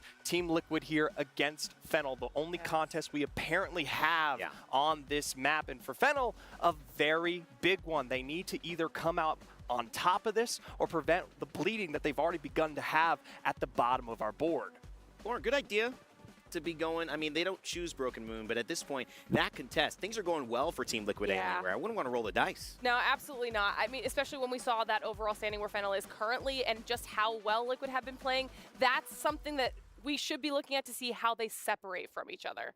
It's going to be interesting to see. I love the way this is turning out. A lot of you also commenting online that you love the speed of these games. Well, so do we. We've already reached the halfway point. Game 6 coming up, and we got 2 great casters to take you through it. It's Vicky Kitty and Genome on the mic. Thank you so much, Rain Day. The back-to-back to really get things excited. Genome, what is up, everybody? Because now the competition has heated up, and we are now, for the first time ever, Genome, get to witness these pros play on Broken Moon. Broken Moon on LAN. You might have seen it in scrims. Maybe you saw it in a fun tournament somewhere, but you have not seen people playing for this kind of cash, for this kind of prestige on this map before. This is going to be so fun. And Jayhawk highlighted it perfectly. Of course, how we want Broken Moon. Why? Quarantine zone. Not only is it in the middle of the map, it's such a big POI that you usually see so many teams try to split loot that POI alone, but you also have access to what, 2-3 beacons there that's available to you? Yep, 2 survey beacons, 1 ring console. Can you bring me like a bin, Vicky? I think I'm about to vomit because like it is disgusting how good that POI is by itself. 2 teams. I mean, think about it, right? You got Skyhook. That's split between 2 teams. Quarantine zone might be even bigger, might be more loot dense, might have more Evo, available in that one POI, and it's going to 1 team? You gotta be kidding me. I mean, that said, if you saw that map and you saw one of the differences about Broken Moon is the choke points, right? They're a lot more constricted than we see on some of the other maps. So if you look at the other teams who are around them, right, you've got GHS in the Hazmat Tunnel. That's blocking 1 entrance for Falcons, depending on where the zone pulls. You've got KCP over at Cliffside. So yeah, it does depend a little bit on how those teams play around them, where the zone pulls, whether they can get out of there in a manner that they want to. All right, but looks like they're yeah, in up, terms of just how you're supplied, how you're armed right Game from the 6, get-go. we're halfway there. No one Living on more than a prayer. Really contest with how Appreciate powerful that y'all POI hanging is. and vibing and stuff, whether you're guys or legend composition swap-ups that we may witness going vibing with your boy over on Twitch, especially those y'all who came in with the raid and decided to hang. Appreciate y'all. Those y'all who are watching over on YouTube, appreciate y'all as well, man. Especially if it's your first time through, man. Y'all enjoying the vibes. We're going to be doing watch parties for all of EWE Pros, WSC, obviously, right? as well as we will be doing watch parties for playoffs. Really available for you to and of course, your Year 4 championships as well. So if y'all enjoy the vibes, man, feel free to smack that subscribe button, chasing down that first 500 as we try and claw our way to that first 1,000. It's one thing that if you talk to the pros before about, you know, because there's always a lot of chatter about, oh, you know, which maps should be next up, which ones should we try and introduce into the competitive rotation, and one thing pros always seem to come out with is like, oh, you can't do Broken Moon because it's got the zip rails. But like, I don't know, man. My point of view is that it's just a difference. Yep. You know, I think if they had the ability to take the zip rails out just for ALGS, Broken Moon would be just about perfect. Which is in this map. Yes, it does provide you with faster, more convenient, more reliable rotations, but is Takes that a couple spots, necessarily take out the a zip bad rails. thing? That, I think you're good. I guess we'll just have to wait and see. We're going to have to check it out as we enter game number 6, everyone. And I want to highlight Team Liquid. Up until last game with Falcons taking the back-to-back in a dominating fashion, we're leading this entire group. But I wanted to specifically highlight Hagwadis, who has been popping off all day today, Genome. He's been an absolute monster, hasn't he? I mean, Jaguares has got 21 kills so far. I mean, that is nuts. We're into match 6, right? Now, I talk about this sometimes. I call them 20 bombs, right? As we're having a look where the ring goes up here, you can see we're actually going to get somewhere maybe around Eternal Gardens to finish off. And that's going to benefit Luminosity, a team who has been, you know, they're doing okay at the moment, sitting in number 8. All right, so Nip and you know, Makers, probably the ones who could use this the most. Like a standard especially because where series, Makers are that's an at. incredible feat. So Jaguares has picked up They probably won't have to worry about as many early rotating teams in. That's crazy numbers, I'm telling you all right now. Hal's sitting behind him on 17. He's got over 7k damage already. So, yeah, Easy Flash as well at 14. So they're the top 3 performers in terms of kills so far in our series here in Group A. Hal really popping off here too, right behind him. See if he can try to surpass him here as we take a nice little overlook. And wonderful legend select. By the way, Bangalore, 100% pick rate on Broken Moon, which is actually to be expected on the layout of Broken Moon, so I'm not too surprised there. But this time we have an extra lifeline making their way into the Legend Comps at the very least. Always nice to see here. An extra lifeline. Where has that popped up? Okay, it's Aicholo's Laser, who have gone for Bangalore Lifeline Pathfinder. So they've switched over quite a few teams. We've got, I think it's 6 teams. My boy Twisted Minds are already on the move. Go, go, go! For Kings Canyon as well. We saw a big influx of Pathfinder coming in. What's interesting is I know Strafing Flame doesn't play like too much designed ranked. around the times the Legends came out, like, you know, yeah. So I wonder how he feels about good old Broken Moon here. Having those zip lines and being able to take high ground in that fashion. But yeah, moving over here, we've dropped a bit of the Pathy, and yeah, picking up some other heroes and a bit of Seer coming back in. Yeah. Yeah, I like that Seer is strong, but not strong enough that like everyone's using Seer. Pulling towards like the northeast side of Stasis, which is actually rather open. Actually, where you see KCP currently situated, that's a really good spot to be in because you could try to take different rotations, but early rotate here could be your demise as Onmu gets absolutely beamed. Jet on an off position to try to look at the opposing team that's trying to rotate from that bottom hilltop, but not trying to overextend. This could be a really risky if you're out in the open. Nice shots coming in. Team stacking in around that garden area. That's over here at Stasis Array. We're seeing Pioneers run into GHS Professional. All right, so chat, if we have anybody who just came in or who was you can see on the map there, hasn't been in while we talked about it earlier, 9 teams from this lobby advance. Gets a knock, they can just hop on that Top and try and 9. get in there. And then you wrap around the other side of Stasis. The There's bottommost so many team possibilities. They do get already a knock, done in triple Riyadh. Take right there too. And even with NIP right behind them, this is what I mean by it could be very uncomfortable to try to fight for this hilltop very early because it's also very open. There's so many teams that can have you in their line of sight coming out from the POI to your left where Crazy Raccoon is going to slowly start approaching right behind GHS if they don't start moving soon. Yeah, you can see Pioneers just getting on move back into the action. Well, Zane, a player who took a large break from competitive Apex Legends, and then came back. Did as if anybody he'd find been out why he took a grinding break? The entire time this guy is this guy is so Was he in like uni or something or good what? and just on point. He's been I think an he's like that incredible age, right? pickup from for NIP. Always a little insane. We need to see them really pop off out here too. While Aurora with the pressure.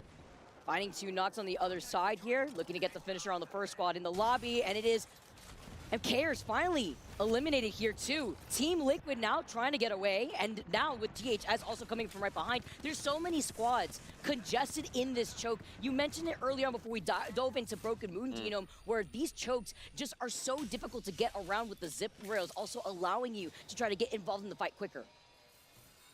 Yeah, I'm fascinated how teams try and hold these particular buildings where it's, I don't know, what are you going to call them? Like the zip rail buildings, essentially, where you tend to have like a zip rail going left and a zip rail going right out of the building. So, you know, if that's in a contested spot, our team's just going to try and, you know, full send you and come in on those. Will you have to deal with them from multiple angles, or will they take the slower approach and maybe try and, you know, get down in the underneath you in the building, something like that? It's just there's so many unknowns. Right. It's going to be so fun to watch those all play out here on our viewer map pick. It's always so exciting, too, because there's also a lot of areas to coexist on Broken Moon, too. Just to put into perspective, I believe there's only 7 teams that aren't in that next circle, as you could expect from, like, the likes of Aurora, who take their time and play by the edge. They're coming out of Breaker War, so they have Ring Console, Survey Beacon out here. Well, now we get to see more teams coming into Eternal Gardens, Guild, and you have Gaming Gladiators, GK as well, with Team Liquid not moving The from one their Wraith, spot. we all know who it Squads, is. Ninjas in Pajamas, for example, they land over by Stasis. They usually have a Ring Console there, so they were way ahead on that rotate to try to gatekeep other spots from that choke. Information is the name of the game sometimes. And the ring info is telling us it is going to continue to go northeast, Vicky. And I guess that's one of the other things, right, is there's certain tendencies in terms of reading the zone. You know, these top IGLs are extremely good at it. They've got thousands of reps in terms of, you know, looking at Storm Point and World's Edge. I'm not saying that we've cloned the TSM player, but they haven't done it anywhere near as much here on Broken Moon. So, you know, are they going to be able to read these zones correctly? I feel like most of our top 9 we call. They're playing with the lifeline, holding onto the high ground, being able to take out Dogma first. Can't really see. Right there, just trying to reposition right through the smokes. Oi Rain in an off angle, decent but amount of it. med kit if he does have one. They get the finisher onto Dogma. Would love to still see GK Esports have a good back half of their day. Yeah, and you can see why this is a struggle for Aurora. 43 XP away from getting the purple, and purple means red. I mean, they're just looking for that poke damage to try and get the gold knockdown for the reses on the lifeline. But if you get gatekept from getting purple to getting level 3 in a lifeline composition, it just breaks apart the whole reason you're playing it. And that's why the priority of a team like Aurora is to play by the edge, to be able to get that perk on board and even hold your cure pack until you get that perk ready to go. Oi Ring now, knowing that the opportunity is right there. Reject trying to run away, and Junghee's the last one. Reject is taken struggling out. today, 18 man. squads still left here, and nobody around to contest Aurora because They had the 1 4th place finish. Otherwise, they've been like first 5 out every other match. There was a replicator right there by Alpha Wild. Base, but unfortunately, not going to be able to really get that much one hurts, done you with know. finishing that fight. Yeah, and that does indeed get them up to purple as we were talking about, and Kazakh onto level 4, onto the red armors. Actually, interestingly, so, you know, Cholo Laser, the other team who was running, we mentioned, has switched over to the lifeline. Just one little difference there for them. They've given the evocation that you get from the gift-wrapped package over to the Pathfinder. So it's just an interesting little difference. I mean, I guess, you know, your Pathfinder can be a little bit more aggressive. Do you want the higher shields on the legend? I just realized that I thought I moved my camera earlier. I wonder if when I got the point man, like the one who's booted going to at be one taking point? a lot of the aggro. I think that's definitely a you know, a reasonable conversation and a sort of back and forth. My to have. PC froze on me. Maybe it didn't save the change or something. Compositions, right? Who has the long range that they can really I know it means you guys capitalize can't off see of that meds. instead, or I do even close to apologize. Getting that purple. I just don't really have a As we better take place look to at put it Evo's right now. I currently feel like here. I don't want to put it like over the Called cameras. out by a team that has the high ground closer to the lip over to the right here too.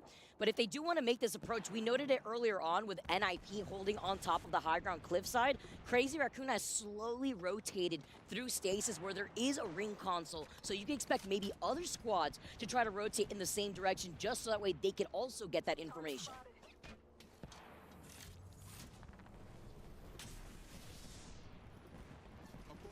LG very middle of the pack at the moment. And they sit well within the zone. So despite the fact that they're on blues, they have a little bit of time to get their poke up. You can see, 900 damage. It's going to be really hard for them to get any more. Psych, so he can still look at him. Evocations, that's hit him with the knuckle busters. Really up to poke damage at this point, so it's yeah, they really need to just try and keep the other teams at bay until they can get that, because otherwise, the other teams are gonna be like, hey, these guys are on blue, start pointing the fingers, and they're gonna want to get in there. And they did force Team Liquid now to rotate through the north side where NIP have been on the other side of the zip rails. It was a little expensive, but it's worth it for Luminosity in that case. Because even if look at how much more spread out teams are playing on Broken Moon, though, chat. chat. In some trouble. Easy flash. Gonna be able to get that first. Like, we got a couple teams down here, a couple teams over here that's still in zone. It's just like normally we would have 12 teams. You know what I mean? Like right up around there. He's got that blue extended energy mag, and look at the Evil Shield difference. Yeah, but it's a tiny spot that they're trying to play from, so you can see them just throwing the nades in there, trying to bully them, trying to push them even further back into zone. Because, if they're taking flesh damage from the zone, Vicky, it doesn't matter that they've got the extra armor, right? They're effectively neutralizing that advantage. Exactly, and keeping them pinched right here too, and the pressure from the knuckle clusters as they have to look behind them just in case a third party was looking. Wow, the quick reposition action right before we swapped cameras there. FaZe was trying to go in for a third party. They managed to back away. All squads have now disengaged as we now tune into Aurora coming in from that north side. Rain, nice swing. Nice angle here that we're seeing from OJ Rain. 20 seconds. Actually, they're very close to the edge of the zone, so it won't close in very fast around them. That's one thing that they have going in their favor, but it's Team Liquid trying to hold them out here.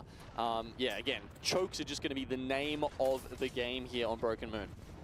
Love this flyby that we see side by side. Aurora, OJ Rain right off the zip line. Izul is the first one taken out. That's why we saw that flyby, because Team Liquid out. was caught in a hard Remember, place. they were sitting in second. Or they're sitting Team Falcons first. Right behind the other side of no, Liquid. Falcons are in first. They were sitting in second. But they were in the line of sight of not just Falcons, but Aurora, who are also brute forcing their way through. And you know what, Vicky? This is something I've seen a lot since Pathfinder. Nice score, Falcons. Teams will get that Zipline Zen upgrade when they get to the purple armor, and they kind of think they're invincible, right? Because you're taking less damage on the zip. But as you can see there, if you fly perpendicular to someone, it's actually quite hard to take them down. You do feel safe, but sometimes I think it's a false sense of security, and you go straight at someone, they will one-clip you. Especially on Broken Moon. I mean, that's why you try to rely on some of those crutches to try to desperately look at all these get teams out on of that fray, southwest or side. Even if you're stuck by a choke where your backstore gets a circle here. I love these side-by-sides because you can see where the circle is pulling. LG, I called this out. That's why they pressured Team Liquid earlier, and that's what caused Team Liquid's demise. But now we're kind of seeing man, very Twisted similar Mind's about to go out situation. here. Player K alive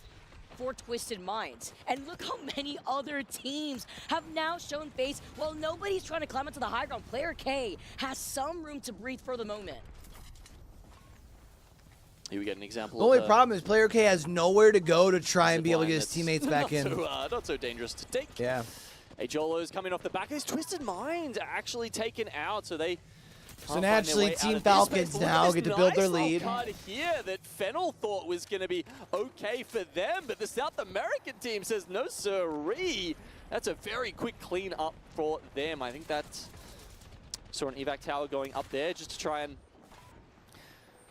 eliminate that high ground advantage. Wow, these guys are not stopping, Vicky. I love the South America representation here from ex-Cholos. Our South American squad brutes coming from Chile, Correct from Argentina, Zell from Brazil here too, as they try to fight for the control in this building. Yes, they lost some of their life, but the third party now coming in after they take out GH as professional.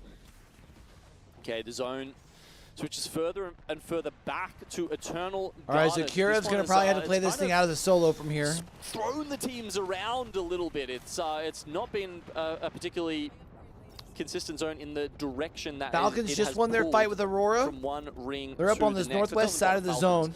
of course, who once again find themselves in a good spot, a little bit of cover to the left and the They just have to right. make sure when this thing closes, or they just have to make sure to watch their ass once this thing closes in, then they kind of just need to play, I mean, heads forward, basically. That's the kind of vibes that Falcons are hoping for. Now we've got teams clustered in the main buildings in Eternal Gardens, a couple like NIP and Luminosity over to the north in the donut buildings, and then we've got a whole bunch of teams in this area right now. We're looking with CR, and yeah, look, they've got about 20 seconds to really work this out. There's 4 teams here: Crazy Raccoon, GK, Evos, and the last member of Echolo. And while these 4 teams do fight by that choke, you know who's right behind them on the north side of the circle? It's Team Falcons, who finally clean up that last straggler of KCP. Ex-Cholos get taken out here too. 8 squads left, and Falcons, uncontested, are just looking at the 4 squads in that choke. Crazy Raccoon, GK rather, are right now in trouble with Falcons coming up behind them. Oh, this is ridiculous in terms of KP potential here for Falcons. CR and GK. Bro, Falcons are about to build themselves such a big lead. They have to worry about the team that is right next to them. They So you can't get to even finish give off this any fight. mind to Falcons. You're already at Meanwhile, 80 points. They really Holy can just shit. hold the buttons down. I mean, I don't know if you guys saw the tweet from Hal not too long ago saying, you know, give me the devotion, see what I can do with this gun. And that was when he was the only one left alive on the team, I think, Vicky. And now he's got his team members with him.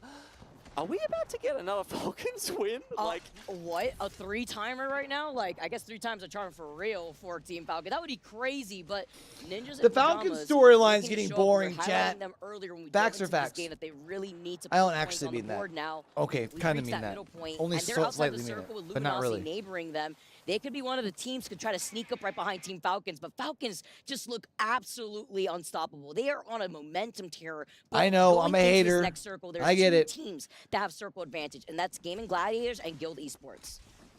Look, I see patterns sometimes, Vicky. In Game 4, we had Falcons first with 9 kills. Game 5, it was first with 11 kills. Is this a Game 6 win with 13? Because I can tell you they've already got 8. So they're on track. They only need a few more. I mean, there's 12 other players left alive. Hey, in LG's the lobby. looking pretty good, though, Let's right not now. count our chickens before they hatch, but it's looking good. I know we had people in here cheering for LG now, earlier. Fighting for their lives outside the circle. They get 2 knocks onto Ninjas in Pajamas and Looking wipe phenomenal, them out. up into 4 6th squads place. left as Team Falcons are diverting their attention not only onto LG. They can't be too far behind. Yeah, Gaming Gladiators are only 5 points behind them. That Gaiman and Guild aren't going to be looking at them here too. Yeah, 4 squads left alive now. Falcons have breached 80 points. They are running away with this in match 6. LG can't get a break. Guild is also looking at them, and now Team Falcons are looking to fully send it onto Luminosity, trying to send the message. Where are you running? Luminosity get eliminated. You hear the crowd. You look at Zero. Look at that pop-off. The audience is roaring. Falcons for are about to Team win this Falcons, game. and they are feeling that energy. So many Falcons fans, you can hear them chanting in the background. They've got 1, they've got 2, they want a 3rd win. Zero has been playing absolutely out of his mind here too with these calls. Look at Have how them up at almost 100 points through 6 games. Keep that in mind. This is a longer series. You mentioned the trenches right between them, and there are 2 squads that are going to have to funnel their way. I know you have Guild on the high ground, you have GG on the low ground, but eventually they're going to have to funnel this is into Game Falcons 6. line of sight. Yeah, this is They're going to be a sitting at fascinating 85 currently. endgame. I mean, there's multiple levels, as you said, you know, cover to play around. And they could push Okay, upwards of like Guild, they're mid-90s. holding on to their ultimates. Hal just going to keep those knuckle clusters on repeat there, try and make Guild take low damage 90s. as they fall They can push out. into the 90s. Does he have any ammo left in the devotion? You know, has he saved some of that just to I mean, I clip guess those technically people if they coming were out? I to mean, that is a fearsome squad wipe both. weapon, and it can change the tide in a tight endgame like this. Always a fair question, right, Gino? Especially when it comes to how and ammo, right? I Always. wasn't going to say it, but... Wondering here, though, with the way that they're playing over to the side, Gaming Gladiators understand that. With the pings, you can see Light trying to plan how they're going to rotate here. Ooh, nice Sear Tack. They're actually able to reach them, but it's a trade-off for Sear Tack to Sear Tack here. All the information that Gaming could also take advantage of, but they also have to look at Guild, who will be rotating from the high ground to the right. Light and Zero, the only 2 players in this final circle with red armor, interestingly. So Still quite a lot of purples. Now this Damn. is the time where you want to start pumping those Damn. grenades in. They have to get out of there, or they have to just tank the damage. I think As Diggs said, allows them to take the low ground tier. Allows them to take like block off this door as well. Okay, he's got it left in the tank. He's not to be worried about the team up top though. Plenty of bullets here for Hal to mow down the opposition. Get ready to zoom here through as Blast having to pop this shield bat circle, closing it right behind their backs. Keep an eye once again on these bang ults. This little ramp that the Guild can play on is actually massive. I think the other two teams are going to have to come out underneath them. I think it's advantage Guild right now. Yeah, it really is. Ooh, playing off the low ground here, Zero taking a The good goodness amount is where of damage. Falcons are is they aren't quite necessarily like the team inside. visible. Oh, just trying to block them can out he from their will that entrance get blocked zone? up from ahead of him? Sent it out. He gets so much time to set that up and put it exactly where he wants, as you can see. And he knows exactly where everyone's at. Information. They know when the other teams are going to be pushing out. Gaming Gladiators will take the last second, every inch they can get, but now as they push out, they're stunned. No way. They can't make it out. The Guild's gonna happen too. Down. Falcons just win 3 in a row like that. They're gonna be in the mid-90s in 6 games. What the? It is Guild in the What last is going on? He also preemptively popped the mech just in case. Oh, Guild at won the that. very end, Guild. Okay. The patience paying off as they came out from the top. I love how Guild wins and no one stands up. They're just like, yeah. Well, we talked about it, that little ramp they had job to play done? from. Job's not done. It really does make a difference. Think the at job's end, but done? Yeah, I think some I of don't those think so. ultimates also were a big part of that. It was so close for Falcons to get the triple. I mean, look, Vicky, they're well in advance, and What it up, means a couple of Oogie? things, right?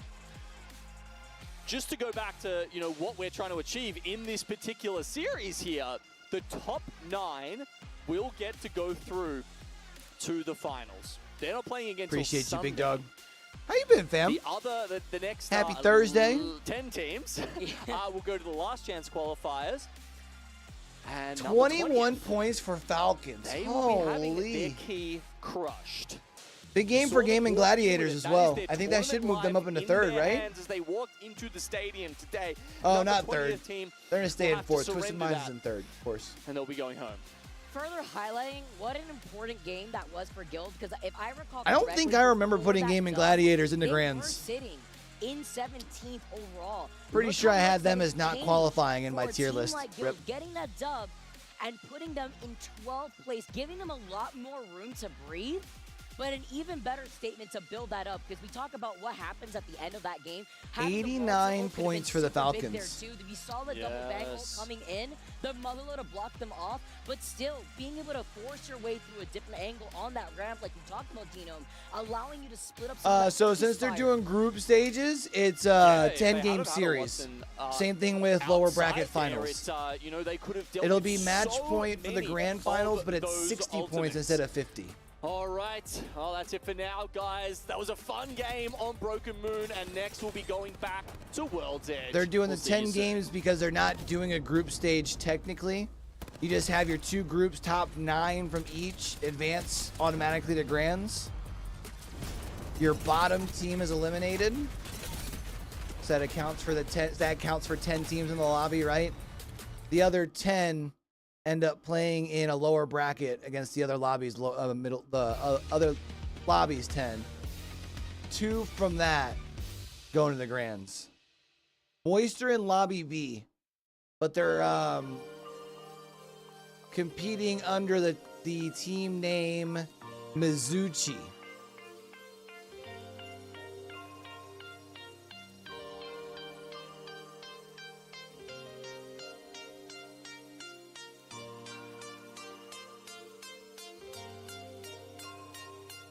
And I'm not sure why.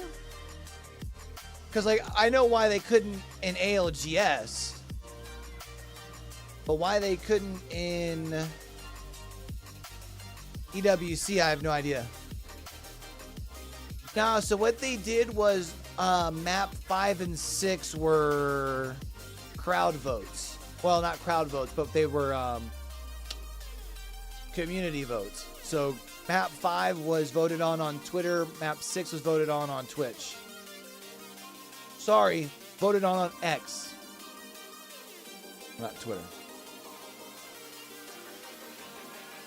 I'm kind of surprised nobody at EWC has not caught the fact that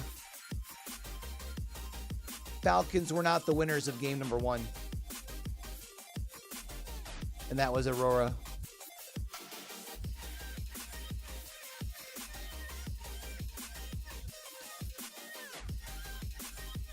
Yeah, they are doing that through the 2 group stages, and I do believe they're doing the same thing in the lower bracket as well.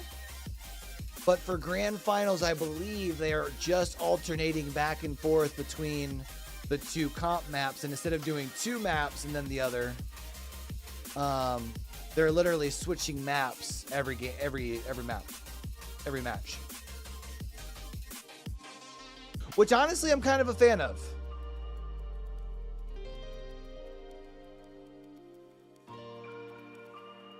As long as the game can keep up and not crash, you know? Smiles.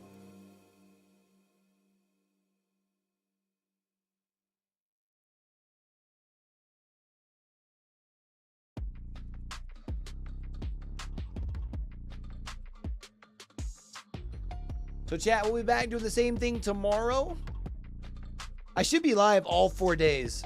I might end a little early on Saturday for the lower bracket finals, because we're doing bowling for Little Man's birthday. I don't know when that starts. Take game number 6 as we transition now out of Broken Moon, out of the enjoyment. We'll see when things are getting done. Canyon earlier now. The schedule. These next couple days and see if it would make sense for us to go afterwards. If not, I'll just leave a couple games early. It's not a big deal. Because that elevated them up to 12th place out of 17th earlier. It was a big deal, Vicky. I mean, they were sitting on, I believe it was 9 points at the start of that game, and they added 19 to their total. So, I mean, look, MT, we all know and love this guy's been. Yeah, I technically don't have permission for VCT though. For such a long time, and you know, it was with Waltzy. I was watching it this morning. I mean, since I was in the gym. Yeah. He moved over to NA, and now he's back. Well, I watched match 2 at the gym, or map 2 at the gym. Map 1 I was actually lifting. Map 2 I did cardio for. Entrance to the top tier of the APAC South scene in Legacy and Jesco. Of course, you guys might remember them as Serenity. Yep. From the Split 1 playoffs. Had a phenomenal performance for their first. I need to wrap up my VCT storylines videos, what I need to do. So that's probably what I'll do during VCT in the morning after the gym, if we're being honest. The devotion, just couldn't get the 3rd one. The Arcstar was so big. So I've got part of the script done for it. It also not only slowed them down a little bit, but it also prevented Hal from trying to. Like, I don't want to rush that video. Try to reset. Because like in my mind, I feel like it can be a good video, and I know how I want to edit it. So I just especially that close range right there. So need to get it in. Huge game for Guild, but specifically a nicely placed Arcstar before the Pathy was able to rotate around with the grapple, and now we are moving on to game 7. Yeah, so it means we should be going back to what, Storm Point, I believe? Of course, where across the 10-game series, we're you think Sen's going to win the World Edge, 4 of Storm Point, next and then, 2? Of course, the 2 viewers' choice. So today, we've gone with Kings Canyon, Broken Moon. It'll be interesting to see. I don't know, man. Heretics look pretty decent. That is the case across the next 2 days, or will the viewers mix it up? Will we, you know, throw some I think the Heretics Sen game is going to be a banger. I'd love to see more of this different map selection just really brought to the table with our pro players. It's very exciting. I feel like it's very refreshing. Yep. But even better, you guys at home could get involved to see where your pro players could really outperform others in a lobby like this, because this is just day Do you think G2's qualifying out of the group of death? Fired up. I mean, Falcons, they almost did it, but Guild had to stop them. But to be fair, they got like 12 KP that game alone. So even then, they got 2nd place still. It just came in dominating as we now move over to World's Edge. They got 21 points. That's more than Guild got. I mean, what do you want me to say, Vicky? No, I don't know what Z-Man is watching in the other room, but he is all about it. With essentially a dub's worth of points. It puts them on 89. They are well clear of the field right now. This is... Oh, I can tell you what, it's boding well for Sunday, isn't it? Kind of expected, you know? Almost like the Preds were just couldn't see us coming. You couldn't see the talent creds really coming through. Right? I wonder. Nah, I'm joking. But, you know, we just saw Falcons on their first dub. They took it on World's Edge for game number 4. We know that they land by Sky So West what? Trials, Probably the had Harvester, EDG capitalize and off of the FPX, or not knockdown FPX, here too. EDG and Yeah, and I guess something that we should note, Vicky, is Hit that Rex. we've talked about. I just don't know if I believe. I don't know if I believe in EDG. Draft, and obviously, this is we're still using the dropship method here. Like, they get lucky for that the they don't Esports start World Cup. against One of the FPX or big, G2. Like they kind of have to fight each other differences first, or they have to between play the each other two is first. the tippity top. Hey, of they our fixed top match team 1. here. There it they means go. They get 2 of the best POIs. Right? I mean, look, let's leave the viewer maps out of this for the moment, even though obviously Oh, they were that getting great POIs is like right. For winners, you do get POI draft off that. I forgot about that. Oh no, it's not. It's draft they though. also get their preferred mill going across to Storm Point. So, I mean, yeah, is it any wonder that they can win a match point series in 5 games with the POI draft? I mean, I don't know, man. I'm not gonna lie. So I I listened to a lot of esports podcasts, as you can probably imagine. And I was listening to Plat Chat, and I think I've got to agree with Bren. I think I think it was Bren. Maybe it was TMV. Either way, I think EDG either gets like a top 3 or goes out in 2 straight. And there's no in between. Probably going to go in for a quick rotate from Sky East, immediately depending on where that circle is going to be pulling. But I do like to see the different circles that we've witnessed throughout the day. And also, of course, that lovely new Lifeline Prestige skin really coming into play. Of course, it's before he locks into the bang. But I personally, I really like that Lifeline skin. Not so much my speed, but you know, look, we've got different tastes. That's fine. Apart from our green jumpers today, of course, we're locked in. But so Twisted Minds, they've taken their foot off the pedal just a little bit. It feels like. I mean, they had a phenomenal start to the day. They are on 65 points right now, which is obviously still pretty good. What does that put them in? About 4th, I think. All right, here we go. Right, still, off to Storm Point once again. Consistently throughout the day. Look at our competitors right now. Really locked in here. Let's get started as we move back onto World's Edge. And I'm already liking the look on where this circle may be taking us, Gino. Ooh. As our competitors get situated within their POIs, we may be seeing a southern zone here. I wish it had pulled a thermal, but I don't think it will. There's lava there, don't you know? We can always hope. The conspiracy theory out here with the lava. Shout out to Snipe Down. Hey, it's a really good observation, honestly, here. But while we take a look at Guild, our team that just won on Broken Moon, they needed this. A little bit of room to breathe, but also something to kickstart the rest of the night, the rest of the journey for their competitive debate here, because they didn't have the strongest start. But now coming off of this, you know, maybe seeing they have the ring console.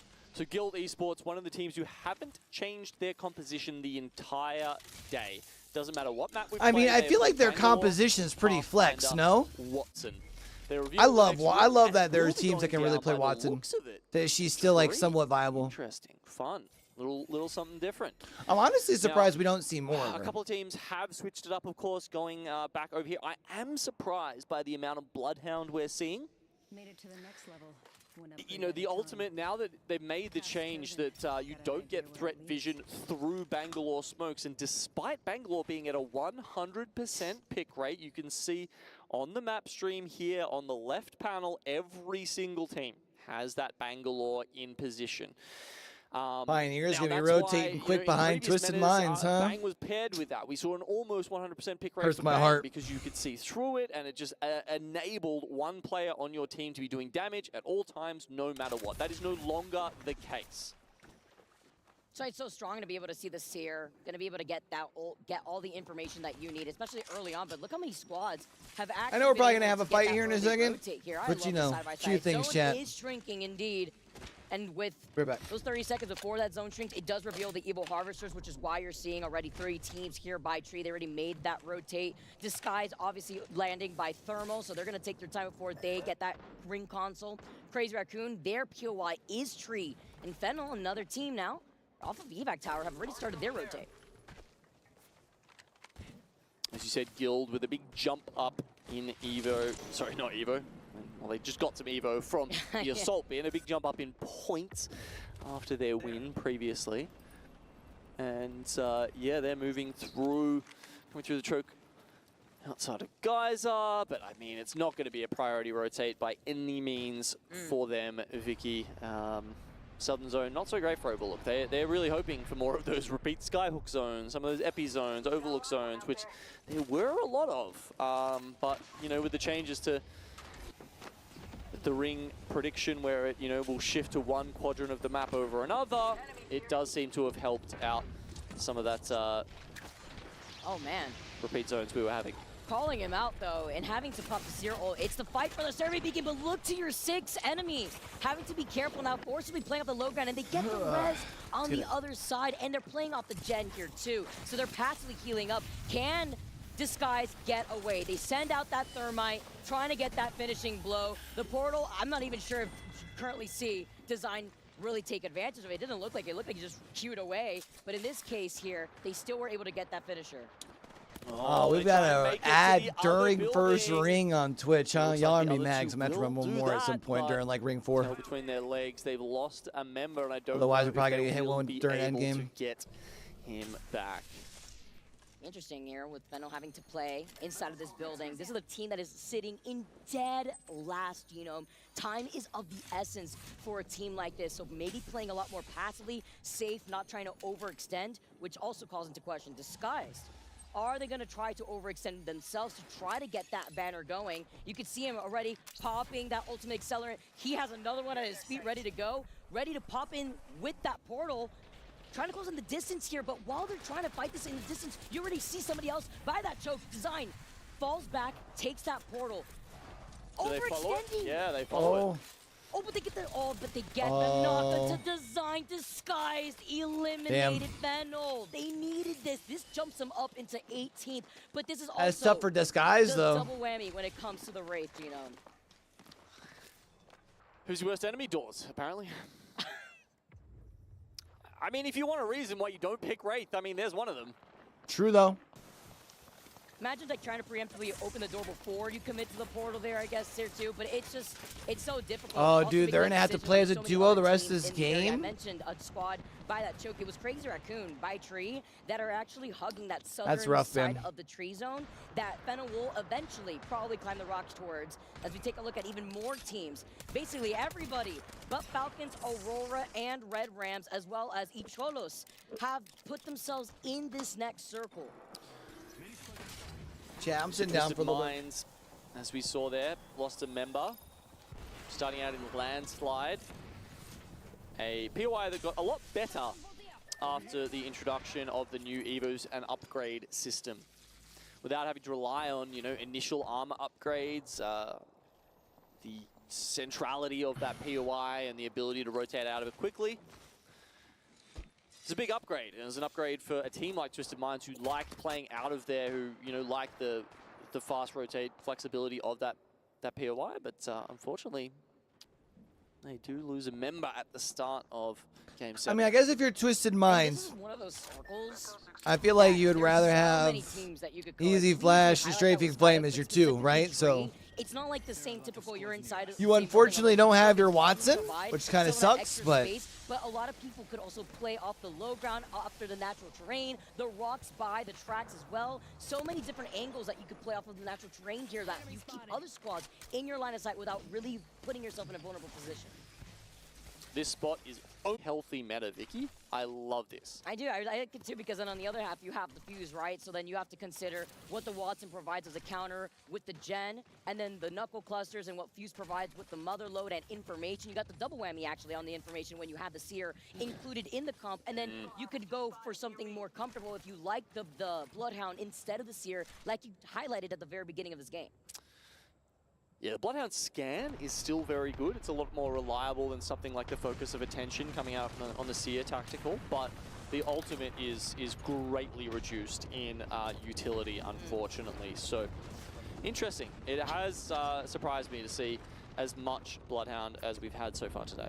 That was unfortunate. Just the Seer ult just being poked out through the window from the inside of the cart here too. Well, then you have another Seer ult from the KCP low again, ground. early KCP rotated. fighting for their life, but their gen is not safe either. They only got a Nice duo, shots with the 2 headlock. blue shields. Gonna be able to back away though. Not gonna give KCP up the having a space rough for day now. of This things, is the man. high ground on the train tracks that I had noted when you see a lot of teams trying to coexist. Obviously, a squad playing right below them, but eventually they will have to move with the circle pulling down to the south.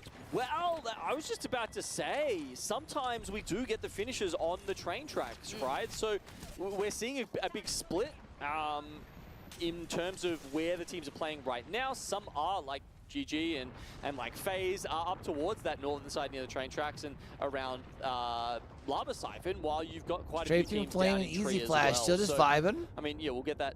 We'll get that Undetected. answer in 20 seconds about whether it starts shifting one way or the other. Honestly, could go in the middle as well. So, yeah, the team's honestly just playing a bit of a guessing game at this point. And you could also take a safe approach here too, where if you are going to wait on the safer side, like you see from Falcons actually, from Thermal Station, even with Aurora coming in behind them, we know that they have an evac tower. Strafing Flame, fighting for his life. The fact that Twisted Minds is getting focused in an area like this, I mean, there's a lot of different openings that a lot of squads can have in your line. That's where they'd love to have their Watson, They man. are so vulnerable, lacking a little bit on shields here too. He only had 1 shield bat. Look at that 1 shield cell here too from Easy Flash.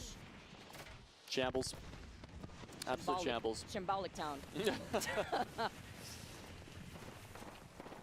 Very difficult. Shambhala? I don't know. I've got a family friend called Shambhala. Maybe that's the nickname we need to start giving people. Especially when you're working off the sticks out here too. I mean, what, 4 games left, so we're... Movement here just so that way he could get off of this I still lip, think show probably love. top 3 are Also safe trying at to this gatekeep point. This team that's trying to exit out of Harvester, I believe this is KCP, still inside the zone. It is. Kazak wants to be able to try to close in the distance here. Look at the aggression and the different angles that Aurora's taking. Sliding down just to try and grab this last kill. Why are you running? Why are you running? Nice wall jump. Not going to do much for you, but does buy a little bit of time for his teammates to get back in, and they're actually doing. They might be going for the. Oh no, I think one of them are they just knocked in the zone, or are they going for the split rat strat? They had gone The for split res, rat, committed I to the think, res, right? and they Yeah. called out the straggler that was trying to run away from them. The poor Seer, obviously, what mobility, right? So he was trying to run for his life. Aurora followed up right behind them with the chase. Knows now that KCP is injured as a duo now, playing off of the thermal station side. They're chilling where they're at. Rotating They're now fine. from the south side of Harvester towards phase Honestly. It's fascinating that they got the one. I mean, I member. shouldn't They say would've been fine. able to hear the currently a respawn duo, but they can get him back happening, in. And they didn't go and chase those other 2 kills. I'm quite surprised about that from Aurora. I mean, maybe they were just looking for a spot in zone. Exactly. That's what I was about to say. I feel like their priority right now, knowing how many teams are in this zone, they want to be able to find a spot. And they actually take the gamble and took an evac tower to fly over everybody else in this lobby to then see if they could find space, maybe underneath the train tracks, where we usually see some teams try to coexist in a final tree zone, which, by the way, is Strafing Flames about to go south, down. all the way towards those southern buildings. Maybe that's on Easy the Flash. outskirts of Tree, where NIP, Cholos had already Best called Twisted out. Minds right Yeah, there. look, don't rub it in too much, Vicky, but you were absolutely correct. Very we rare. are going south. Oh, don't even start with that. You've seen them all with the amount you play ranked. Anyway, it continues to pull south here, and Leave my boy Yes, we'll see the alone. next one. Okay. We get on Icholos and onto NIP as well. So it's on the southmost of those lower buildings in the tree POI. And yeah, that means NIP, this is all on them.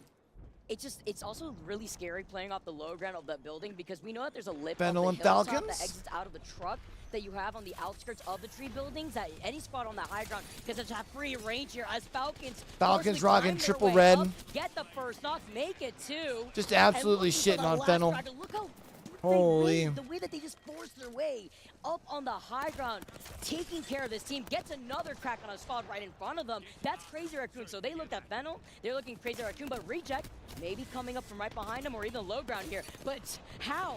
He is looking in every Bro, they direction, just breaking shit his on neck. Fennel, bro. It's insane how quickly he's They're literally able just to taking switch on his all focus challengers from out one here. team They do to not care. another. Grab kills That's here. wild. There, the Falcons combining to push their lead even further here. Twisted Minds do finally go out.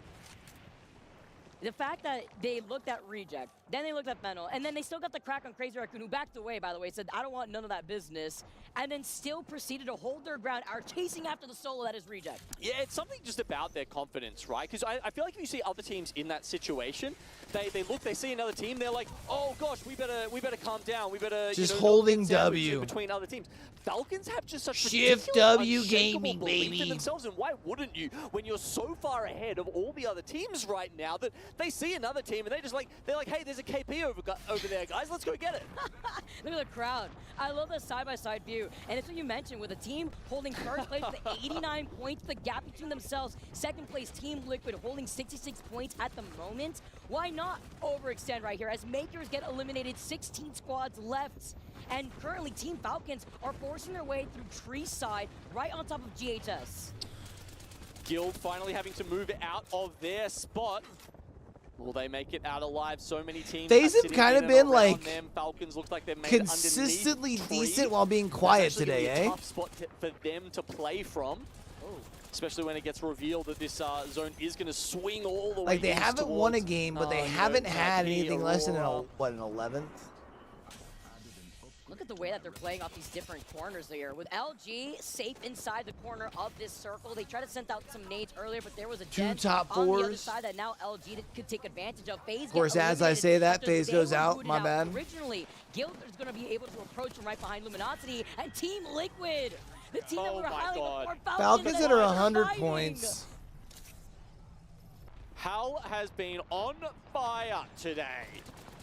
And once again, comes up exactly when they need him. Somehow, by the way, there's no one else around to finish off the single member of Team Falcons that is left alive. They will get a full reset. Ridiculous plot armor right here. It's just the fact that the solo of Fennel looked, tried to see if maybe there was an opportunity, heard the res, didn't even try to take any shots at them. Just trying to survive to the best of their ability here as Guild really riding off of the momentum from the last game. The last solo of Fennel finally does get called out by LG. But eventually, these teams on the outside of the circle have to funnel in. Red Rams are also inside this building, but so is NIP. Falcons coming around as we see that replay earlier on. This was the moment that they were looking at, what, 3 different teams all at the same time, one after the other. It was nonstop. All right, come on, But Nasky. NIP Let's have turn to this go shit over around, and boy. Kraber in hand. Hal's up to 6 kills this game. He's taken the kill lead for the overall in this lobby, and Falcons have also breached 100 points here in match 7. They are very much on their way to grabbing those 9 advanced standing points going into Sunday. That is huge. Also, the only team with full red Evos, by the way, 3-man Evos going into this next circle, even with LG now losing out on Funk. They have to start moving. Nasky with that huge Kraber shot, really changing the course to prevent them from trying to circle, keep them on the other side. Ninjas in Pajamas, 13th place here. We've mentioned that they've got Godspot. They have to convert this to improve All their right, chances. top 4 for 9, Nib. remember, that's what the teams need here. Top 9 to make it. They're trying to into the find out final. where Sweep is. Or Still Sweet. alive. Where Sweet That is. is insane. With a sliver of health after getting that Evo And shield Falcons swap, in God Team spot in for the a game. Look at 4th the in a nonsense here. row. But this is the high ground right Shut here the on fuck this up. hilltop by the truck that I mentioned that provides so much advantage in a circle like this. Because these teams in the building, they were stuck there. Even if you try to move away, hate it here. you were going to get caught in the line of sight of the squads exiting out of tree. And Illuminati. There you go. Peekaboo, I see you. NIP. Where are you running, Sweet? Only so much you could do. The last member taken out, Luminosity eliminated. And that's so important because now NIP don't have to worry about anything else. It's just Falcons. They can focus on that. They can plan it around. They've got 17 seconds until the zone starts to close. They can work out what their next move is going to be because, as you mentioned, it's a tough one. They've got that high ground. You know, Team Falcons have 111 points, by the way. Ninja Pajamas have 30 4 points. in a row, It's just the chat. perspective of the I gap just, that we're I don't, seeing. Second I place don't with like this Liquid have storyline. I don't like 73 this points. ride. Can I And get Falcons off? are looking to take a 3rd win Please? under their belt. But NIP trying to cook up something here with the zip line on the other side. I mean, the gen's going to work. I don't want to sound like a hater, man, NIP but have like, switched bruv. over to the Watson to try and play this more edge play style. Zone play style. It's working here. They got Godspot. They've At been least when able the to Heatles neutralize formed, that they back lost roll their coming first in season. towards You know what I'm them. saying? Let's see if the other ultimates will allow them to get the win here. It's going to be tough. Falcons, 2 wins already in the 10 games total we've got here today. But look at that. Perfect vision. This means Hal can aim. Oh, right, they didn't his win the last nades game. Even more Right. accurately with the small amount of cover NIP have left. Nail in the coffin. Stop. They're already dead. We have to see how they get out of this. Are they gonna just fully send it to zipline? He's cutting them off from the zipline entrance too. It's over. Zero trying to get an off angle, willing to take the extra circle damage, so doesn't want to overextend, get called out, and Seer also providing the extra vision. Look at this. I mean, a few cells left. Literally in the just the backpack. patience from NIP Falcon. have The been discipline, bled I think, is the dry. big thing, right? Can Like, Falcons finish exsanguinating them here. Look at the way that they're jumping on top of these rocks. King of the Hill, Pride Walk. Welcome the Wow. Kings, Team Falcons. Take another game, 3 dubs in the books. 3 of 4. What a dominating team. Look at Zero, no pop-up necessary here, just all smiles as Hal's like, we got another one. Jen, another day at work. They still have 3 more games to pile on points. Playing it up to the crowd, who of course is very much in the Falcons' corner, Vicky. Perfect chance. As they talked about before, the headquarter is just around.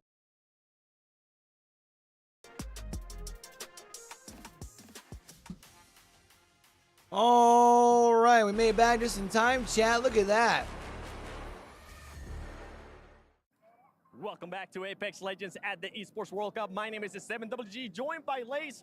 Lace, earlier we were talking about playing one of these games. I think it just might be time. You know what? I'm so competitive, and I say if it's you versus me, then I am so ready to take this on. Maybe I can get myself one of these keys. All right. Well, you know what? Less talking, more doing. Let's go play some games. All right, we are here and ready, and we have found our game to compete in. Seven, are you ready to do this? I think we should do rock, paper, scissors. I agree. All Rock, right. paper, scissors, shoot. Okay, I've got it. Let's lay it down. Ready? Rock, paper, scissors, shoot. See, I did it Oh again. my God. I feel like it's an automatic reaction, but that's You know what? fine. I let you go first. Are you going to let me go? Okay, Yes, that's yes. fine. You just want to see how this I is wanna done, see how right? it's done, Okay, yeah. all right. It's probably going to be done terribly, but you got to. You apparently got to put some spin. You got this. Oh, that was close. Is it? That more was really, spin, really higher, close. More spin. Okay. No, okay, it's fine. Okay, all right, I you feel know like what? you're going to hit the top of the board. I believe in you. Okay. No. All right, one more. Here we go. Spin it. Yeah. Oh my gosh. You know what? Last one for good Yeah. luck. Here you go. Okay, I feel like. If not, we got to go back to Apex Legends. No, I feel. It works. It works. That's probably cheating, but I'm going to take that as a win. He's But anyway, probably this has been- cheating, but Here you fuck go, it, ladies. bro. Oh, thank you. You got to win. Gonna hold Who it care for me. about the year? This has been Esports World Cup. There's lots of attractions here. There's some fun for everybody, I not love just it. esports, but many sports outside of it. So why don't you take a walk around and enjoy yourself? Seven, thank you so much for playing some games with me. I'm ready to go back to Apex The Legends. inflections are so like higher pitched, and like the flow is, and obviously that's different per people, but Ah, yes. A good blowing in it's the just nose such shot. a nice experience to be Shove it. The camera's zooming in. I'm no different. You But then I know, also watch a but- million and seven. I don't. Oh, look at that crazy raccoon having That's funny, they were- trying to get their mental They back were- in check right now. 22 points there sitting on, and Tough, bro. they are one of the few teams I think who really needs to pick up the pace in these last couple of games, Vicky. But, you know, we can look back first. And including your favorite moments, you know, with the raid, what we saw before, Aurora getting very greedy here, chasing after KCP up into the circle while they try to get a res. Falcons, though, literally breaking ankles, snapping their heads from one team to another. It was just crazy. The fact that they also were able to beat the teams that were already at tree on a rotate to the high ground, looking down on NIP. Let's think about the fact that they rotated in under the platform at tree. Hal won that clutch. How many points did that give them? Like, how many points did they get from that point on? Literally just because, you know, you can win your ones. Just because you can clutch up when it matters. Just because you've killed so many other teams by that point that you've got the gold knockdowns to get the reset faster and keep moving and keep rolling through other teams. It's insane. I mean, yeah, breaking ankles, breaking records. And that's coming out of Remember, Trials, Sky, West. You talk about the gold knockdown, you talk about the way they rotate, literally coming from one edge of the Literally. map all the way down south. Literally. Where they rotated all the way around through thermal and then fought every squad in their sights, coming out in clutch, getting that gold knockdown res so that way they could actually get the reset even faster, and then we're able to rotate ahead of the other teams that were having to play off the low ground or from the track side. Yeah, Jen's cheeks looking a little bit rosy there, but look, they're not as red as the bodies of their enemies in the previous few games, because they are just racking up the most ridiculous amount of kills. I mean, Jen finished 6 kills in that last game, Zero chipping in with 3. And Hal, ever since he has joined that team, you know, he's been the front man, right? He has just been... it's crazy to see him go from being IGL and then just getting let loose as a fragger on Falcons. It's, I mean, he is having so much fun, right? I mean, when you think about, you know, someone who just had all this responsibility on his shoulder, and now he just gets to go loose, it's great. I'm so keen to see if that happens again here on our next game of Stormpoint. Literally cinema out here. It's crazy. World's Edge here, our last game on World's Edge for the day before we transition onto our last map of the day of Stormpoint. This is the opportunity, but Gino, you mentioned it. Hal, now being the fragger, the shackles have been broken. No longer IGL, right? Just send him forward, and he's looking to hold forward because that is what he does best. That is why he is the kill leader in this entire lobby. As we get started again, everyone, our last game, game number 8 on World's Edge before we move on to Stormpoint. Yeah, it's insane how much info he feeds back as well. I mean, he just has so much experience being an IGL himself that he knows what info he needs to relay back to Zero. And I think that's one of the big differences between this iteration of, you know, Zero Gen +1 and the other previous versions of it, Vicky, is that, you know, I think Zero really had to, you know, force Zainu or Sykes to give him that information, whereas Hal does it automatically. He takes initiative. He knows where to go, you know, what space to take, who needs to be put down when we have Falcons looking to take space. So it's just... yeah, it adds just this whole new dynamic, this whole new element to the team that has made them go from, you know, one of the 2 top teams in the world to a very clear #1. They're a very scary team, and that's why we keep harping on this, because it's just a level of competition you don't really get to see elsewhere, especially in a battle royale, right? You have RNG factors as an element here in a game like this, but you try to eliminate the RNG as much as possible with your decision on the POIs, your legend compositions, obviously, knowing where these beacons are more likely to spawn out here too. And it looks like you saw a little sneak peek there. It is. All right, that's kind of teasing us a little bit, but the circle will be pulling towards either No Name or even between No Name to Overlook. We've seen this circle plenty of times where, who knows, sometimes we've seen it pull towards the bins on the left side of Overlook, out on the outskirts of that ring console, or even towards No Name and north of No Name here, where Guild Esports could really take advantage of, since they have the Evil Harvester, but they don't have that ring beacon. Oh, Guild's getting themselves a nice little zone here, though. Guild do manage to grab that, so that's, yeah, it's going to be super useful information for them. This is exactly the kind of game that Guild likes to play, right? Like, zone, bam, straight there. It does make it a little bit harder because it means they don't really get much chance to grab Evo on the way. If you look at where the Evo harvesters are placed, Vicky, there's one to the north, which would take them well out of their way in terms of being able to, you know, rotate and get priority. And the other one is south of, or north of No Name, actually. I think that's the one that they potentially should have gone for, but they are playing just for Overlook at the moment.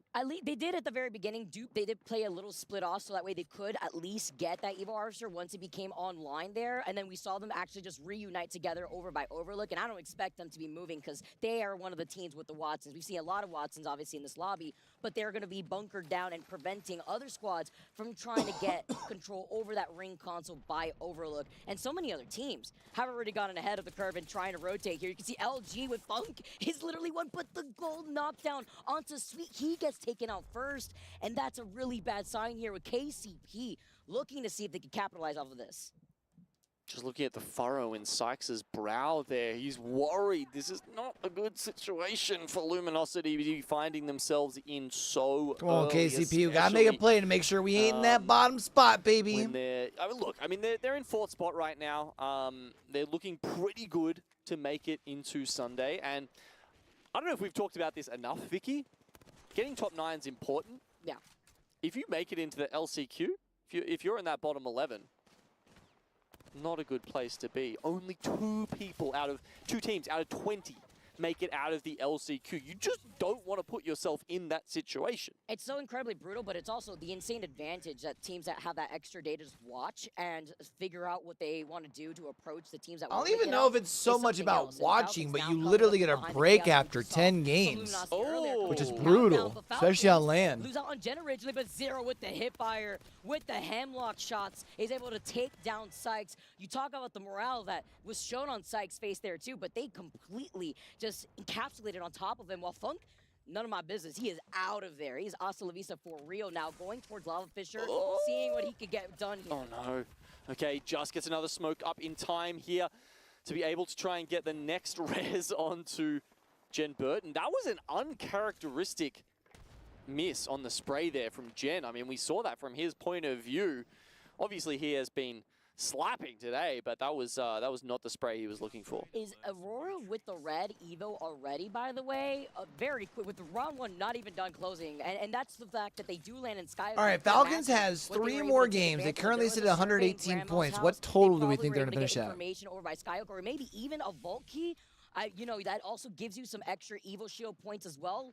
With Kazakh having that red Evo, you already know he's got that purple perk on the lifeline. Probably ready to put it down. Has the gold knockdown, the gold bag here too. That's the perks of having the vault already open. Great call out right there as Team Liquid also flying in from the skies right on top of GK. Yeah, and that's gold plated, right? You can see the Kazakhs already picked up that upgrade on level 3, and then yeah, just catapulting themselves to level 4 with the Evo cache that it does allow you. Disguised, picking up that Sentinel. Always popping the cells just to try and make it a little bit more deadly. Actually, one of the things I only just found out from one of our other casters the other day is that the charging also increases the projectile size. Yeah, that's crazy. Of the Sentinel, which makes it even easier to hit the shots. I love this little overhead, guys. LG is currently respawning Sykes and Sweet. It is not over for the LG squad, and even called it an evac tower from Countdown here. Maybe trying to wrap around in the safer approach. This is early circle, obviously, this first ring here that's closing, so they could take a slower approach through Skyhook if they wanted to, and maybe even come up from behind Aurora. Okay, where's the zone going? Does it go towards the tunnel? That's going to be my call, and you can call me a fool in 2 seconds if I'm wrong, but I should have asked you to make the prediction, Vicky, because you're the one who's again. Look at all these teams fighting so far out of the zone, though, man. Actually, a bit more towards Overlook. Potentially could keep going down towards those tunnel entrances. I think I'm just calling for that because I enjoy those circles. I find it quite fun when you get to play sort of bottom and no name and up above the vault tunnel. And then see all the teams that are going to fight for their lives when they come out of like the vault tunnel area as well from the Geyser side. A lot of areas to coexist, but that's also why we highlighted Guild and their positioning early on. Not only is that their POI, but having the ring console, they're just going to be camping that the whole time, you know? Something that characters that could scan the survey beacons don't have that luxury like that, where you could only do that with Control Legends and ring consoles. Yeah, it's a fantastic point. We were looking at it. Do they play for Ghost Town? Do they go north?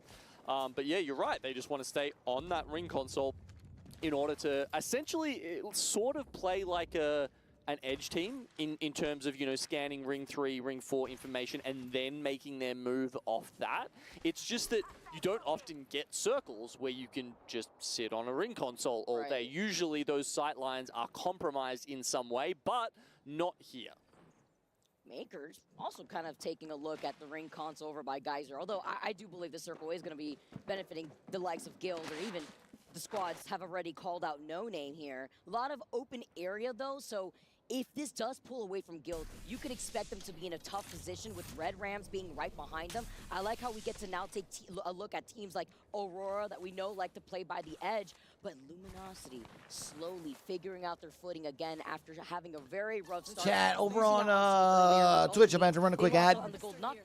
Make sure we don't get hit with one at the end of this game, right? I'm gonna wait for this fight to finish up. Right on top of them. Oh no! No, not on a silver platter on top of Aurora. Rather do it now before things get really crazy. Yep, that's another death in the tally, in the column there for Sykes. Unfortunately, they're not down and out yet. As you can see, Funk's still up at the top. Zone is very quickly going to start causing problems for him. He's got one syringe left. It's this fight or it's nothing, and it is nothing.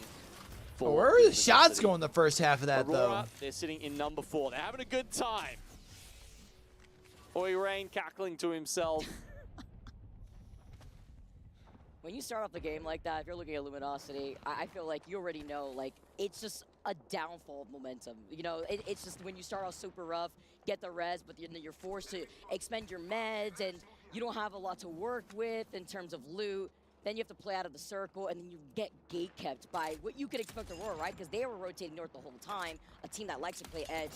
Very capable here as RC having the height right now. Krompu with the pressure on the Knuckle Cluster.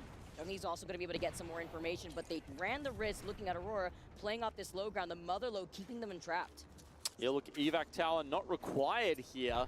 The other team in such a small area that the Fuse ultimate will very easily lock them in. They try and get out on the zipline. It actually works. Wow, that's crazy. I mean, they just got over the top of the grenades, the mother load.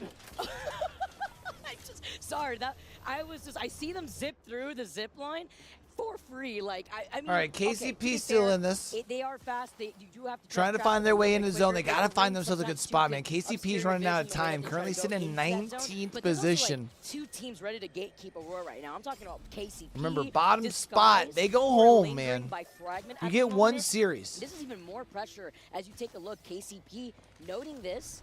Have one med kit here, but also taking their time. Now, this could help Aurora. If Pioneers and Disguise take a little bit too long to deal with each other here, Aurora may have a window of opportunity to get back in the zone. You saw they were fairly low on meds as this fight starts in earnest. Design goes down first, and he's relying on Q here to buy them some time as they get the reset, and it works. Double reset. Okay, Design though. Why are we seeing Falcons right now? And then on the outskirts, in the line of sight of Evos.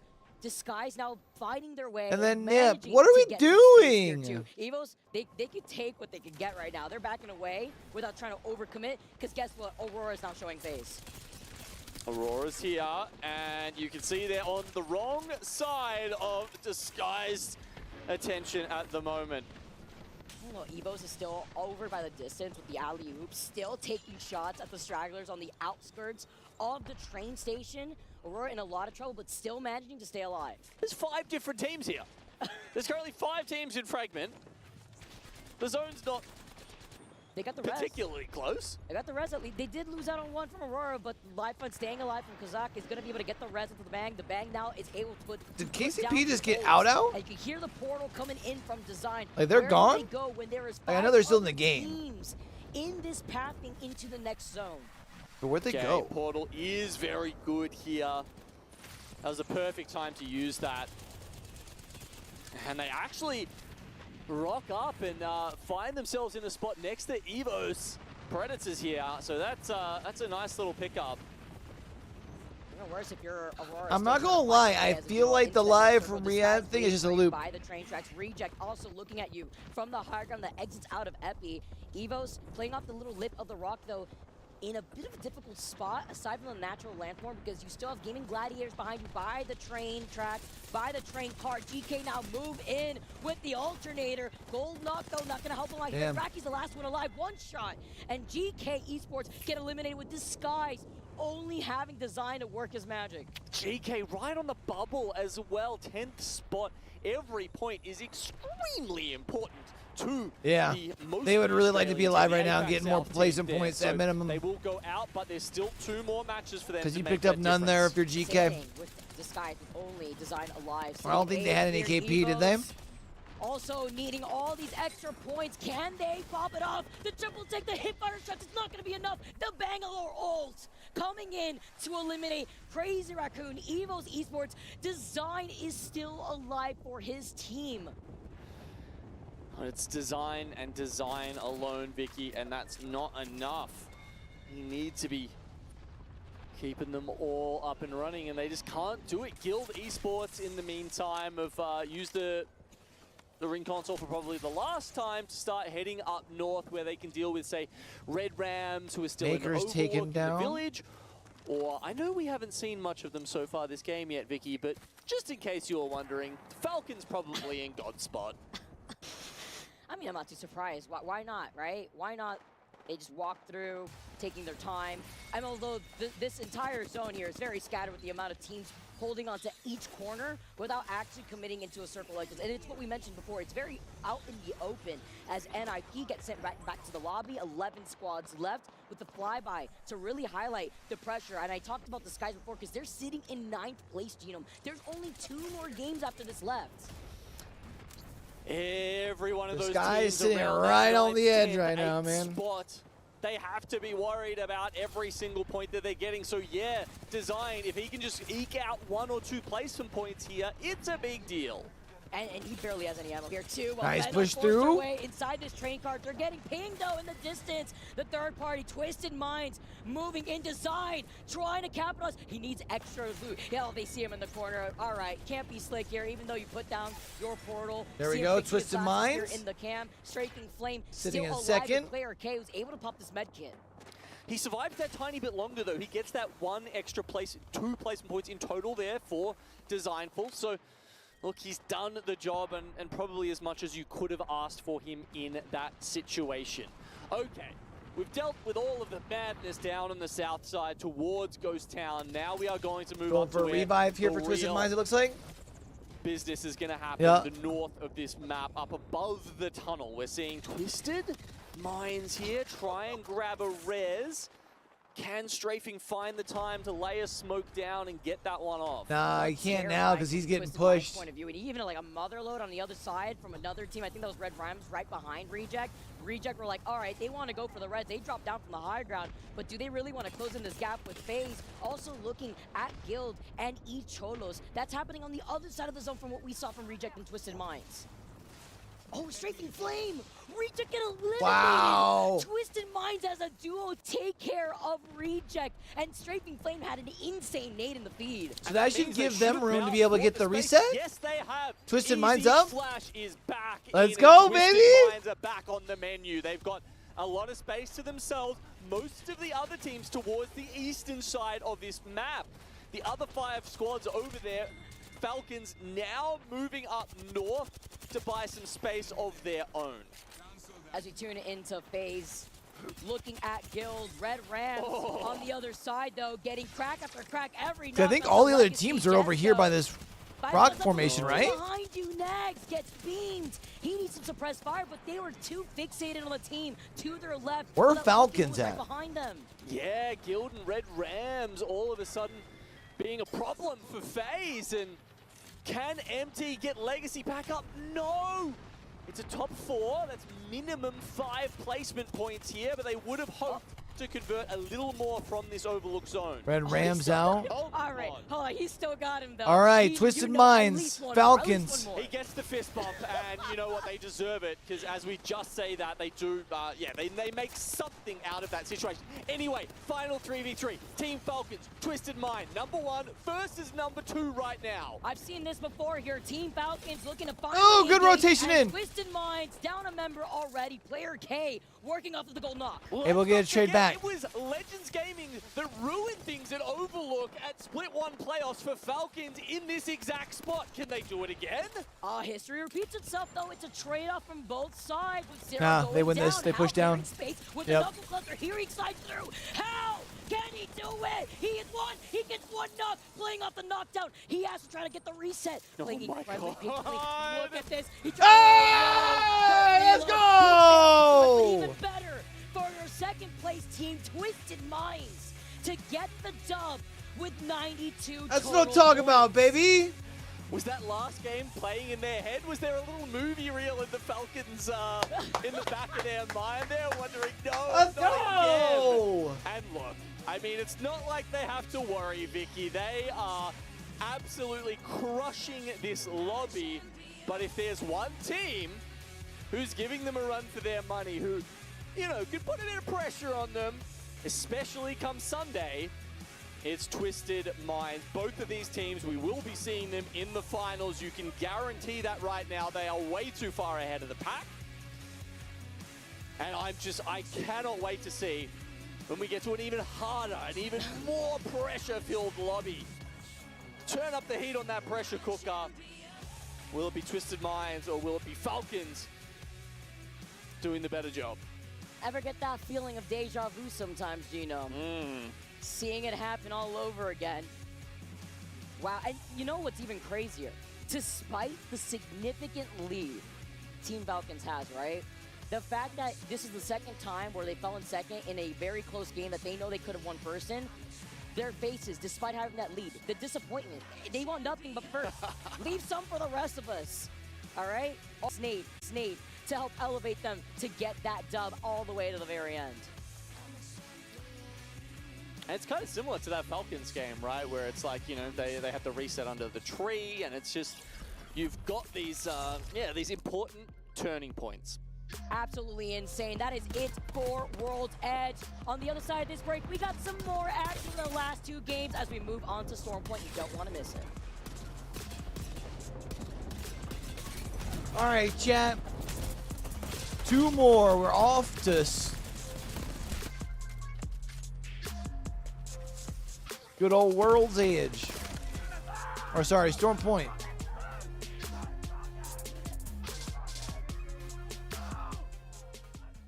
I love it.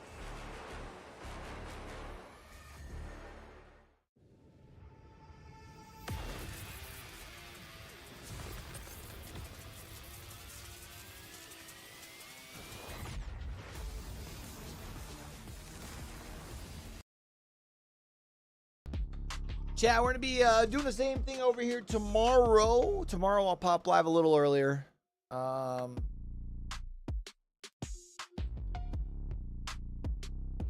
More than likely.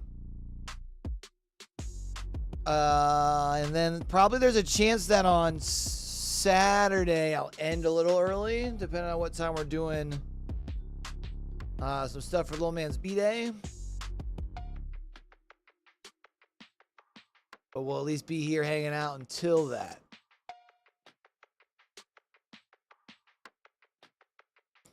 Then, of course, Sunday's match point. So, although something tells me the way some of these teams are playing,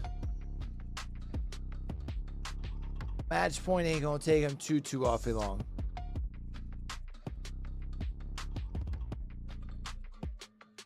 It's crazy to think that we're 8 games through and Saudi orgs technically have 5 wins so far between Twisted Minds and Team Falcons.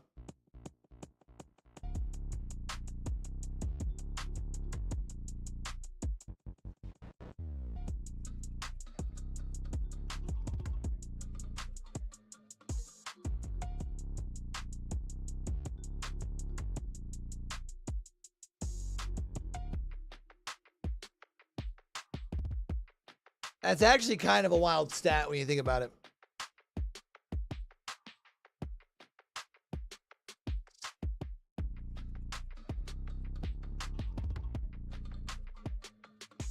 And then technically by the numbers,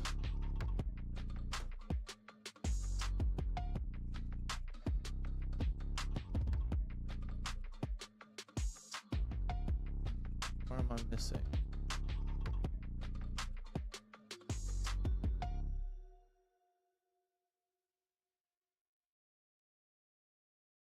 What, 3 NA wins, 3 APAC South wins.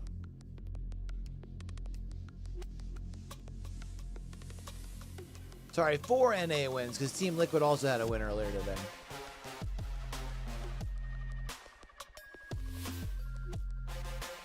APAC North been relatively quiet today. I mean, GHS Professionals currently in, I think it's 8th. Let me refresh my...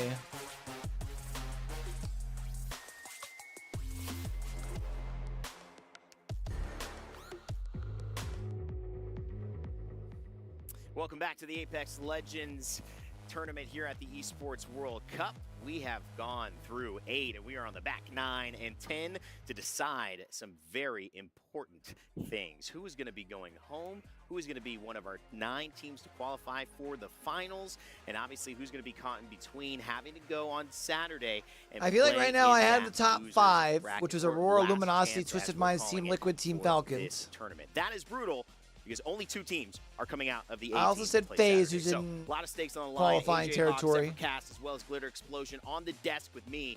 And I'm going to start with you, AJ Hawk. I mean, don't get it twisted. That's the one I'm coming from this last game. Twisted Minds. What a performance so far. Yeah, we've mentioned them throughout the show. A team you cannot sleep on, sure. Falcons, the top team. We're going to talk about them in a little bit. But right behind them, Twisted Minds, another hometown team who's placed top 5 in back-to-back lands, and they're showing why they should not be forgotten. We've talked about Strafing Flame, one of the best IGLs in the world, putting his team in positions. Easy Bro, flash. Strafing Flame picks up a W. You got to start mentioning him Shout out to Player K in like a he's top had 3 some discussion. Crazy Kraber IMO. shots today, and he just had a clutch moment against Team Falcons to get the win. I'm not against what Hal decided to do. It was pretty risky. 4 bullets in the Havoc if you walk that back. Player K obviously in a better position, fighting from no movement where Hal slid out into being exposed, but still a valiant effort to win that 1v1. It's a troublesome problem, especially when you talk about the Watson in that equation, especially with being able to set up the fence line. It gets harder to go for the direct exchange. Team Falcons look a little bit vulnerable, has been in those positions, but overall, in terms of the standing, Lauren, there has been absolutely nothing that can touch them. They are playing That's not crazy. just in another country, another city, on another 19 planet. points ahead from second and We third were talking still. about that during the break, right? I mean, 130 points so far when we're 8 out of 10 matches in.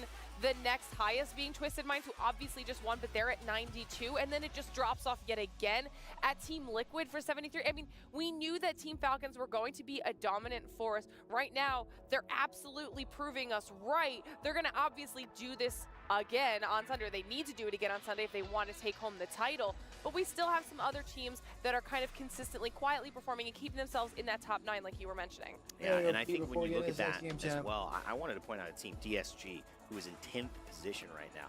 That is usually a qualifying position if you watch a lot of Apex Legends, but in this tournament, only our top 9 go forward and guarantee their spots on Sunday. That would be massive, obviously, for DSG Designful. His story didn't even talk to Lace as he was walking down near enemy. He was locked in with the headphones. He had a briefcase. Was he delivering something? Did he just pick it up? I don't know. Backup jerseys, maybe. Maybe they sweat a lot on stage. I'm just going too far now at this point because you know what? At the end of the day, they're used to tension.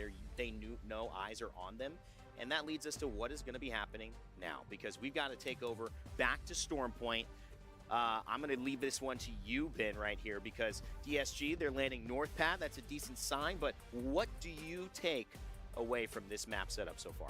You know, we talk a lot about those teams that need to make it in. Of course, first team, well,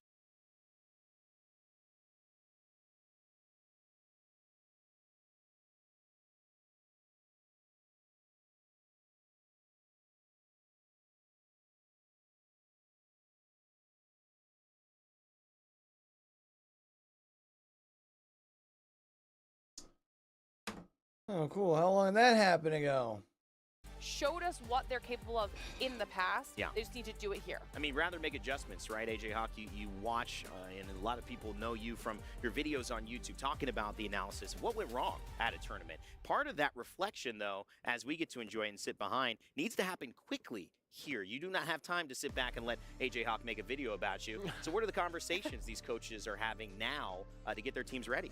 Well, I think you mentioned the coach is actually huge because not every team has a coach, and if you do have one, this is where you got to make your money. Okay, if you're in the spot where you're going to get eliminated, whether that's talking to the players in terms of strategy and actually saying this is something we need to change, or just getting them to calm down or whatnot. Here, should we speed up the rotates? What are you noticing that strategically can help your team, or is it as simple as guys, we need to calm down? Yeah. Okay? Because we're not playing like ourselves. Something's going wrong here that if we just I wonder calm what's down, going on play with our game, KCP. we know we can do this. That's one of They the were- best the result points really I think has we me, could have ended like, on. Sometimes it is questioning about what's the up. tactics. Sometimes it's just hit your bullets onto the other player. Sometimes it's mentally understand that you might not have done well before, but you can change your fate. We'll see if KCP has what it takes to change their destiny. Sitting in 20th, can they survive, or will they be the first team eliminated at our Apex Legends EWC tournament? Let's find out as Mark and Dan take away the cast. Let's go, chat. Thank you very Final much, 2 Rain. games. Yeah, we're getting into the business end of things right now. You can see some of the map overheads and teams obviously doing their preparation as to if they have a contest, what teams are going to be near them when it comes to those rotates. But I mentioned the fact it's business time down now because we get to decide essentially what area of the tournament certain people are going into, right? Who's going to qualify? Who's going to be going into that last chance? And of course, unfortunately, who's going to be going home? Yeah, one team going to go home. We heard talk, Pioneers, they're down there, but they do have their own POI. Still a little bit worried about the likes of Reject Winity, who are kind of in that bubble as could be eliminated. They are going to be contested. They had 0 points from Storm Point the first time we saw it earlier on today. So there's going to be a few teams that we'll be looking at the bottom of that leaderboard, but of course we also need to focus on the top 9. I think we kind of know who's going to be finishing first at this point, but there is still a chance. There's still a chance that Twisted Minds could catch the likes of Team Falcons, but there is a lot to look at going into matches 9 and 10. So they're kind of the magic numbers to keep your eyes on right now as you look at the series ranking. This is the overalls at the moment. You can see on the left-hand side, that top 9, all in gold, would qualify, would go through to the finals. Unfortunately, that 20th position is the other one to focus on. That team will be going home if you finish at the end of these next 2 games on Storm Point at the bottom of the pile. Everybody else will go into that last chance qualifier to try and fight back for a place in that final. But even if you're there, Dan, it's a hard Crazy place to get out of to DSG get might back up. actually qualify When we look here. at those bottom 4, the teams who are trying to fight to stay within the tournament, when it comes to Storm Point, the most points any of those 4 teams got was 3. Fennel got 3 points across 2 maps. Pioneers got 1 point. Both the other 2 teams got 0 points. So it was a real struggle for all 4 of the teams at the start of the day. But can they close out the day in a more dominant fashion? Yeah, a little bit of a drought at the bottom of the table, but 2 games to put it right. And we all know that here on Storm Point, one fight can change everything for the momentum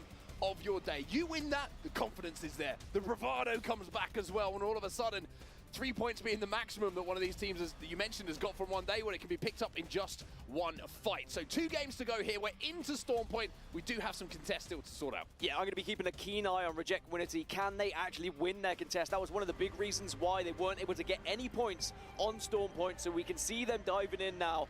Is there going to be the same contest is my biggest question here. We turn our attentions to that contest. Like we say, is it going to be free here, Checkpoint, or is there going to be a couple of teams still approaching? And interestingly enough, so it looks like they might have it to themselves. Where'd their contest go? Is the almost the cushion of all cushions, right? You're expecting maybe something to be a little bit different, but no, it seems like there is a split going on. Well, Fennel also struggling for points, and they decide, well, maybe this contest is not going to help us either, and they've decided to drop in and around the checkpoint areas. You can see they're kind of split, or sorry, I can see on the map, they are kind of split, whereas Reject will get the majority of the checkpoint location. So now we can check in with Fennel. Both these teams, remember, in the bottom 4, and certainly could be eliminated here today. I mean, I don't want to cut you off, and I hate to do so, but if you are Reject and Fennel right now, look at that zone. The question is there a ring console near them that is going to give them that information to get those priority positions? And I'm kind of squinting, trying to see through. Yes, indeed, Reject have it.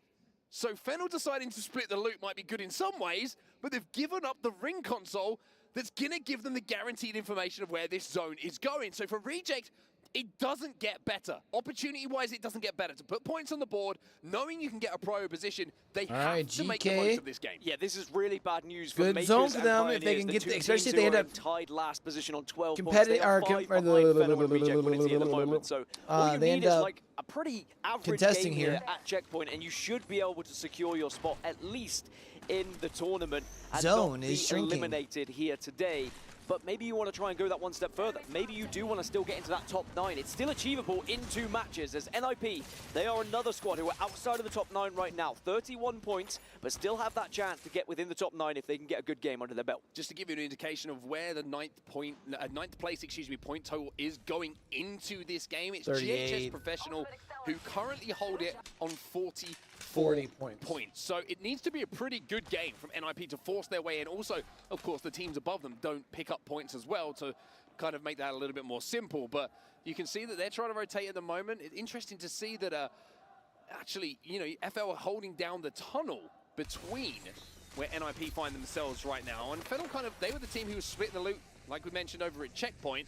And they decided to move away and hold that tunnel. Now, it's good to hold teams out, right, if you play for some KP. But one fight goes wrong for them and the team tries to force it. It could be a tough spot to hold. We're seeing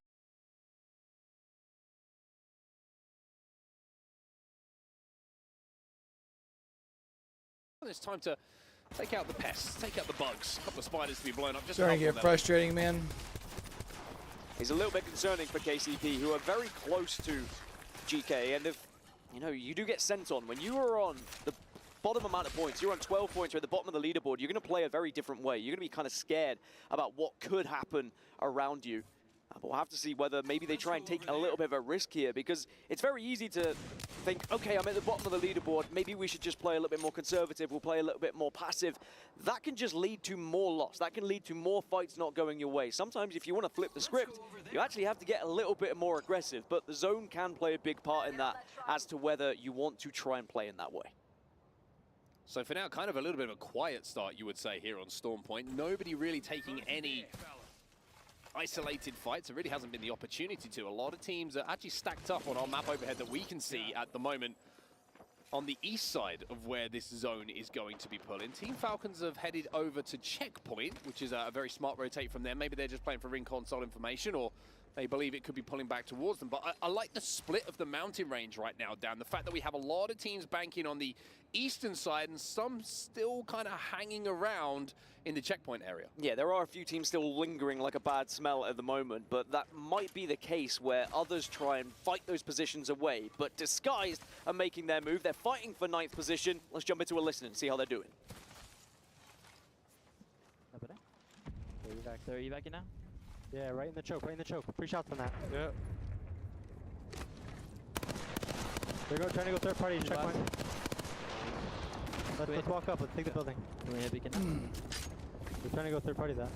There's people in the building, or in the choke. Let's just chill, Let's check out that way. Well, it's not on us. We might go up Checkpoint third of that. Can you confirm choking? Keep eyes on right. Yeah, 1 second. I don't know if it's what it's smoke to. It should be double. Watch your shots, choke.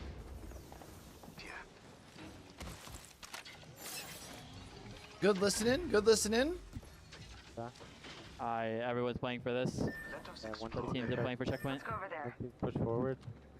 There's no, we can fight this. I might take a... Out the comms back into the game, and it seems like Disguise tried to maybe think about playing up towards Checkpoint, but saw there was multiple teams there, so it looks like a little bit of a change of plan for them. You can see they're wrapping around and maybe about to engage with GK Esports, who are just up ahead of them on this choke. This is such a nervy game, by the way. Remember, if we were to see the likes of Pioneers or Makers get eliminated, that could be them out of the tournament and their key being crushed. By the way, found out who gets to crush the key, so whoever wins this group. So in the moment, it would be Falcons. But they haven't won it yet. They still have 2 games left. Twisted Minds are certainly on the hunt. Well, we mentioned how ring console eastern side and the Checkpoint side of the mountain range. Well, good news if you went with the Checkpoint side, or maybe you played for that next beacon, because Checkpoint side is where it's going to be pulling. So Falcons up on Checkpoint, they're feeling very good with themselves. You've got Icholo's Laser, they're there as well. You've also got Guild Esports and FaZe who are playing the choke. So all of those teams you would expect to see in towards our end game as we jump over for the POV of Team Liquid, who have got a long road ahead of them. And as I said, a change of composition for Team Liquid, something a little bit different. Conduit usually indicates they were prepping for some sort of contest that was going to be happening on their side of the map, just in case it came their way. 73 points, a little bit too far behind the likes of Team Falcons now. It would only be Twisted Minds to catch them, but Team Liquid can still put themselves in a fantastic position for those finals to try and get points on the board to give them some sort of advantage. But at the moment, it looks like they will try and take this fight. It's from a little bit of a distance, so I'm not sure whether it will actually finish off here. Well, Crazy Raccoon are on the other side of this, and you can see that one thing that they do have on their side is an aggressive composition for fighting here, Team Liquid. The Horizon is going to be able to use that grab lift. Elsewhere, though, we'll leave that for a second, because RC are going up against Disguise. Disguise, by the way, keep a note, 10th place overall. The top 9 will advance to the finals. If it stays as it is and Disguise fall out of the lobby right now, they will go into the last chance lobby and they will have to fight their way back. So this is they'll take that over being the bottom, though. Yeah, of course, one more match to then gain those points, but it would be a very difficult situation for them. You don't want to be in that spot where you have need to top fight tooth and nail in match number 10. Bro, Instead, Saturday get is the gonna be job so done now. Put intense. yourself in one of those safe scenarios where you Like, can we've at been least seeing have a like some comfortable earlier match. fighting, LG's like been today. comfortable. That ain't Not much happening of it at the Saturday. moment. Funk's gone down and will be We're gonna have a taken all lot the of way like down. 18 Crazy team Raccoon zone have been 5s. eliminated. It was Team Liquid who we left to fight with Okay, a maybe few not zone moments ago. 5, They zone 4 managed to though. clean it up, but it was a pretty clean looking fight by the looks of things. So Crazy Raccoon will be our first team out, and Reject will be out as well. That's great news for Makers and Pioneers. You can catch them up in this game. Not good news for Reject, though. No, it is not good news for Reject. It means now going into match 10, they could potentially be in last place going into match 10, right? You give the opportunity to Makers and Pioneers to catch you up here. This had to be Reject's chance. We looked at where Reject were dropping and we thought, okay, well, surely there's points on the board for them here. No, will not be. Well, GG, who are in 6th at the moment, their job is to solidify their place inside of the top 9. We've seen some pretty good performances from them today, some pretty good games put together. However, a little bit of a swing that really didn't work out there from Light. Lucas trying to back him up. There is going to be one knock on either side at the moment. Elsewhere, you can see FaZe getting a little bit involved with this. So 3 teams in the vicinity here down at the southern side of Checkpoint. Look at Quan quite connect with those final shots there to get the knock, and now has to try and escape with his life. Yeah, trying to escape and should be able to survive for a short while, probably enough to get the bat. And GG are clinging on at this point. You can see Guild are in the same area. Aurora are now pressing up on this one as well. I'm a little bit concerned for GG. If they don't get the chance to reset, Aurora may just jump in on this one because it is full reds. Remember, Aurora got a win on Stormpoint at the start of the day here. 4th place at the moment, looking to try and solidify some more points. Yeah, no surprise to see Aurora on full reds with the zone where it is and the way they've been able to path their way towards the zone. Impulse looks like you probably hear him breathing through his nose when he's playing. One is down. Where his mic is, I'm driving nuts. Yeah, they don't want to fall behind the chasing pack, or be part of the chasing pack, should I say. Instead, it looks like they are down to just a 2. Can Wraith come in handy? Well, they've got to get in a position to get the meds off. This is the thing. Designful's down to just a slither of health. He's going to be able to just about pop the syringe. Should be able to get the med kit off to follow. But Qzia has been finished, so Disguised, it's going to be the game as a 2, and they are still trapped on the northern side of this zone. It's not just them, it's Twisted Minds, GK Esports, Luminosity, all these teams are in the vicinity. It's looking like a rough spot for them. A rough spot indeed. We can look back at Red Rams and the fight they were able to take earlier as well, and a very successful one as it was Funk taken down. Remember, we saw that happening. Crazy Raccoon also got eliminated. Back to Disguise. Why are we keep going to a guy that's just healing in zone? Like, not to be that guy, but what are we doing here? Even though there is another game ahead of us, this isn't the final game of the day. It certainly is the penultimate one, and maybe Designful's going to be able to do something a little bit magic here. He gets one knock, but not going to be able to get the second. And DSG, look at the reaction there from Designful. He is not a happy bunny, and that's pressure for you, right? That's the reaction you have when you know that you might have just thrown away an opportunity. Yeah, we check in with GHS. Remember, they are the team that were 1 position ahead of Disguise. So now they can create a gap here, can GHS. They were only 2 points ahead of Disguise coming into this. If you want to create a bigger gap, you can put yourself in a far better position to getting into those finals here on Sunday. But for the side of Disguise, we'll get back to that later. JHS trying to push in here, trying to be aggressive. Still in 9th spot. You can see the EMP going down as well from Wabu, which is going to not only maybe get some stuns, it's going to destroy all of those fences that were in front of them. So NIP inside. And GHS in 9th. NIP, by the way, coming into this game on 13th. So this is an opportunity. If GHS win this one, they might solidify a spot going into that final game. But for NIP, I was going to say, they want to make sure they don't fall here, though. They fall in 16th, get no points, you're in trouble. Nasky will go down first. Zane will follow as well. It's GG's. 3 players against 1 of NIP, and that will be them dead. NIP eliminated as Team Liquid arrive for the 3rd party. Well, Liquid fly on in, and you mentioned they've got a fighting composition, and boy, are they ready to fight. GHS go down. That is good news for the chasing pack that are trying to get into that top 9.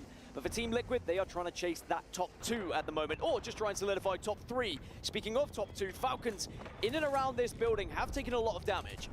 Well, the team that's now in 11th place is going to be EXL, who are on your screens right now. 40 points for them. A reminder, coming into this game, GHS had 44. Now, we did see them just pick up a couple of points themselves and some kills. GK Esports will be eliminated in the meantime, as will Twisted Minds, which is good news for Falcons fans, because they were the closest to them at the top.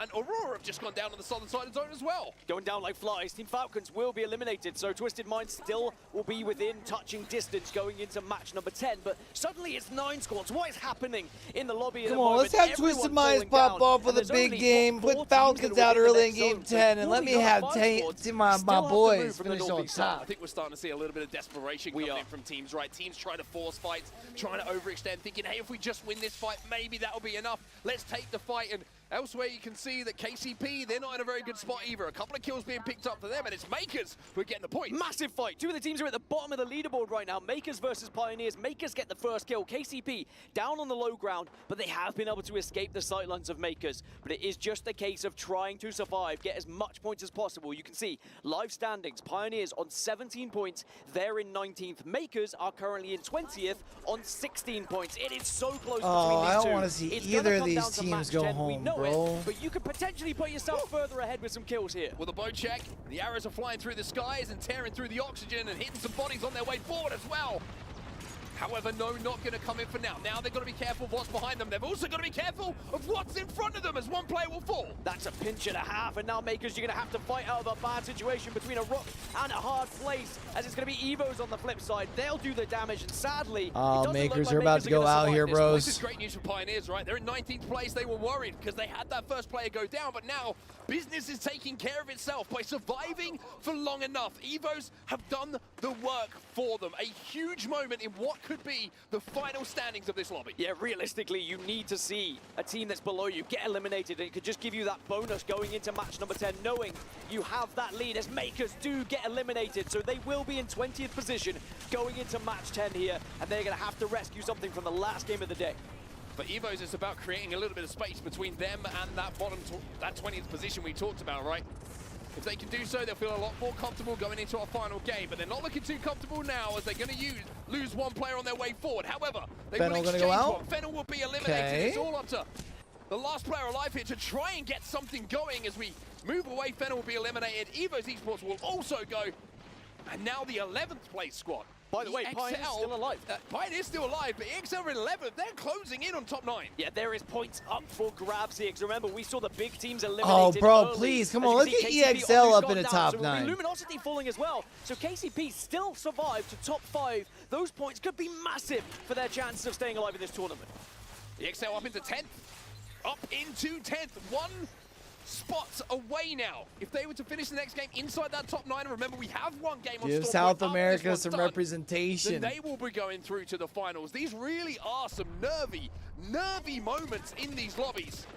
One team is probably not feeling quite too nervous right now is Team Liquid, though. 3rd place overall, and with a great spot here to just fire down on everyone who's in front of them. Liquid certainly closing in on Twisted Minds and a chance at top 2 here. That's a banger. Try and put yourself in a good position for the finals. A great grenade as Pioneers will fall, but 5th position is much needed points they so desperately require. The EXL still with this opportunity. Force your way into the top 9. Put your fate and your destiny in your own hands. A couple more points and they might just do that heading into the final game of Stormpoint. FaZe in 7th place coming into this game certainly looked like they might have improved on things at the end of it, but this is the team to watch, surely. This is the opportunity they would have dreamt of. Yeah, FaZe up into 5th position now, 64 points, creating that gap between themselves and 9th place, but EXL are chasing that 9th place, but they're going to get sucked out of the door, and they need to be careful here. That's a Liquid black hole coming in from the horizon. But they do survive just long enough. The issue for them is they have to move out of that one door. FaZe, by the way, have so much space in this zone. They control the entirety of the northern edge. Contact on my marker.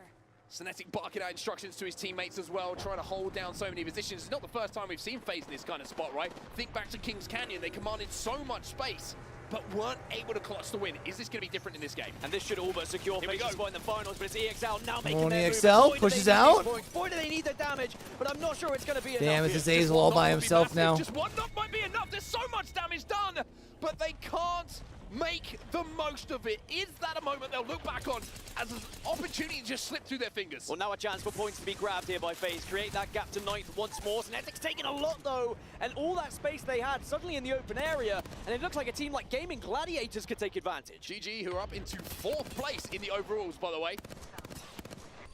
Might have that opportunity that you mentioned. However, one team who might be looking to close the gap onto 2nd place is going to be Team Liquid. And Nizel has got the biggest gun in the game. Yeah, Liquid fighting for 2nd. He's got a Kraber to work with now, does Nizel. This is 3rd, 4th, and 5th in the lobby, by the way. They're all competing in the final 3. So there's no teams that are fighting for that top 9 that are really in this.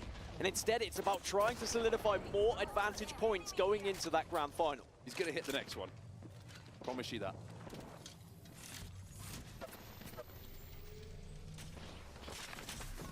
There's no way he doesn't hit the next one. You lied to me. Hey, I lied to you. I'm sorry, everyone. There's no way he doesn't miss the next one. No way he doesn't miss the next one. I mean, as far as the overall standings go here between these teams, not a huge shift is going to happen, right? Like you mentioned, it's 5th, it's 4th, it's 3rd. So everyone's going to stay in and around the same. But Team Liquid have taken some damage. They take all of the damage in the lobby. They will be eliminated as FaZe now make their move. Yeah, the implications here is getting more points. I was going to say, this should pretty well solidify either of these two teams. Well, honestly, both teams, right? Were Demon Gladiators that too? Looking incredible. They have the height and they've got the kill. Yeah, this should be an end game that's just very, very simple for FaZe to close out. GG trapped on the low ground. You saw they got that knock as well. They're sending everything down.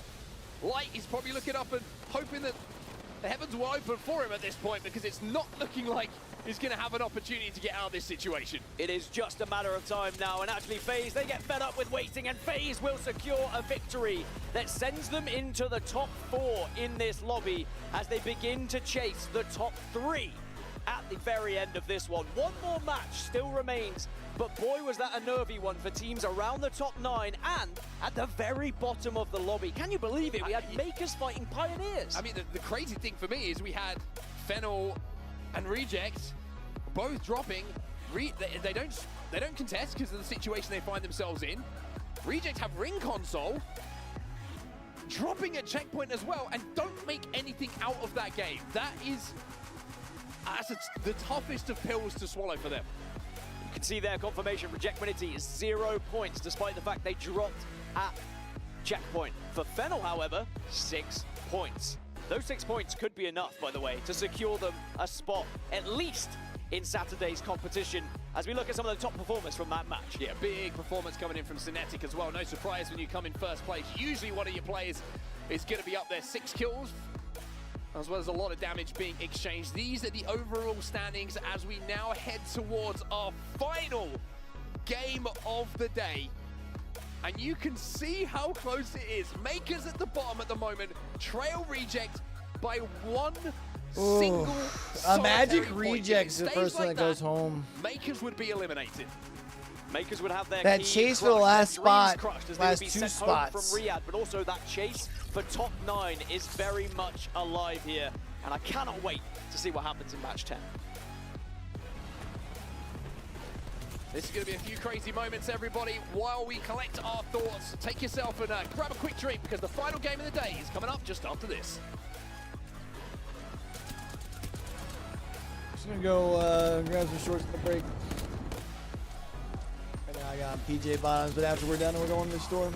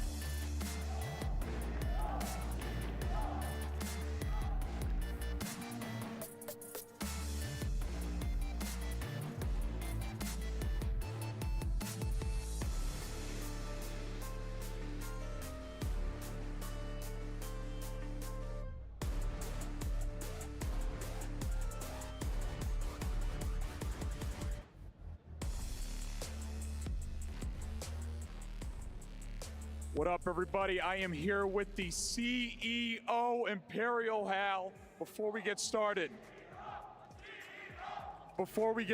how's the hand? Hand is good. It hurt when I slammed it, but I'm good. I'm good.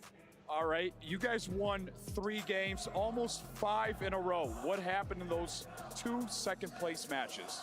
The Overlook game, I thought he was going to fence me because I was playing a knockdown, but he just instead fenced his feet.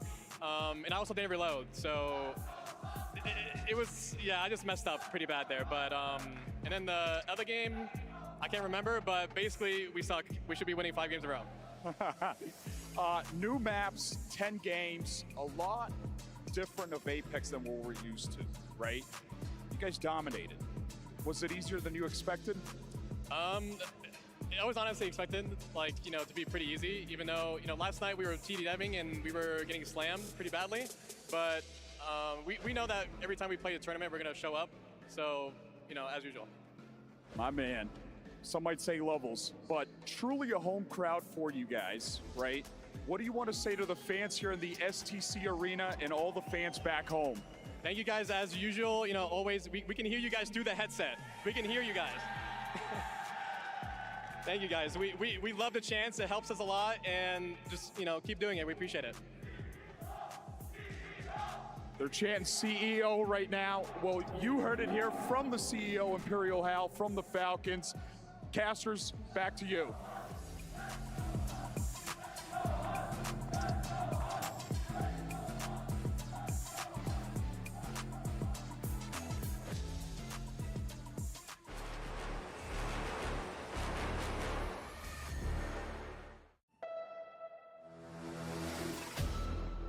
Welcome back, everybody, to the Esports World Cup Apex Legends Tournament. And let me tell you, if you've joined us right now, you've joined at just the right time. We are into our final game of the day. And let me tell you, Dan, we are set up for disappointment, happiness, all of the emotions you could possibly want to see from tournament play. If you've seen the film Inside Out recently, it's going to be a little bit like that, but Apex Legends style. Every emotion you could possibly imagine is about to happen because there are so many stories to follow. We've got the bottom of the leaderboard, the fight to stay in the tournament, and then you've got the fight for the top 9 to get into the finals, as well as a fight for those top 3 positions as well, to have the advantage going into Sunday. Yeah, so much still on the line, and just to kind of reiterate to you exactly how it all works going into our final game here on Storm Point. The bottom team in this lobby, 20th position, will be eliminated from the tournament, and much to Dan's happiness, will have their key crush in the tournament as well. You would love to do that, wouldn't you? I can see it in your eyes. It's I like would you love were built to do for. it. Not to send a team home, but I just want to crush a key. If you've not seen a key being crushed at the Esports World Cup yet, boy, you wait. It's quite the sight. It certainly is. And to follow on from what we're talking about with the disappointment side of things, right?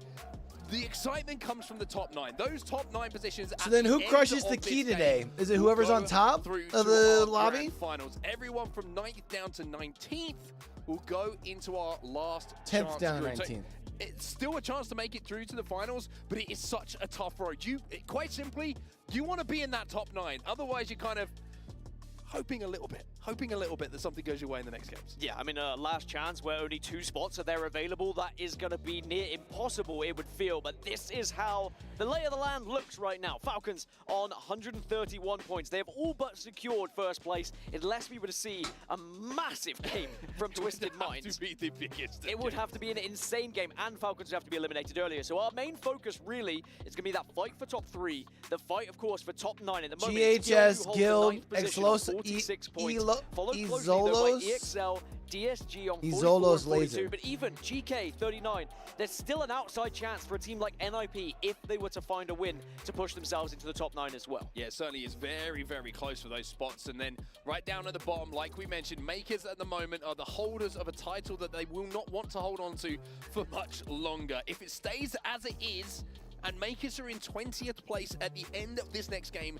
they will be eliminated. Around them, though, you can see Reject, 17 points, just 1 point the difference between 19th and 20th. KCP, they're not safe either. And then you even go to Fennel.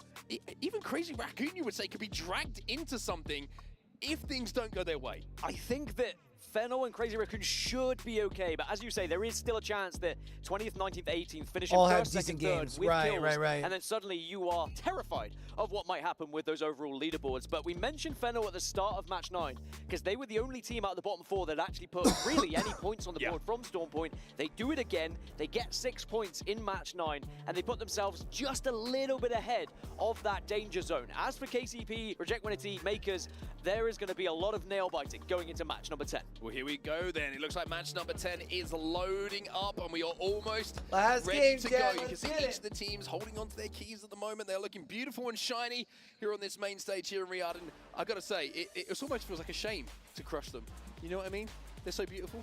It does, but I have held a crushed key in my hand, and it's almost even more beautiful. You released your superpower. It's a moment of history in your hand as well, just seeing one of those crushed keys. But of course, if you are the winner of the entire tournament here at Apex Legends at Esports World Cup, your key gets put into a totem to be a part of even more history as one of the winners at Esports World Cup. Well, let's talk about Makers, right? Let's talk about the team at the moment who is at the bottom of the leaderboard, who is probably not thinking about anything to do with putting a key into a trophy or into a totem at the moment. They're thinking about keeping theirs alive, keeping it in one piece, and staying here at this tournament. Struggled for points from the beginning here. Storm Point, though, I mentioned this at the start of the previous game. It's a funny map. Sometimes you can just get on a little bit of a roll. Sometimes you can find a couple of teams who might be desperate for points around you, provide you with some easy third-party opportunities. So we're going to have to see if that does present itself. And would you rather, this is a strange question, I know it was a dangerous one to start with, would you rather, but would you rather be 20th, 1 point behind at the moment, or 19th, 1 point ahead? Honestly, I'd rather be 20th. I've always preferred being the chasing pack because I feel like you know what you've got to do. Sometimes being ahead gives you a false sense of security where you think, okay, well, we'll play it safe, because we just have to out-survive our opponent. Yeah. If your opponent goes in with the mentality of we have to beat our opponent, we get a little bit more aggressive, suddenly they find 3 kills off the rip. You're then 2 points behind, but you might not even know it because you won't see that in the kill feed. You will only see in the kill feed. By the way, if you're a new viewer of Apex Legends, anonymous mode is a thing. You only see the team eliminated. You do not see who is getting the kills. So you'd be there waiting, hoping that 20th team is eliminated, but it could never come. And then we have to remind ourselves as well, it's not just the teams we're sending home, it's the teams we send through to our finals. And also I will say as well, we're kind of, understandably, we're talking about progression, right? What teams are making it through, which teams are going to be falling, who goes into the last chance. But there's also going to be some bragging rights. So let's be real, right? I mean, we mentioned how Falcons have been dominant in this lobby, and like we heard from Hao in that interview with Peeps, right? He was saying, you know, we suck, we didn't get 5 wins out of 5. And it's like, that's the standard they hold themselves to, right? But I would say, even taking the second place in this lobby at the moment, for Twisted Minds, I think they were on 99 points, if I wasn't mistaken, coming to this. You kind of have to take Falcons out of the equation because they've been that good. But if you were to say to them at the start of today, you finish with over 100 points, they probably think we've won. You know, they probably think we've had an amazing set of games. I think it was earlier today, we had 3 teams that would have been on match point in a match point format after only 4 or 5 games. Like, that was how well all 3 of those teams were playing at that point. But match 10 is close to being started, and I spoke about nail biting. I kind of want to bite my nails at this point because I'm nervous for a lot of these players because this could be your tournament life down the drain. Well, here we go then, everybody. The game has been unpaused and we are loading into our final game of day 1 here at the Esports World Cup. And we have to decide who is going to be here moving forward and who is going to be jumping ahead to those finals on Sunday. Long way to come for a lot of these players. Flames dropping in with the sunglasses on. I love it. Falcons have all but secured first place, but there's still a small job to do. There is still that off chance of an unbelievable historic game that we still have to, you know, you have to give the respect to Twisted Minds. It'd be funny if Twisted Minds dropped on them.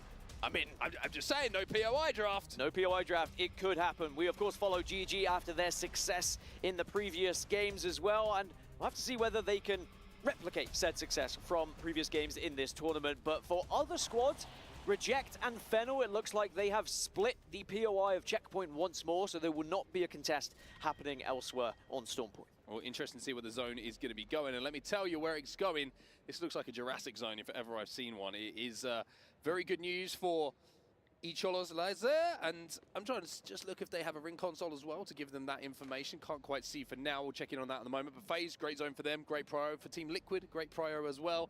But we kind of got to look at the teams who are at the very bottom, right? What's their priority like to this zone? We're talking about Makers. We're talking about Pioneers. Pioneers from Command generally, have pretty good access, I would say, to most zones.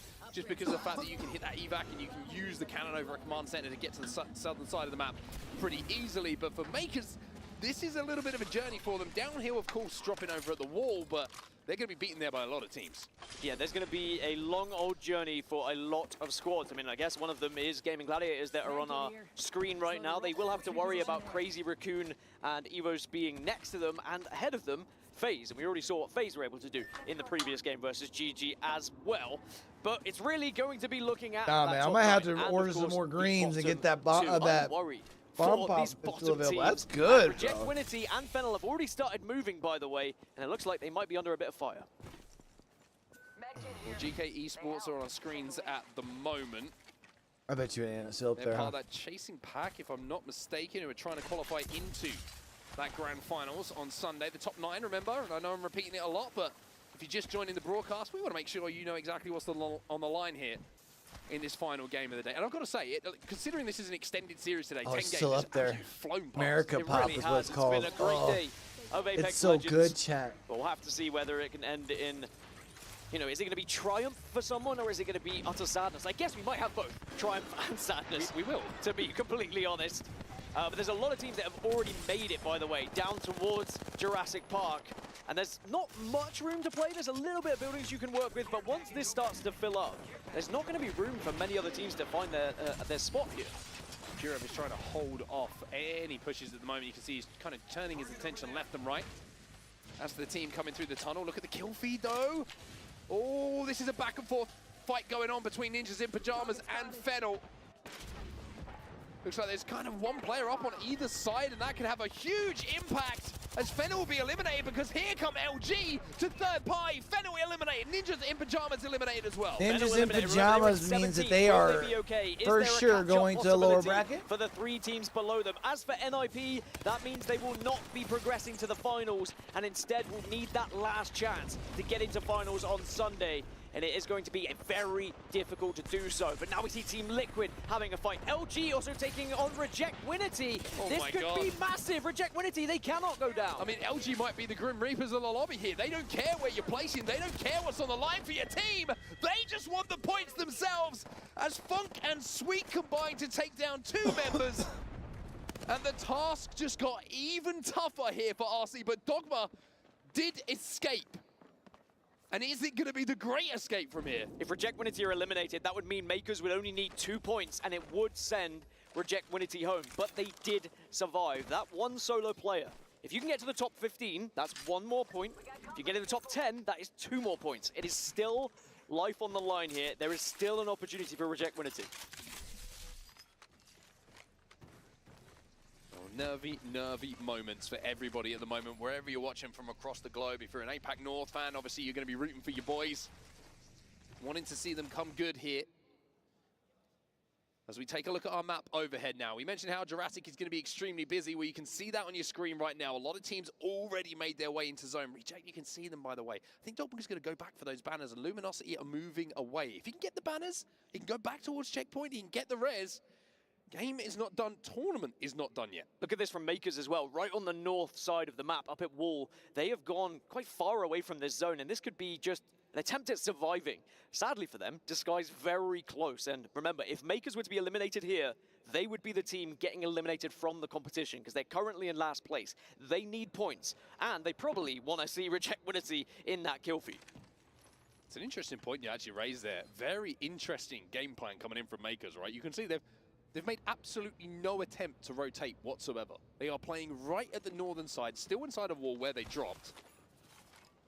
And yeah, they're going to be able to hit the next ring console when the zone closes as well. But for now, it looks like they're actually going to take the big zip up towards Zoo Station. So avoid everyone.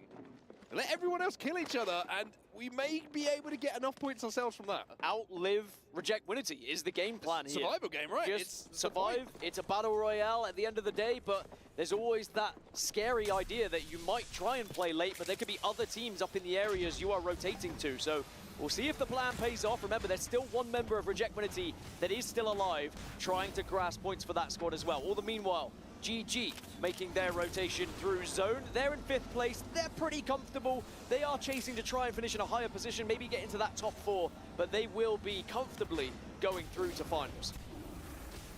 You can see in your map overhead there, right in the middle by Cascade Falls. Reject still alive, but it is still the solo player, if I'm not mistaken. Now, Luminosity are not leaving these banners, by the way. You can see they're still in the same spot outside the tunnel. They know that Reject have got to come back. I don't know if they obviously know it's Reject, of course, but they're just thinking this is an extra KP for it. If the player comes back and he plays for banners, that's a free kill for us. So LG playing the game of patience that Reject really can't afford to play, although it looks like actually Reject might be sticking the Reds actually up on the height of the waterfall. There is still life here for Reject Winity. They're going to be back up to a full 3, but Luminosity, they were waiting in the area, as you said, and if they do send it, this is worrying times for Reject, but at least they have the high ground, and the damage they were able to lay down onto Funk just kept LG at bay. Well, they say that a hero can save us, and Dogma's not going to stand here and wait. He gets those banners, he gets back to the res beacon, and somehow or other gets both of his teammates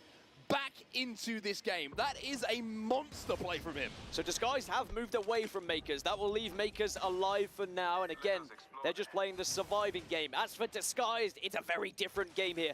Trying to get into the top 9. They were 4 points behind 9th position coming into this. That is as simple as a couple of team fights, even one team fight, and getting into the top 10, and that might be enough, depending on what happens above you. But you want to keep this within your hands, of course. But we saw the disappointment in the previous match when Disguise got eliminated, because they knew they would have it all to do here in the 10th match. I just felt the previous game was one of those games where you're watching the decisions being made, and it feels like no decision is being made that's a positive one. It's kind of, let's see and wait what happens, and then you end up putting yourself between too many teams to escape from, and the zone closes behind you, and essentially you have your decisions made for you because you weren't proactive enough.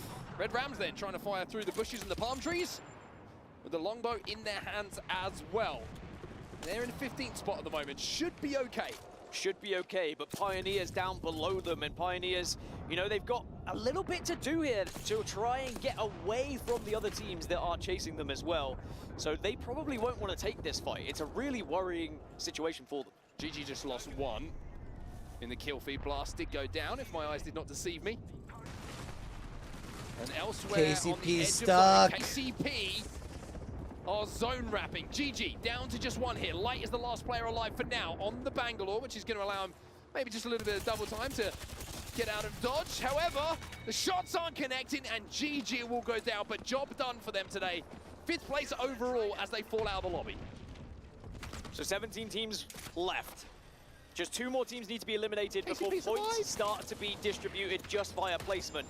As you mentioned, 18th position Pioneers, still alive and still ahead of the likes of Fennel and Reject Winity, but the zone is closing in. It's decision time for Pioneers. Where do you go here? Do you try and force yourself north against Red Rams, who were previously taking fire at you, and now you're going to lose one? It's looking pretty dicey. Should be a safe. Should be okay here. You can see that the zone is going to be closing, but they're going to be able to get into zone and should be able to get that res off. But Pioneers at the moment are playing a dangerous, dangerous game. Luminosity eliminated in the meantime. Team Liquid Alienware continue their run today. They've been very impressive, by the way. Team Liquid Alienware, their comeback this season has been something to study. Very, very strong. They've been incredible. Luminosity, by the way, should have done more than enough to be able to get through to the finals on Sunday. All right, as Guild's well. currently last them one on your in, screens when the grand 46 finals come around. points. Aurora have just lost 1 in the kill feed, but all the bottom teams still alive. Still alive. Everyone at the moment playing very safe. Reject Winity are up at Cascade Falls. Makers are still moving from the north as well. It is really a game of survival.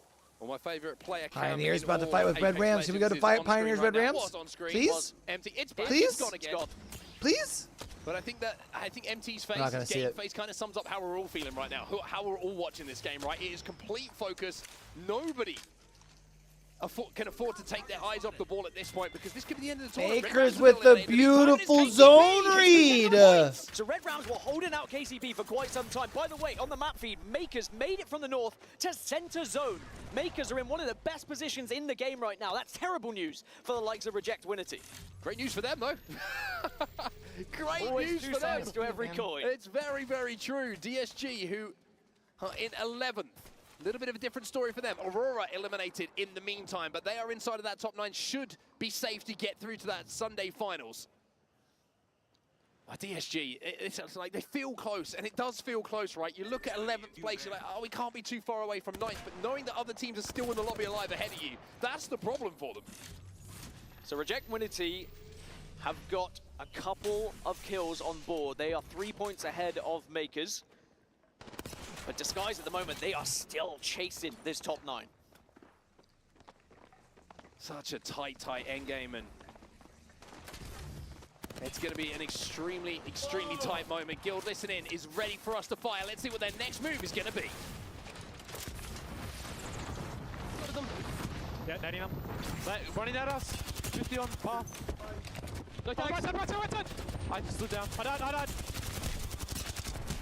Oh, fuck, man. 2 points. There's no way that I left that game. Ooh. We can see What already. was Guild at? Guild 46? put up much of a fight in that one, but immediately the conversation turns from what happened to 2 points. Is that going to be enough? They were in 9th when they died. Will that be enough? Look at the kill feed, though. DSG get one onto KCP. KCP did put some points on the board. Have they created enough of a gap? Is in the hands of Designful, the hands of enemy. Is in the hands of Designful, the hands of enemy. But they're not being shot. It's because it's on the other side. It's Pioneers who are playing very passive here. Oh, look, you can see Designful shaking the head. Frustration, understandably so. He's left on his own. Pioneers have been eliminated. Will it be enough for them to be here on Sunday? And can the man on your screen do something magical? Team Liquid eliminated, FaZe eliminated. But Designful still stands. How'd you get out of this one? If you're Designful. I mean, if you want to be any legend, Wraith is one of the best to be, right? He gets True. the med pack off. Now you've Let got to him try and get make the move, value, use that chat. beautiful advantage to try and kind of pass everyone who's holding you at this gate, but it is not going to be easy.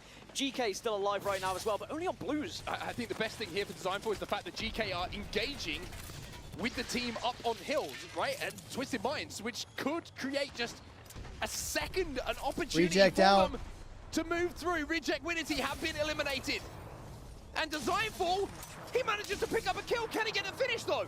Gets the kill, but more importantly, gets out of the zone. By the way, Reject Winity eliminated. It opens things up for Makers, but Makers still in last place right now. They were a few points behind Reject Winity. And Designful fighting tooth and nail. Wow. Designful manages to get one. He's still alive here. Half health. Can he get it? Oh my, Designful! Twisted Minds! He just took out Get Twisted Minds destroyed. by himself. At the hands of Designful. Oh my What a play God. that could be. I mean, they might have Twisted Minds after that one, but now GHS looking to try and do the same thing. Can they be the ones to take down Designful? Surely not twice. But Imagine Disguise Designful into pulls ninth it off position. there. Will they be caught by anyone else? Has Designful just 49th. pulled off a madness for them as GHS? Oh, he they're in Zolo's eighth spot. They laser. should be good now. 7 squads remain, by the way. GK in 12th. Maybe they are the one team that could upset things here. They have an opportunity, but what a moment that was for Designful and DSG fans. I'm not sure if it was a 2v1 or a 1v1, but who cares? Because it felt like Designful was 3 men on a mission there. Unbelievable, and it's really going to be looking that and saying it could be one of the biggest fights for them. Speaking of big fights, Falcons If I had still to guess, alive he's Zolo's and still laser ruining is the trying to hopes and play dreams as of other low teams key in as this possible lobby. right But at now. the moment, only 2 of Every them still placement here. helps them move We've up the seen it low. before, you can do damage, but Ladder, now the there's last GHS many players Professional surely out. can't get out of this one. There's Will Team not. 5 Falcons teams out. remain. One of them is Makers, and Makers have just overtaken Reject Winity. Reject Winity will Zolo's be laser eliminated need, I from think, this one more tournament. Their placement. key will be crushed. I mean, talk about leaving it late. Talk about making decisions. Izolo's laser GK disqualified. eliminated in the meantime. They were Izolo's laser disqualified, baby. With another team falling. Let's go. Have got themselves into the 9th place position. It's been back and forth in the top 9. It could be heartbreak, of course, for Disguise, who previously held that position. But realistically, we've got to talk about Makers for a second. They were in last place coming into this game. Now they are center zone. My audio's they are in bugged. the top 4. They've surpassed that position of 19th, and they have knocked Reject Winity out of this tournament. As far as it's how? a rotation that dreams are made of, right? I mean, we were looking at it, we're like, well, this is interesting. I wonder what they're trying to cook up here. Landing over a wall, stayed at wall. Did not make any attempt whatsoever to move towards that zone. Zipped all the way to the northern side, and then somehow managed to wrap the whole lobby to get into this position. It's a masterful piece of navigation to get to this spot, and it has been enough for them to stay alive in the tournament. Heartbreak, of course, for Disguised, even though the crazy efforts from Designful, they will be in 10th position currently, so they will have to go into that last chance competition on Saturday. That place is a shark pit. That is tough to get out of, man. Zone 5 starts to close as well. We see Crazy Raccoon having a little poke and a prod. Oh, that's weird.